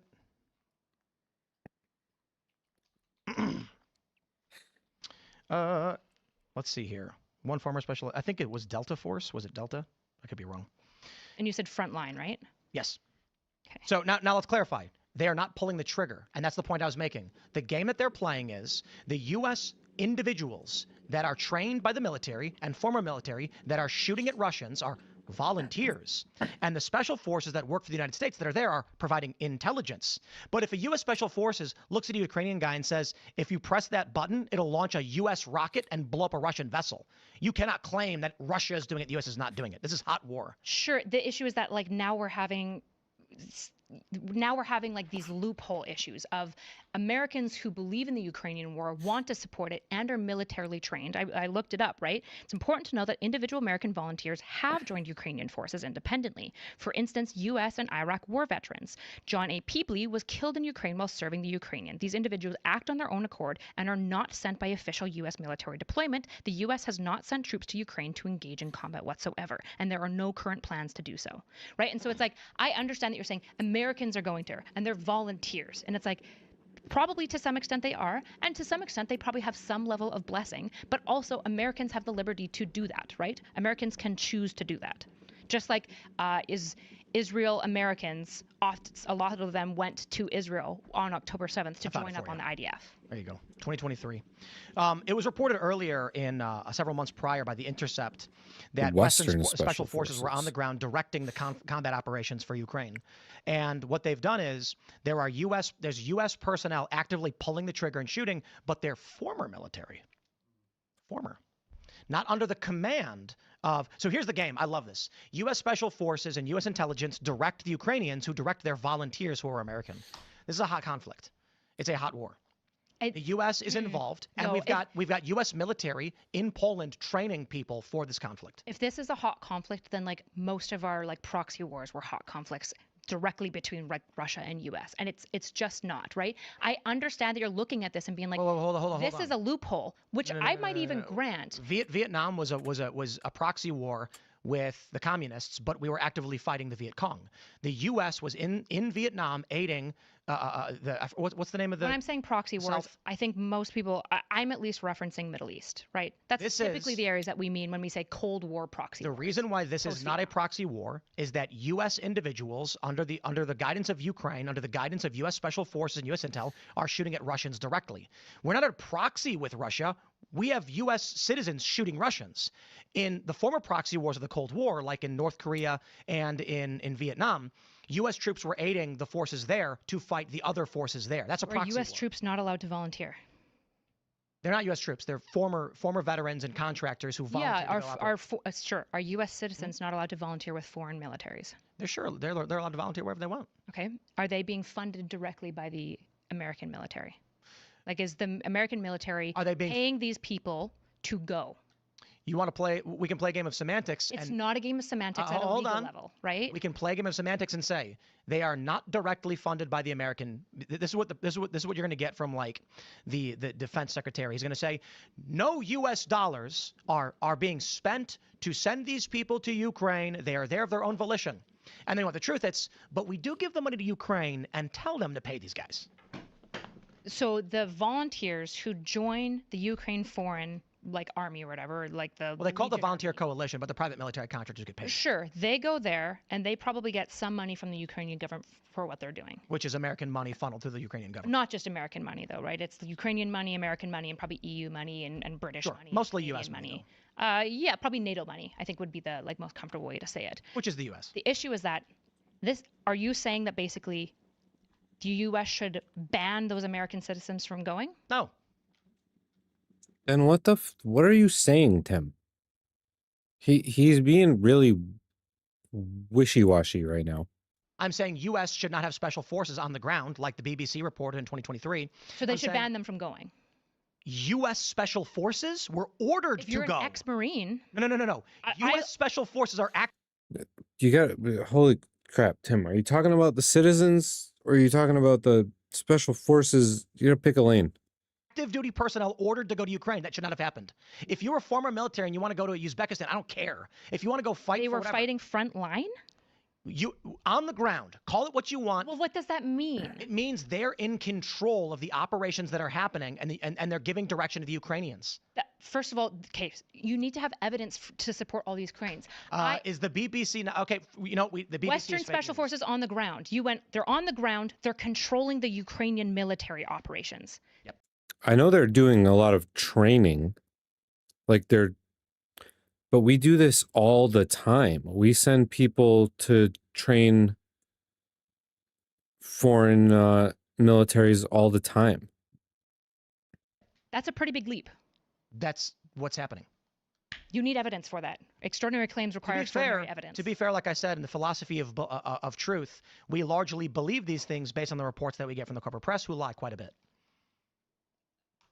Yeah, but even the thing that he's citing doesn't say that they're in control of anything. It just says that they're training them, which we do all the time. So this is your evidence that not only they're on the ground, Well, this is just but one they're article. Oh no, you're good, bro. You can be sarcastic. Everyone is welcome in my chat, whether we agree, disagree. If you like what I'm watching, if you don't like what I'm watching, if you hate watching me, if you love me, that's acceptable. Anyone's welcome in my chat. Anyone's welcome on my channel. That's how we're running the show here. controlling the Ukrainian government, the Ukrainian military. Sorry.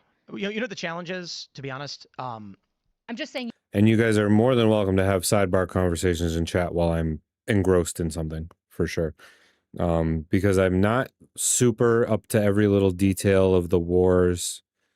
So a lot of this is a little bit new to me. I wish they would get back to the actual topic, but You need extraordinary evidence for that claim. You could be right. I can sit here. You could be I'll pull it right. up. You have to find not just one or two articles saying somebody hearsay said this. You need to find dollars sophistry. moved. You need to show that the U.S. is actively supporting this, even if it's under tongue in cheek, right? You need to show evidence that Ukrainian soldiers are being controlled by these individuals and that they're high up in the Ukrainian military, government. If they're in charge of a platoon, That's not really what we're talking about here, right? We're stretching the definitions of these things at this point. My point is that U.S. Special Forces.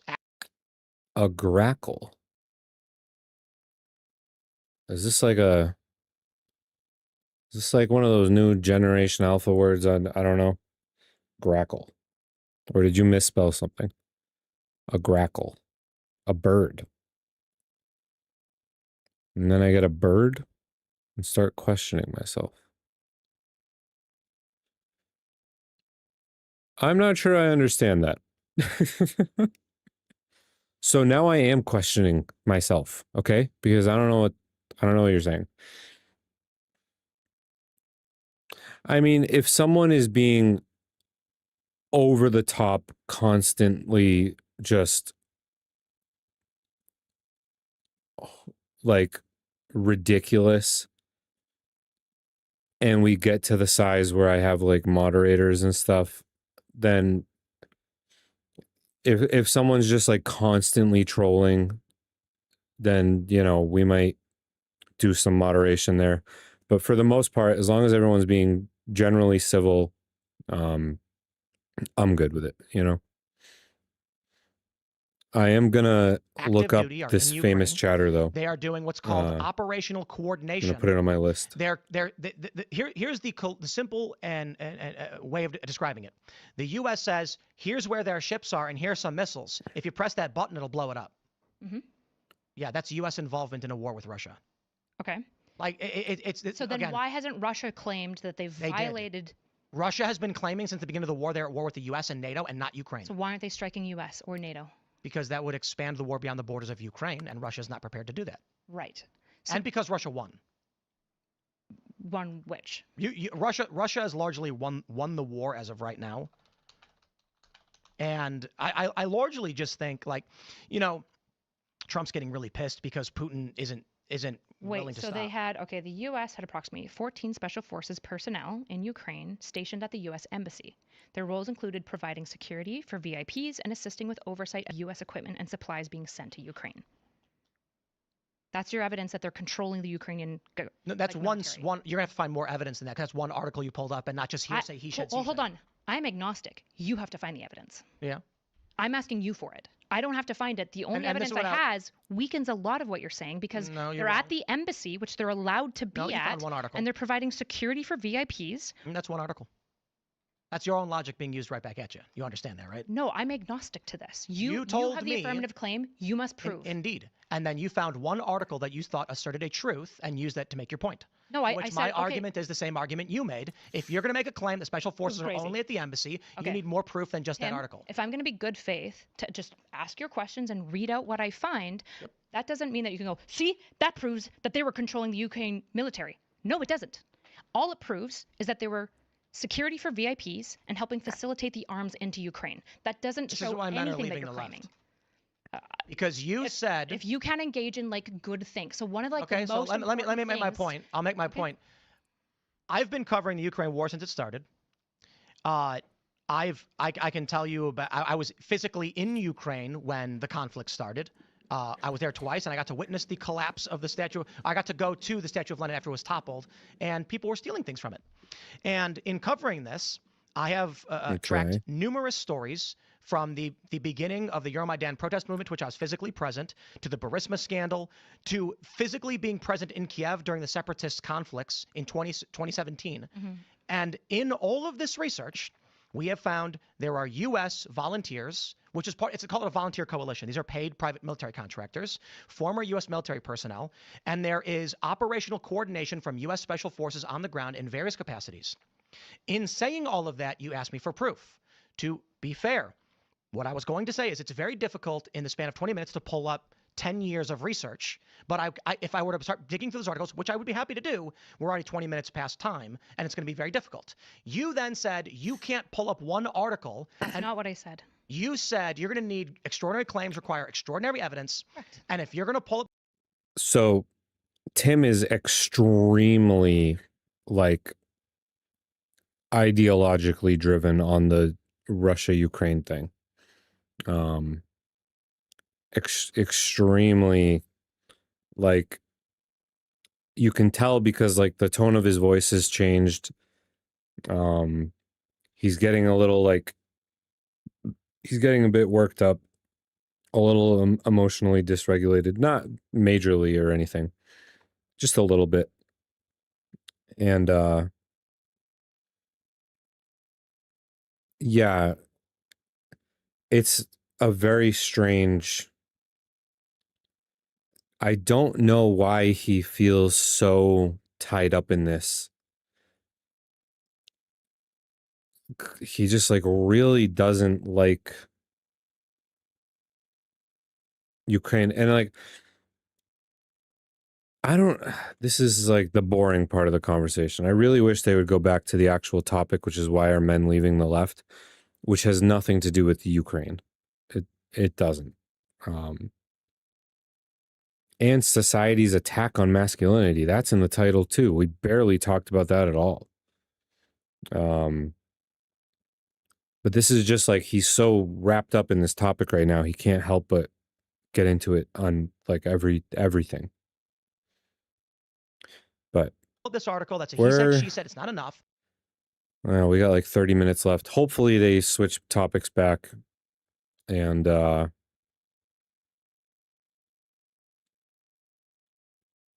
hopefully we get back into the meat of the discussion. And then you literally pulled up an article of a he said, she said, to make a counterclaim. This is the sophistry of which I'm referring. Hold on. Sorry. Also here, Russia won. Here's the proof. Okay, so it's Ukraine battle map. Russia owns the Donbass. So let's just like break down. I don't love meta litigating the conversation, right? But what I said, so a really common thinking. Oh God, meta conversation about the conversation is the worst thing ever. So boring.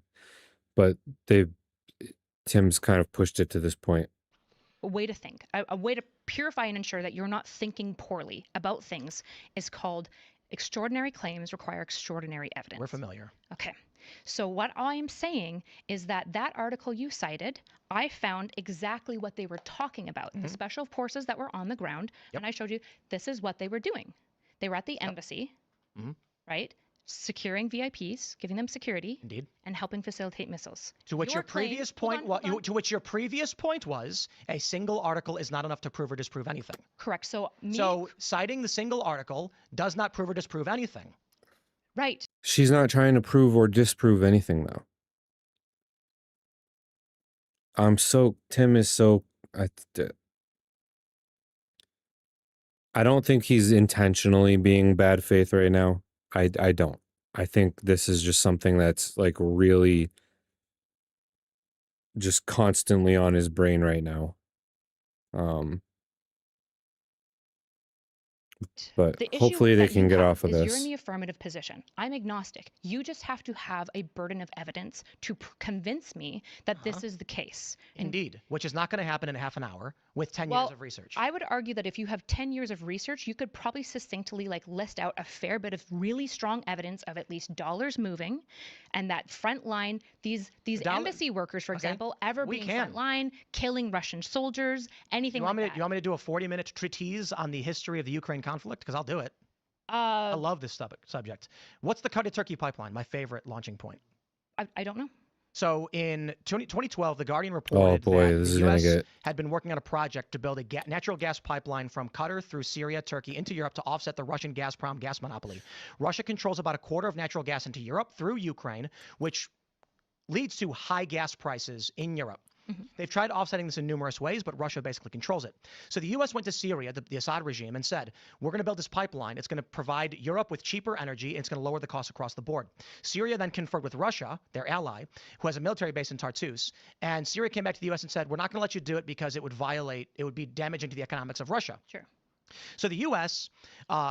was upset, obviously, but it got really bad when Russia, Syria, and Iran plotted to then build a rival pipeline from the exact same oil field through Iraq into Syria, Turkey, into Europe to strengthen their monopoly on energy. The U.S. got pissed. It's around this time that they said the Bashar al-Assad regime needs to go in their terrorists, and that's when we got Operation Timber. What was that one? Let me pull this one up. See, it's like, Timber Sycamore. Operation Timber Sycamore is when the U.S. started providing weapons and CIA training to various revolutionary, let me just pull it up, factions in Syria, ultimately, which ended up joining al-Nusra and ISIS. And that's how we ended up seeing U.S. weapons and training in the hands of ISIS expanding in the region, because the U.S. wanted to topple the Assad regime so we can build a pipeline. So where are we today? Well, the U.S. has other means of trying to get the prices down and control natural gas in Ukraine. That is through Burisma, an energy company in Ukraine for which the founder was a man named Mykola Zlochevsky. Mm-hmm. The U.S. had a former CIA director of terrorism on the board, as well as the son of the sitting vice president, Hunter Biden, which seemed to make no sense, except when you realize it was a U.S.-aligned foreign influence operation to control the government of Ukraine, to put pressure on the land leases for which they could cause problems for Gazprom, which is Russia's ability to supply energy to Europe. So then we get the Burisma scandal. Viktor Shokin, the prosecutor in Ukraine, was currently investigating Mykola Zlochevsky, the founder of Burisma, for corruption. Joe Biden got an email. He got contacted by Devin Archer and Hunter Biden over their involvement in Burisma and the fact they're being investigated by a state prosecutor. Viktor Shokin signed a sworn affidavit that the only reason he was terminated was because Biden personally flew in and threatened to illegally withhold congressionally approved loan guarantees unless he was fired, and it had to do with Hunter Biden being on the board, who was getting $83,000 a month, potentially more. He was then fired from his position. Now, the fascinating... Bro, what? I'll take $83,000 a month. Damn. That's like top 1% on OnlyFans. Jesus. The thing is, Mykola Zlochevsky, while he was under investigation for corruption, fled Ukraine. I believe he went to Monaco. At this time is around when Devin Archer, Hunter Biden are making contact with the State Department saying, we need help on this. Within a few days, Joe Biden flies out completely illegally, tells the president of Ukraine, fire your state prosecutor or you're not getting the money. To which this person replied, I believe it was Poroshenko, you don't have the authority to do that. You can't do that. And he says, call the president, see what he says. Son of a bitch. He got fired. And they put in someone good, is the quote that Joe Biden said. However, this guy they put in drops the investigation into Zlochevsky, whose funds were frozen by London under corruption investigations, who then immediately returned to Ukraine. So this whole period, they're saying none of it's happening. It's never happening. And in fact, once the investigations were dropped because of Joe Biden's involvement, the guy who was accused of corruption returned back to his operations in this country. Where we currently are is following the failures of Western soft power to secure this in this energy conflict, of which there's a bit more. Russia wanted to build a trade federation, and they had a free trade agreement with Ukraine. Ukraine was also being offered up Schengen zone access and EU access if they chose to go with NATO in the West instead. A large portion of Ukraine split largely on the east to west, the Donbass, largely leaning towards Russia, wanted to join the EU because it would give access to Ukrainian citizens to Europe. And what did we see with Poland? When they entered the Schengen zone, Polish people immediately started moving to the UK and to other countries where they can get higher standards of living. Same thing happened with Greece, which caused economic instability. So the West told Ukraine, we're not going to let you into the EU unless you reach a certain standard. So you end up getting Victoria Nuland. She flies down. She's heavily engaged in the politics of Ukraine, trying to convince people to be in Ukraine to support Western expansion and not the Russian Trade Federation. Vladimir Putin said at the time to Ukraine, if you open up a trade agreement with Europe and a free trade agreement with us, it's going to mean cheap European products are going to flood into Russia and damage our economy. We can't allow that. What ends up happening?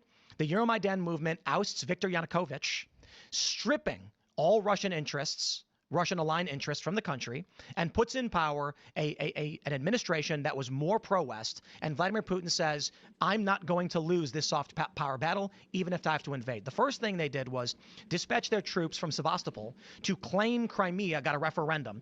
And they had their referendum, which I think is largely fake bullshit. They just walked outside and said, hey, look, everybody's Russian now. Crimea, however, had in the past voted for independence and were blocked illegally, I would argue, by the Ukrainian government in the 90s. This ends up with a separatist movement emerging in the East. Outraged, the president, who was duly elected, was removed in what people who are pro-Russia would call a coup. But at the time, they were saying an illicit removal of the president of Ukraine.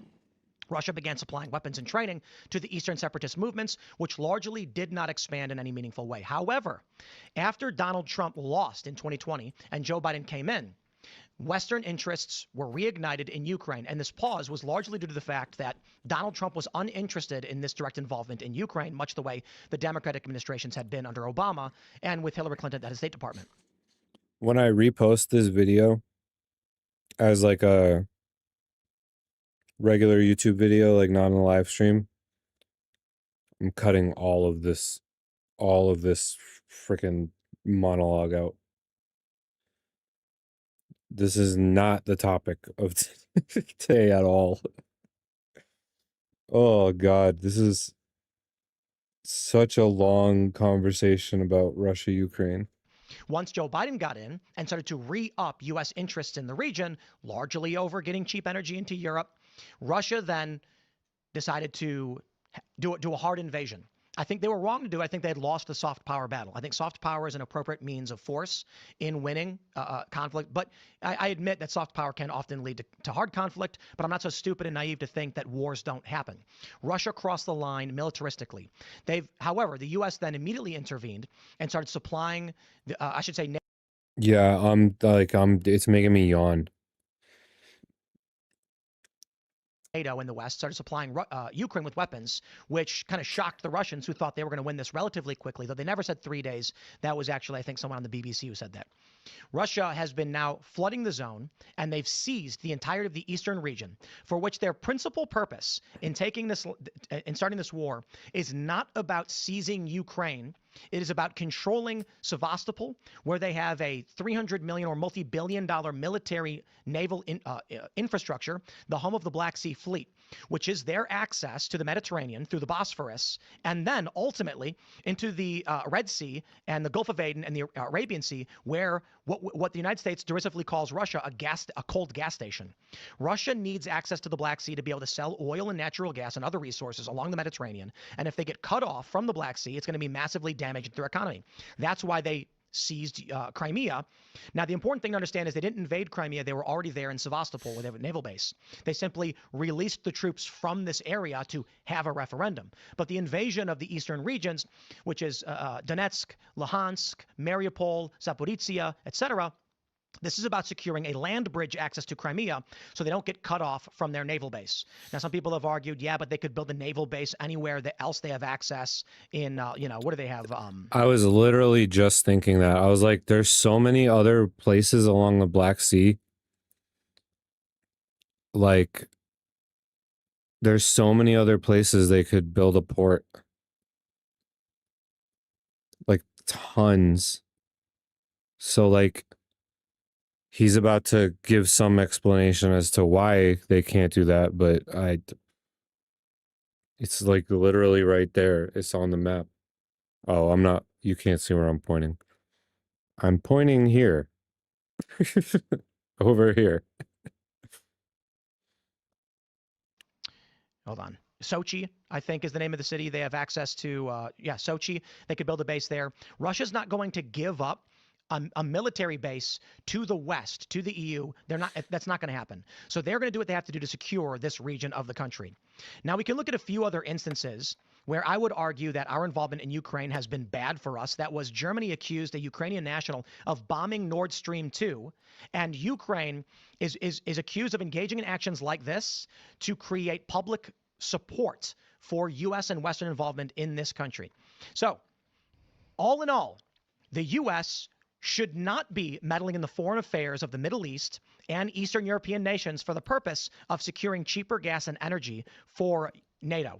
The tangential reason, what they argue on the surface, is that there is a concern among the Western economic bloc that China is expanding too rapidly, and that in order to make sure that NATO can grow commensurately with China so they don't become the dominant unipolar force, Europe is going to need access to cheaper energy and a larger labor force, which is why they've had the mass immigration movement, largely from sub-Saharan Africa, and it's why they want to get cheaper energy into Ukraine. If the argument is, as people have made, the U.S. should be involved in Ukraine because Russia is a nation who's violating the sovereignty of countries. That's fake. And that only works on people who've not done any research on the region or the conflict. And my final thought on this is what I know about this is thank God. massively limited compared to actual people doing intelligence and working in the region. But it is over the span of 15 years of actually actively being involved to a certain degree journalistically, as I have friends who've personally gone to Syria over the civil war, tracking this and many other stories related to the Qatar-Turkey pipeline, and have personally been to Ukraine at the start of the conflict, watching it happen and interviewing people in Ukraine on the ground and even going to pro-Yanukovych rallies to learn what they were talking about. This does not mean in any way that what I am saying is absolute truth. I don't know, but I certainly have more experience on the matter than most people who are pushing bullshit platitudes about the sovereignty of Ukraine. Sure. Okay. So I want to make sure I summarize you so that you tell me that I've heard you correctly. And obviously it won't be as long. So just tell me if my summary is reasonable and good faith. Basically, there was a major soft power struggle that started happening over natural gas energy, right? And Ukraine is a important nexus for this struggle. And essentially NATO wants to support Ukraine in keeping it NATO. And they want to make sure that they get pipelines through that area that goes to EU so that they have energy access. And pipelines are there. They want governmental authority to control the prices that Russia is setting when they transport this energy. Yeah, they want to compete with the Russian monopoly. This is not competition. Well, wouldn't Ukraine and Syria be owning it versus... Then wait, what is so it then? the Qatar-Turkey pipeline is defunct. It's not going to happen. Okay. So the alternate method that the West has is if we can't offset the monopoly, we can control their access. That means we're going to militaristically, or I should say through subterfuge and soft power, restrict their ability to have access to this market. Gotcha. Okay, so they are restricting the Russian monopoly on energy. Attempting to. Okay, through soft power. Right, and then you also, and through kinetic force. Ukraine was accused by Germany, a Ukrainian national, at the behest of the government, of bombing the Nord Stream 2 pipeline to shut down Russia's delivering of natural gas into Europe. Right, okay. So that is the Ukrainians using a military force against NATO. Right, so if that's Allegedly. true, yeah, so if that's true, then the Ukraine is also potentially using kinetic force to try to interfere against NATO on the power situation. So essentially you've got two big powers fighting over energy, which Russia has the monopoly on, and America is doing everything it can to weaken it and to reduce the control that Russia has over that power system. Is that correct? Does that feel like an accurate summation? I would say Russia is seeking to maintain its ability to trade in energy, as it is largely an energy exporter that's maintaining its economy. Mm-hmm. The U.S. is trying to control the prices they sell to Europe. Ukraine, in an effort to protect its sovereignty in the matter, has engaged in hostilities against NATO. Gotcha. And so the Nord Stream is according to CBS News. Yeah, Ukrainian, but is it like right. a military? Allegedly. Gotcha. Okay, so it's not. No. So we don't know for Okay. sure. Okay, that's fine. And I'm not gonna like ding you super hard over that. So if I'm understanding, it could be untrue. But there's it is a soft but it is power fight that Germany's happens, and basically Russia loses, right? They get stripped, and Russia goes fuck that shit, and then they turn into a hard power fight, right? They don't just roll in, but they have lots of people in Crimea. They release the soldiers, they release the hounds, and they make a really big push for Kiev. Probably because if you control the capital, you control the country, you can have bigger say on what's going on. I'm assuming. I don't know what your reasoning is for Kiev, but essentially. No, I don't think they. Why'd they push for Kiev? This is to be completely honest, like conflict opinion. I don't think they pushed for Kiev. I think that we saw the invasion from Belarus to the north as a pincer attack so they could split the military forces of the Western powers and then seize the Donbass. Because the military force they applied to the eastern land bridge into Crimea was substantially greater than they applied through Belarus in the north. Sure. Okay. So essentially, soft power fight goes on, Russia loses, turns into a hard power fight, which you say Russia's wrong for doing that hard power piece. Okay. So they cross the line into the, I don't think criminal is the right word because we're dealing with international conflict and crisis, but they aggressed. Right. So I would fully grant that U.S. has used lots of soft power in Ukraine based on what you're saying. Like, I'm not opposing that. What I was asking for is evidence that right now there is U.S. sanctioned soldiers that are operating frontline, fighting, killing Russian soldiers, and controlling the Ukrainian military system to fight Russia directly. That we're in basically like a pseudo hard war. Right. What I offered up was a treatise on the history of the Ukraine conflict. I didn't say I could have spent the last 20 minutes Google searching articles. Sure, it's just that's but what I have that's evidence what for. she So, like, asked I'm you granting for. all of this Okay. history. The issue is that that doesn't necessarily prove the extraordinary claim, which is that U.S. is controlling the military of Ukraine and telling it what to do and has all this stuff. I'm sure that it's important for training. I'm sure that it's important for facilitating in ammunitions. And I'm sure that it is motivated to have Ukraine not lose to Russian control. But that isn't the same thing as what you're claiming. Was this the guy who was Well, we did go over, and we do have to wrap soon, but let me see if this is the guy. Joseph Kofer Black, was that his name? When the That guy was not happy on that day that they took his photograph. That is interesting. What's a critise? A critise? What's a critique? A critise? Not sure. Did they say that? Did I miss that? A critise? Not sure. Welcome to the chat, Adam. CIA installs when CIA directors are installed as board members of foreign energy companies, we tend to ask ourselves, what is the CIA doing in Ukraine? And when you have the son of the vice president on the board alongside a CIA director, and going back to the history of this and U.S. involvement. Oh yeah, he probably meant critique.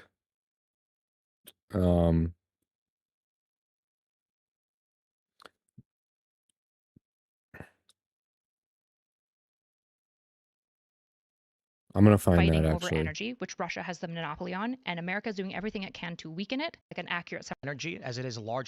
Ukraine. So the military not gonna ding you super hard over that. So if they get stripped and Russia goes, but they have lots of people in Crimea. They release the country. No, I don't think they conflict opinion as a pincer attack because Belarus turns into conflict and crisis, but they aggressed. Right, using that. What I was soldiers that are operating frontline. Okay, we're almost fighting, at the killing part Russian soldiers where he said it. and directly. That we're in basically like a pseudo hard war. Right. What I offered up was a treatise on the history of the Ukraine conflict. I didn't persuade Ukrainian prosecutors to drop criminal cases against it. My point is, there is this game they're playing where Ukrainians and their international volunteer coalition, they call it, are the ones engaged in the hostilities. These are not active duty U.S. personnel.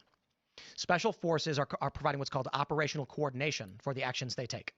The U.S. is providing the weapons. The intelligence and the weapons that were used to sink the flagship of Russia's Black Sea Fleet was the United States. Yeah, we're sharing intelligence with them. But sure having a U.S.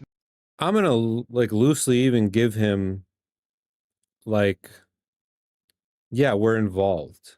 Sure, we're involved.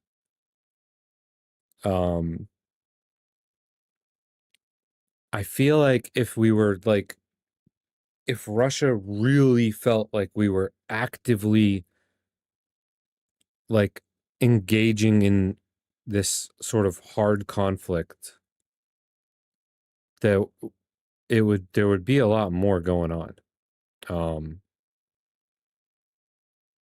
between us like that. The whole point of this was so pointless given the context of the conversation they're supposed to be having, though.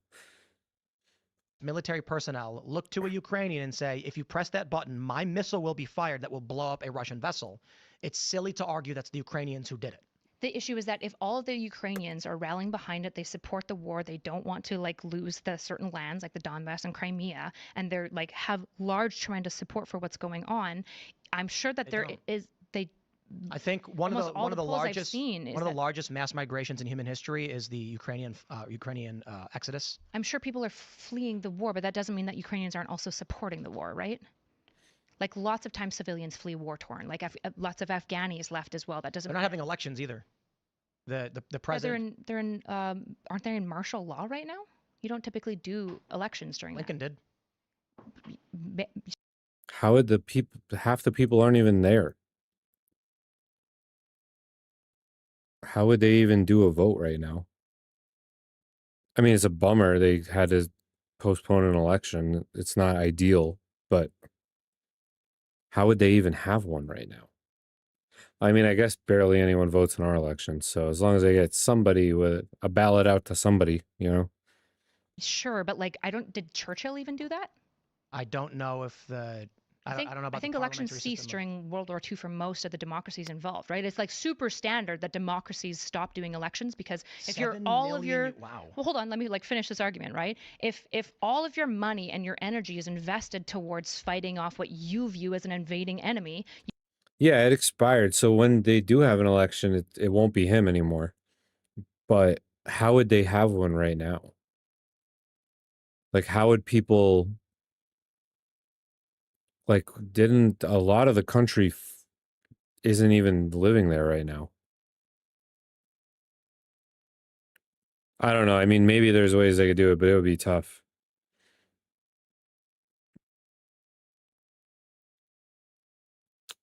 That is also true. And I hear a lot like Russia never forgave Ukraine for not booting out certain Nazis at some point, and they're not friends. They're not friends. you don't have time to coordinate very expensive elections to go to the polls. This is why martial law got instated after Lincoln, because the reality. Lincoln instated martial law, suspended habeas corpus, arrested politicians, and still had an election. So do you think that like Winston Churchill was stupid for not having an election? Is it true that he didn't have an election? I'm not sure, but if he didn't, would that be stupid? It could go either way depending on the circumstances. I don't know. You're talking about hypotheticals. You don't even know the facts around. Sure. Well, the hypothetical is that most democracies, when they have martial law, don't have elections, which I believe is true. Except And us. Huh? Except us. One time that Lincoln did. Come on, Tim. You guys have also suspended elections during war. Which ones? I'm not sure. My understanding is that you guys have. You can look it up. Maybe. I'm gonna look it up. We have gone way over, so we do got to go. But I don't know if we have. Abraham Lincoln famously held an election despite arresting a bunch of state legislators in Maryland, threatening to arrest the U.S. has never suspended or canceled an election due to war, even during Civil War, World War I, and World War II. Is that because they ended before the next election? No, Lincoln had an election in the Civil War. They just excluded the rebelling states. Sure. No, so they the have argument not. from the Ukrainians is we can't hold elections in the occupied region, so we can't have an election. It's like, what? The U.S. did. They're not like us, I guess. Whatever. I'm just saying. Let's just say this. Let's just say the U.S. has no boots on the ground at all, for the purpose of argument. The U.S. should not be involved in Ukraine in this conflict. I just disagree with that. So, to what degree do you think the U.S. should be involved? I think that it should be sending support, arms, helping the Ukrainians fight off the invasion. And my final thought is, once again, why young men don't want to be on the left or associated with Democrats. I don't think that has literally nothing to do with why men are leaving the left. There's so many much more compelling reasons. That is definitely not it. Is not because of the Ukrainian war. I'm saying it's not. A component is largely 70, like I mentioned, 70% of millennial women voting in favor of war policies, advocating for escalating a conflict to which could result in World War III, to which Russia recently threatened to Donald Trump after Trump called Putin crazy. And you got a bunch of young guys who are in Gen Z who are first in line to be sent. I got to tell you, there's not a single exit poll where young men. Yeah, literally nobody voted over this issue. None of Gen Z kids are thinking about like we need to be Republican because we might get drafted. That is it's all culture stuff. It's nothing to do with this. Cite the draft anywhere near the top of the reasons why they switched. No, I'm just saying it's a grain of sand to make in a heap. The issue is that I'm really interested in the heap, which is what we came to talk about, right? Right. And there's a few grains that are related to the fact that young men have to fight. Yeah, it's like the tiniest grain in the heap, though. They spent way too much time talking about this. If this was about Russia, Ukraine, if that was what the conversation was supposed to be about, then sure, go off. But that is not what this was supposed to be about. If it even is a grain, it's the tiniest grain. It's not. Yeah, it's culture stuff. It's all culture stuff. It's the left acting like lunatics about culture stuff. That's why. Everyone knows this. They were talking about that before, but then they've spent like an hour out of this 3 hours talking about Russia, Ukraine, Fight and die in wars. and the draft, which 95% of people never think about the draft because it just doesn't even happen. They did do a good 45 on the transgender stuff. That was more relevant though. That's one of the I would say one of the more compelling reasons. And don't want to be involved in it, and they're being told they should by women who don't. It's not even by women in this case. Like the No, I'm saying you specifically. war of Ukraine. Well, first of all, I'm for women being drafted. So I'm a woman saying My I want point to swing is, equal. And second of all, I'm also saying Gen Z- this isn't women. In the case of it war is. hawking, it's men and women. It's governments, right? Except the issue right now is that millennial women are 2-1 Democrat, and Gen Z women are like Why? 3-2. Why? And none of them are doing that because of Ukraine, Russia. None of them are voting that way because I don't know who he's talking to, except for like Andrew Wilson probably planted this seed in his head. But there's no exit polling that indicates in any way that they care about this particular topic. Like, this is not why men are leaving the left. Why? Is it the draft? I think social order. Like, why are women pro-war Ukraine? Like, it doesn't make any sense.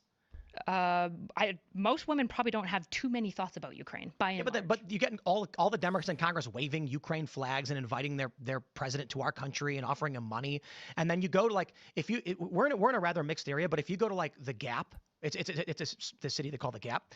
There's like Trump signs and then Ukraine flags. And I'm like, what the fuck are these people flying Ukraine flags for? Who are these people? Probably a lot of them are Ukrainians. And Democrats are skewing female on the younger generations. Sure, but it's again. They're not Ukrainians, man. It's not about the draft, though. This idea that like the left. No, it's about support the left for war. is like deranged and. No one is voting on this issue. Nobody. What is he talking about? Yeah, people fly the flags of. People are flying Palestinian flags. People are like. This is just not a voting issue. Obsessed with Ukraine is just like super not true at all. In fact, the Ukrainian war stopped being interesting to most average left people, like probably 4 weeks, maybe 5 weeks. Democrats are after pro-Ukraine. Yeah, and, but and my point, I think Republicans are too. Half. Yeah. There's that horseshoe theory which shows the maps of right, like Israel Trump is and being Ukraine. like, no, like Putin's doing a lot of bad stuff. He needs to stop doing what he's doing. Okay, we do got to wrap it up. You don't think that Trump would be opposed to Russia having like a Yes, monopoly on please wrap energy? it up. Energy is the greatest bottleneck of all GDP and all growth in all countries in the entire world. It's the Trump most is important mad thing. because he wanted to go in there and say, Putin, knock it off, and Putin told him to fuck off, and he was like, what? So I don't think Trump cares about Ukraine. I think he's personally slighted. But yeah, but Trump makes most of the decisions based on yeah, everyone stopped caring about Ukraine when the day after October 7th, 2 years ago. Like, no one is voting because of the draft that we don't even institute. Like, this is, it's wild that he thinks that. we've gone way This over. is an unfalsifiable worldview now. That Trump is egotistical? No, that essentially it's like, well, Republicans are anti-war except for when they're upset, and then when they're upset, it's justified, and then Trump is justifiably. It's just like it's all. See, that's the sophistry I've been talking about. Sorry, you're the one like engaging. Concur. In this circle, right? You made a point about Trump in Russia, and I said Trump's got an ego, and now he's pissed off at Russia. What does that have to do with like Republicans supporting Ukrainians? Yeah, they half maybe. Okay, yeah. So Republicans, at least half of them support Ukraine. The principal MAGA coalition. All I'm saying here is that people don't care that much about Ukraine on either side of the party. No, it's war in Young general. men are not voting right because of Ukraine. or the draft. Yeah, they're just definitely not. Okay, It's once housing, again, economy, and probably ideology. indeed, which is why I said it's a grain of sand in the heap. A tiny grain of sand that you spend an hour and a didn't half say talking literally about. the only reason anybody wants to go to the right is because they're angry about Ukraine's about U.S. involvement in Ukraine. Well, Never said it. sure, but then you also like flatten things to like, see, this is the reason why men are leaving the left, because of the draft. And it's like, No, this I didn't isn't say the it. draft. You it's did. It's women wanting to send men You to said war. that. No, you said that, Tim. I'm going to edit that part into the video right here, even though it literally just happened like less than 5 minutes ago. But when I say this, I'm No, referring... no, you were referring to me. Yes, the sophistry. No, you were saying that I believe that men should go to war. I'm a woman who votes left, right? Yeah. Okay, so that I'm the reason that men are going to the right. And I'm saying, let's just try this. This is not it. Philosophically, the point I'm making is there's a dude sitting back watching this right now who doesn't know much about Ukraine at all nor cares. And he's like, why is this lady so hell-bent on like us being involved in this war? That isn't what anyone's thinking. I really, guys, if that's what you're thinking, stop it. That's my point. Because sovereignty matters. It's important that Russia doesn't push borders, which it has always done. You can talk to Belarus and Why is it Poland important? because Russia. He's usually, well, I'm not going to say he's usually anything. In this conversation, he was much more like conversational until we got to this part. Like on the big grains of sand, there was a lot more like back and forth, talking, normal stuff. Anything to do with Ukraine and Russia, Tim goes into this frenzy. It's very strange. Russia has a... I mean, he's clearly heavily invested in this for some reason. I think it probably has something to do with the tenant media thing and him being accused of taking Russian money. But I don't know why he would double down on like the Russia side of it. I don't know. It's very, his whole opinion on this is very strange. This historical history of being highly tyrannical. What about China? And consumptive. China is like that, but not really. What do you mean? They've been sinking ships in the South China Sea. They've been killing Vietnamese fishermen. Yeah, China is expansionary, but they're expansionary around the 9 dotted line, which is very different than Russia's expansionary. They're flying sorties over Taiwan. I just don't know why you were comparing these two countries. China does lots of bad stuff too. I'm not really pro-China. Yes, we live in a society. Should we send military aid? We do to like India and Pakistan, depending on which one we want. I think we're going to side with India, probably. I think we have better trade relations with India, so we'd probably side with India. Should we right now of the Kashmir conflict? I think China's got involvement in that. Yeah, I don't know anything about that, and when you look into the history of it, it is. Yeah, the recent thing with that just got kicked off like a week ago or two maybe. So we're going to have to wait and see on what the hell's going on with India and Pakistan these days. But they've been at odds forever. What about the Uyghur Muslims? Well, hold on. It's a classic Sykes-Picot, like, fuckery. So I don't know, like, when you want to go, like, well, where should we be sided with another Sykes-Picot Middle Eastern boundary issue? It's like, I'm not really sure, because every single boundary line that was drawn was complicated. Why Russia, then? Why should we oppose Russia? Why is Russia more important than literally any other border conflict in the world? Because they're the greatest superpower opposing America. Russia is. Yes. Not China. China's probably competing now because Russia's like blown a lot of its money on the war. How many people live in Russia? I don't know. More live in China. The problem is that they're not educated, right? I think how much money is spent to influence? Wait, what's the literacy rate between Chinese and Russians? I'm going to guess Russians are more literate than Chinese, so their workforce. I don't think so, actually. Really? I don't know, but I'd argue that a communist system is going to have higher rates, either lying about it or forcing it. You know what I mean? Very, very unlikely. Literacy rate, if China. they keep excluding like ethnic minorities and things like that, then they're going to have a high literacy rate, though. Yeah, like China is like a new threat. China's adult literacy rate is exceptionally high, reaching 99.83% in 2021. All right, let's check Russia.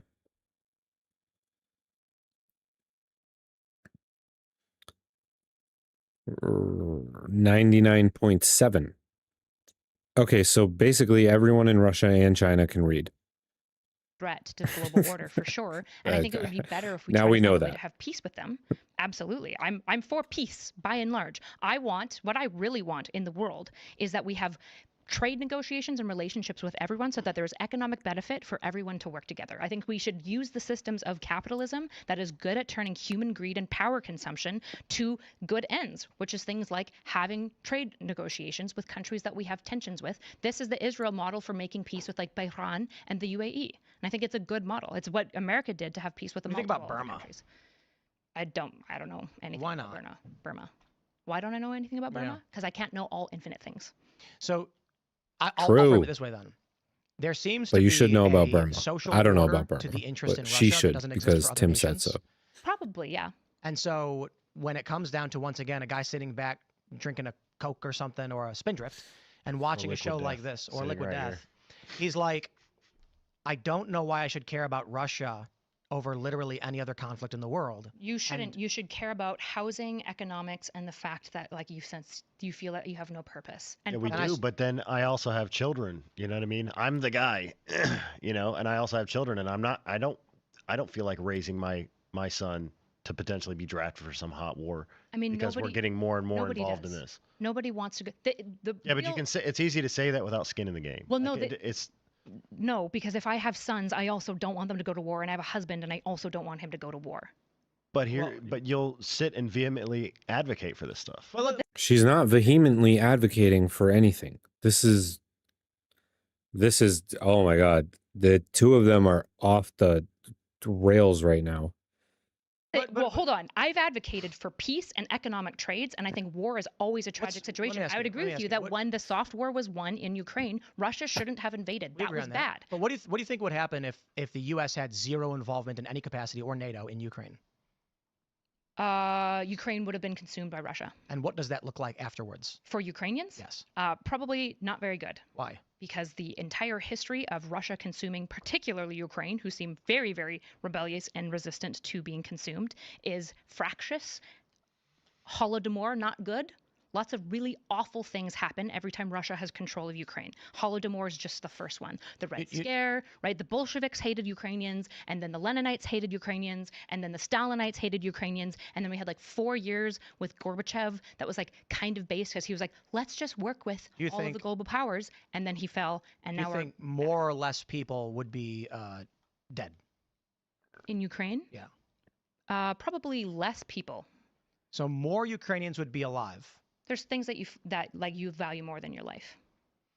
Should the U.S. be involved in someone else's ideological battle is the question, I suppose. We involve ourselves in other people's ideological battles all the time. Literally constantly, all the time, everywhere, all the time.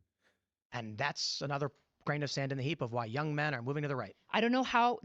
I guess Like, I would this tell is- young men. I would tell young men. I'm sorry. You need to look at foreign systems and how they work. If you don't want America involved in like other countries, then isolationist policy. Yeah, we're not North talking Korea's about not doing isolation. great. See, that's sophistry right there. It's This is the not point. It sophistry. is. It's not sophistry. isolation. It's literally not. You're just unhinged right now, Tim. What's the alternative?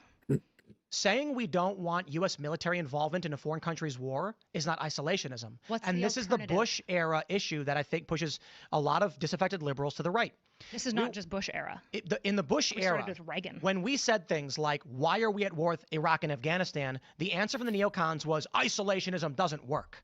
Mm-hmm. And when I was talking to Sebastian Gorka recently, he said something similar to that. But he did concede, we don't want regime change intervention in the Trump administration. Agreed. But he said the Houthis, we can't just remove ourselves completely. So we're going to do surgical Why strikes. not? In this view, In Yemen, why can't we remove ourselves entirely from being violent to the the Houthis? U.S. view is that the Houthis are obstructing a major trade route with the Sinai Peninsula and the Gulf, the Arab, the Red Sea and the Gulf of, not Oman, is it? Aden. And so with the Houthis striking trade vessels, the Trump administration's view on this is we have to stop them from shutting down global trade. The problem for us in America is, why should I care? Our trade doesn't go through there. Why are we the world police? And there's a lot of people who've been asking this question for 20 years, and we've been repeatedly gotten responses from warmongers of both parties. We have to do it because no one else can. There's never been And American bonds, right? Like, we're not gold backed, we're basically fiat backed. Indeed. Right. The argument is Seriously, forcing the petrodollar. US bonds. What would happen controlling to U.S. bonds if we just pulled out, had no I don't know global about policing? directly U.S. bonds, but the petrodollar is probably a better way to describe this. U.S. bonds is probably more important for understanding the global reaction to how people view a country as stable or not, right? US Indeed, bonds but are- the petrodollar matters more because we don't produce things. The United States is largely a service economy because what we produce is global policing, and when we you say force matters more, what do you mean by that? Sorry. Not So- to interrupt. I just want to make sure I understand what you mean. the petrodollar. You're familiar with the system of the petrodollar. Yeah. We don't export anything. Like we do, but like Well, functionally we don't. we export finalized products, so we need gas to move the products back and forth. The U.S. is not an exporting nation. We do export things like movies we make money off of, but the main reason the U.S. has wealth is not because we are a net exporter, which you typically need to be increasing the wealth of a nation. We are a petrodollar nation that points cannons and artillery at countries who defy the petrodollar. So if you say, I want to trade oil on something else, we say, that's great, we'll kill you. And then what happens? The U.S. launches no-fly zones, blows up world leaders, kidnaps and kills them, or stages coups and things like this. So it's like typically what the CIA does with USAID and things like that. So the purpose for U.S. involvement with, say, the Houthis or Ukraine is largely about maintaining a global, what we refer to as the liberal economic system of So maintaining close. control of the international It's monetary almost system done. through the IMF, through the World Bank, through the SWIFT payment systems, functionally advancements on the petrodollar. Now, I think that's all stupid bullshit from a bygone era that has failed us and is currently on the verge of collapse. The U.S. should be focusing its resources on securing its border, fixing its roads, getting kids in school, increasing literacy, maybe working on better means of energy generation, and restoring manufacturing to the United States. When you then look at Ukraine and you're wondering why we're exerting so much of our influence and resources over that country, once again, it's because Russia is trying to secure access to its energy. They want to start trading with China and the Saudis outside of the U.S. The U.S. just lost their 50-year contract with the Saudis, so we're now going to start trading oil outside of the petrodollar, and we're at a risk of World War III because of this. However, we're an hour over. I do have to go. Sorry. Thank you for coming. No, I'm sorry. Thank you. Thank Yeah, you for this having was fun. I appreciate And Nacho, it was great having you as well. me. Sorry Yeah, for I not You barely said anything, Nacho. talking prepare about for- I men didn't and talking about prepare for Ukraine Ukraine, for okay. Totally 2 talked about hours. I came prepped about men and should have prepped for Ukraine apparently. Although Well, I'm not it the happened. expert on Ukraine. You can Hey, have we other got a people. nice lecture though. I don't even consider myself to be an expert, but I certainly think that I know more having just experienced a bit of it. But I'll leave it at that. My friends, this was fun. And thank you for going extra. Fun is a word. Fun is definitely a word. It probably applies to earlier parts of the conversation, but not really this.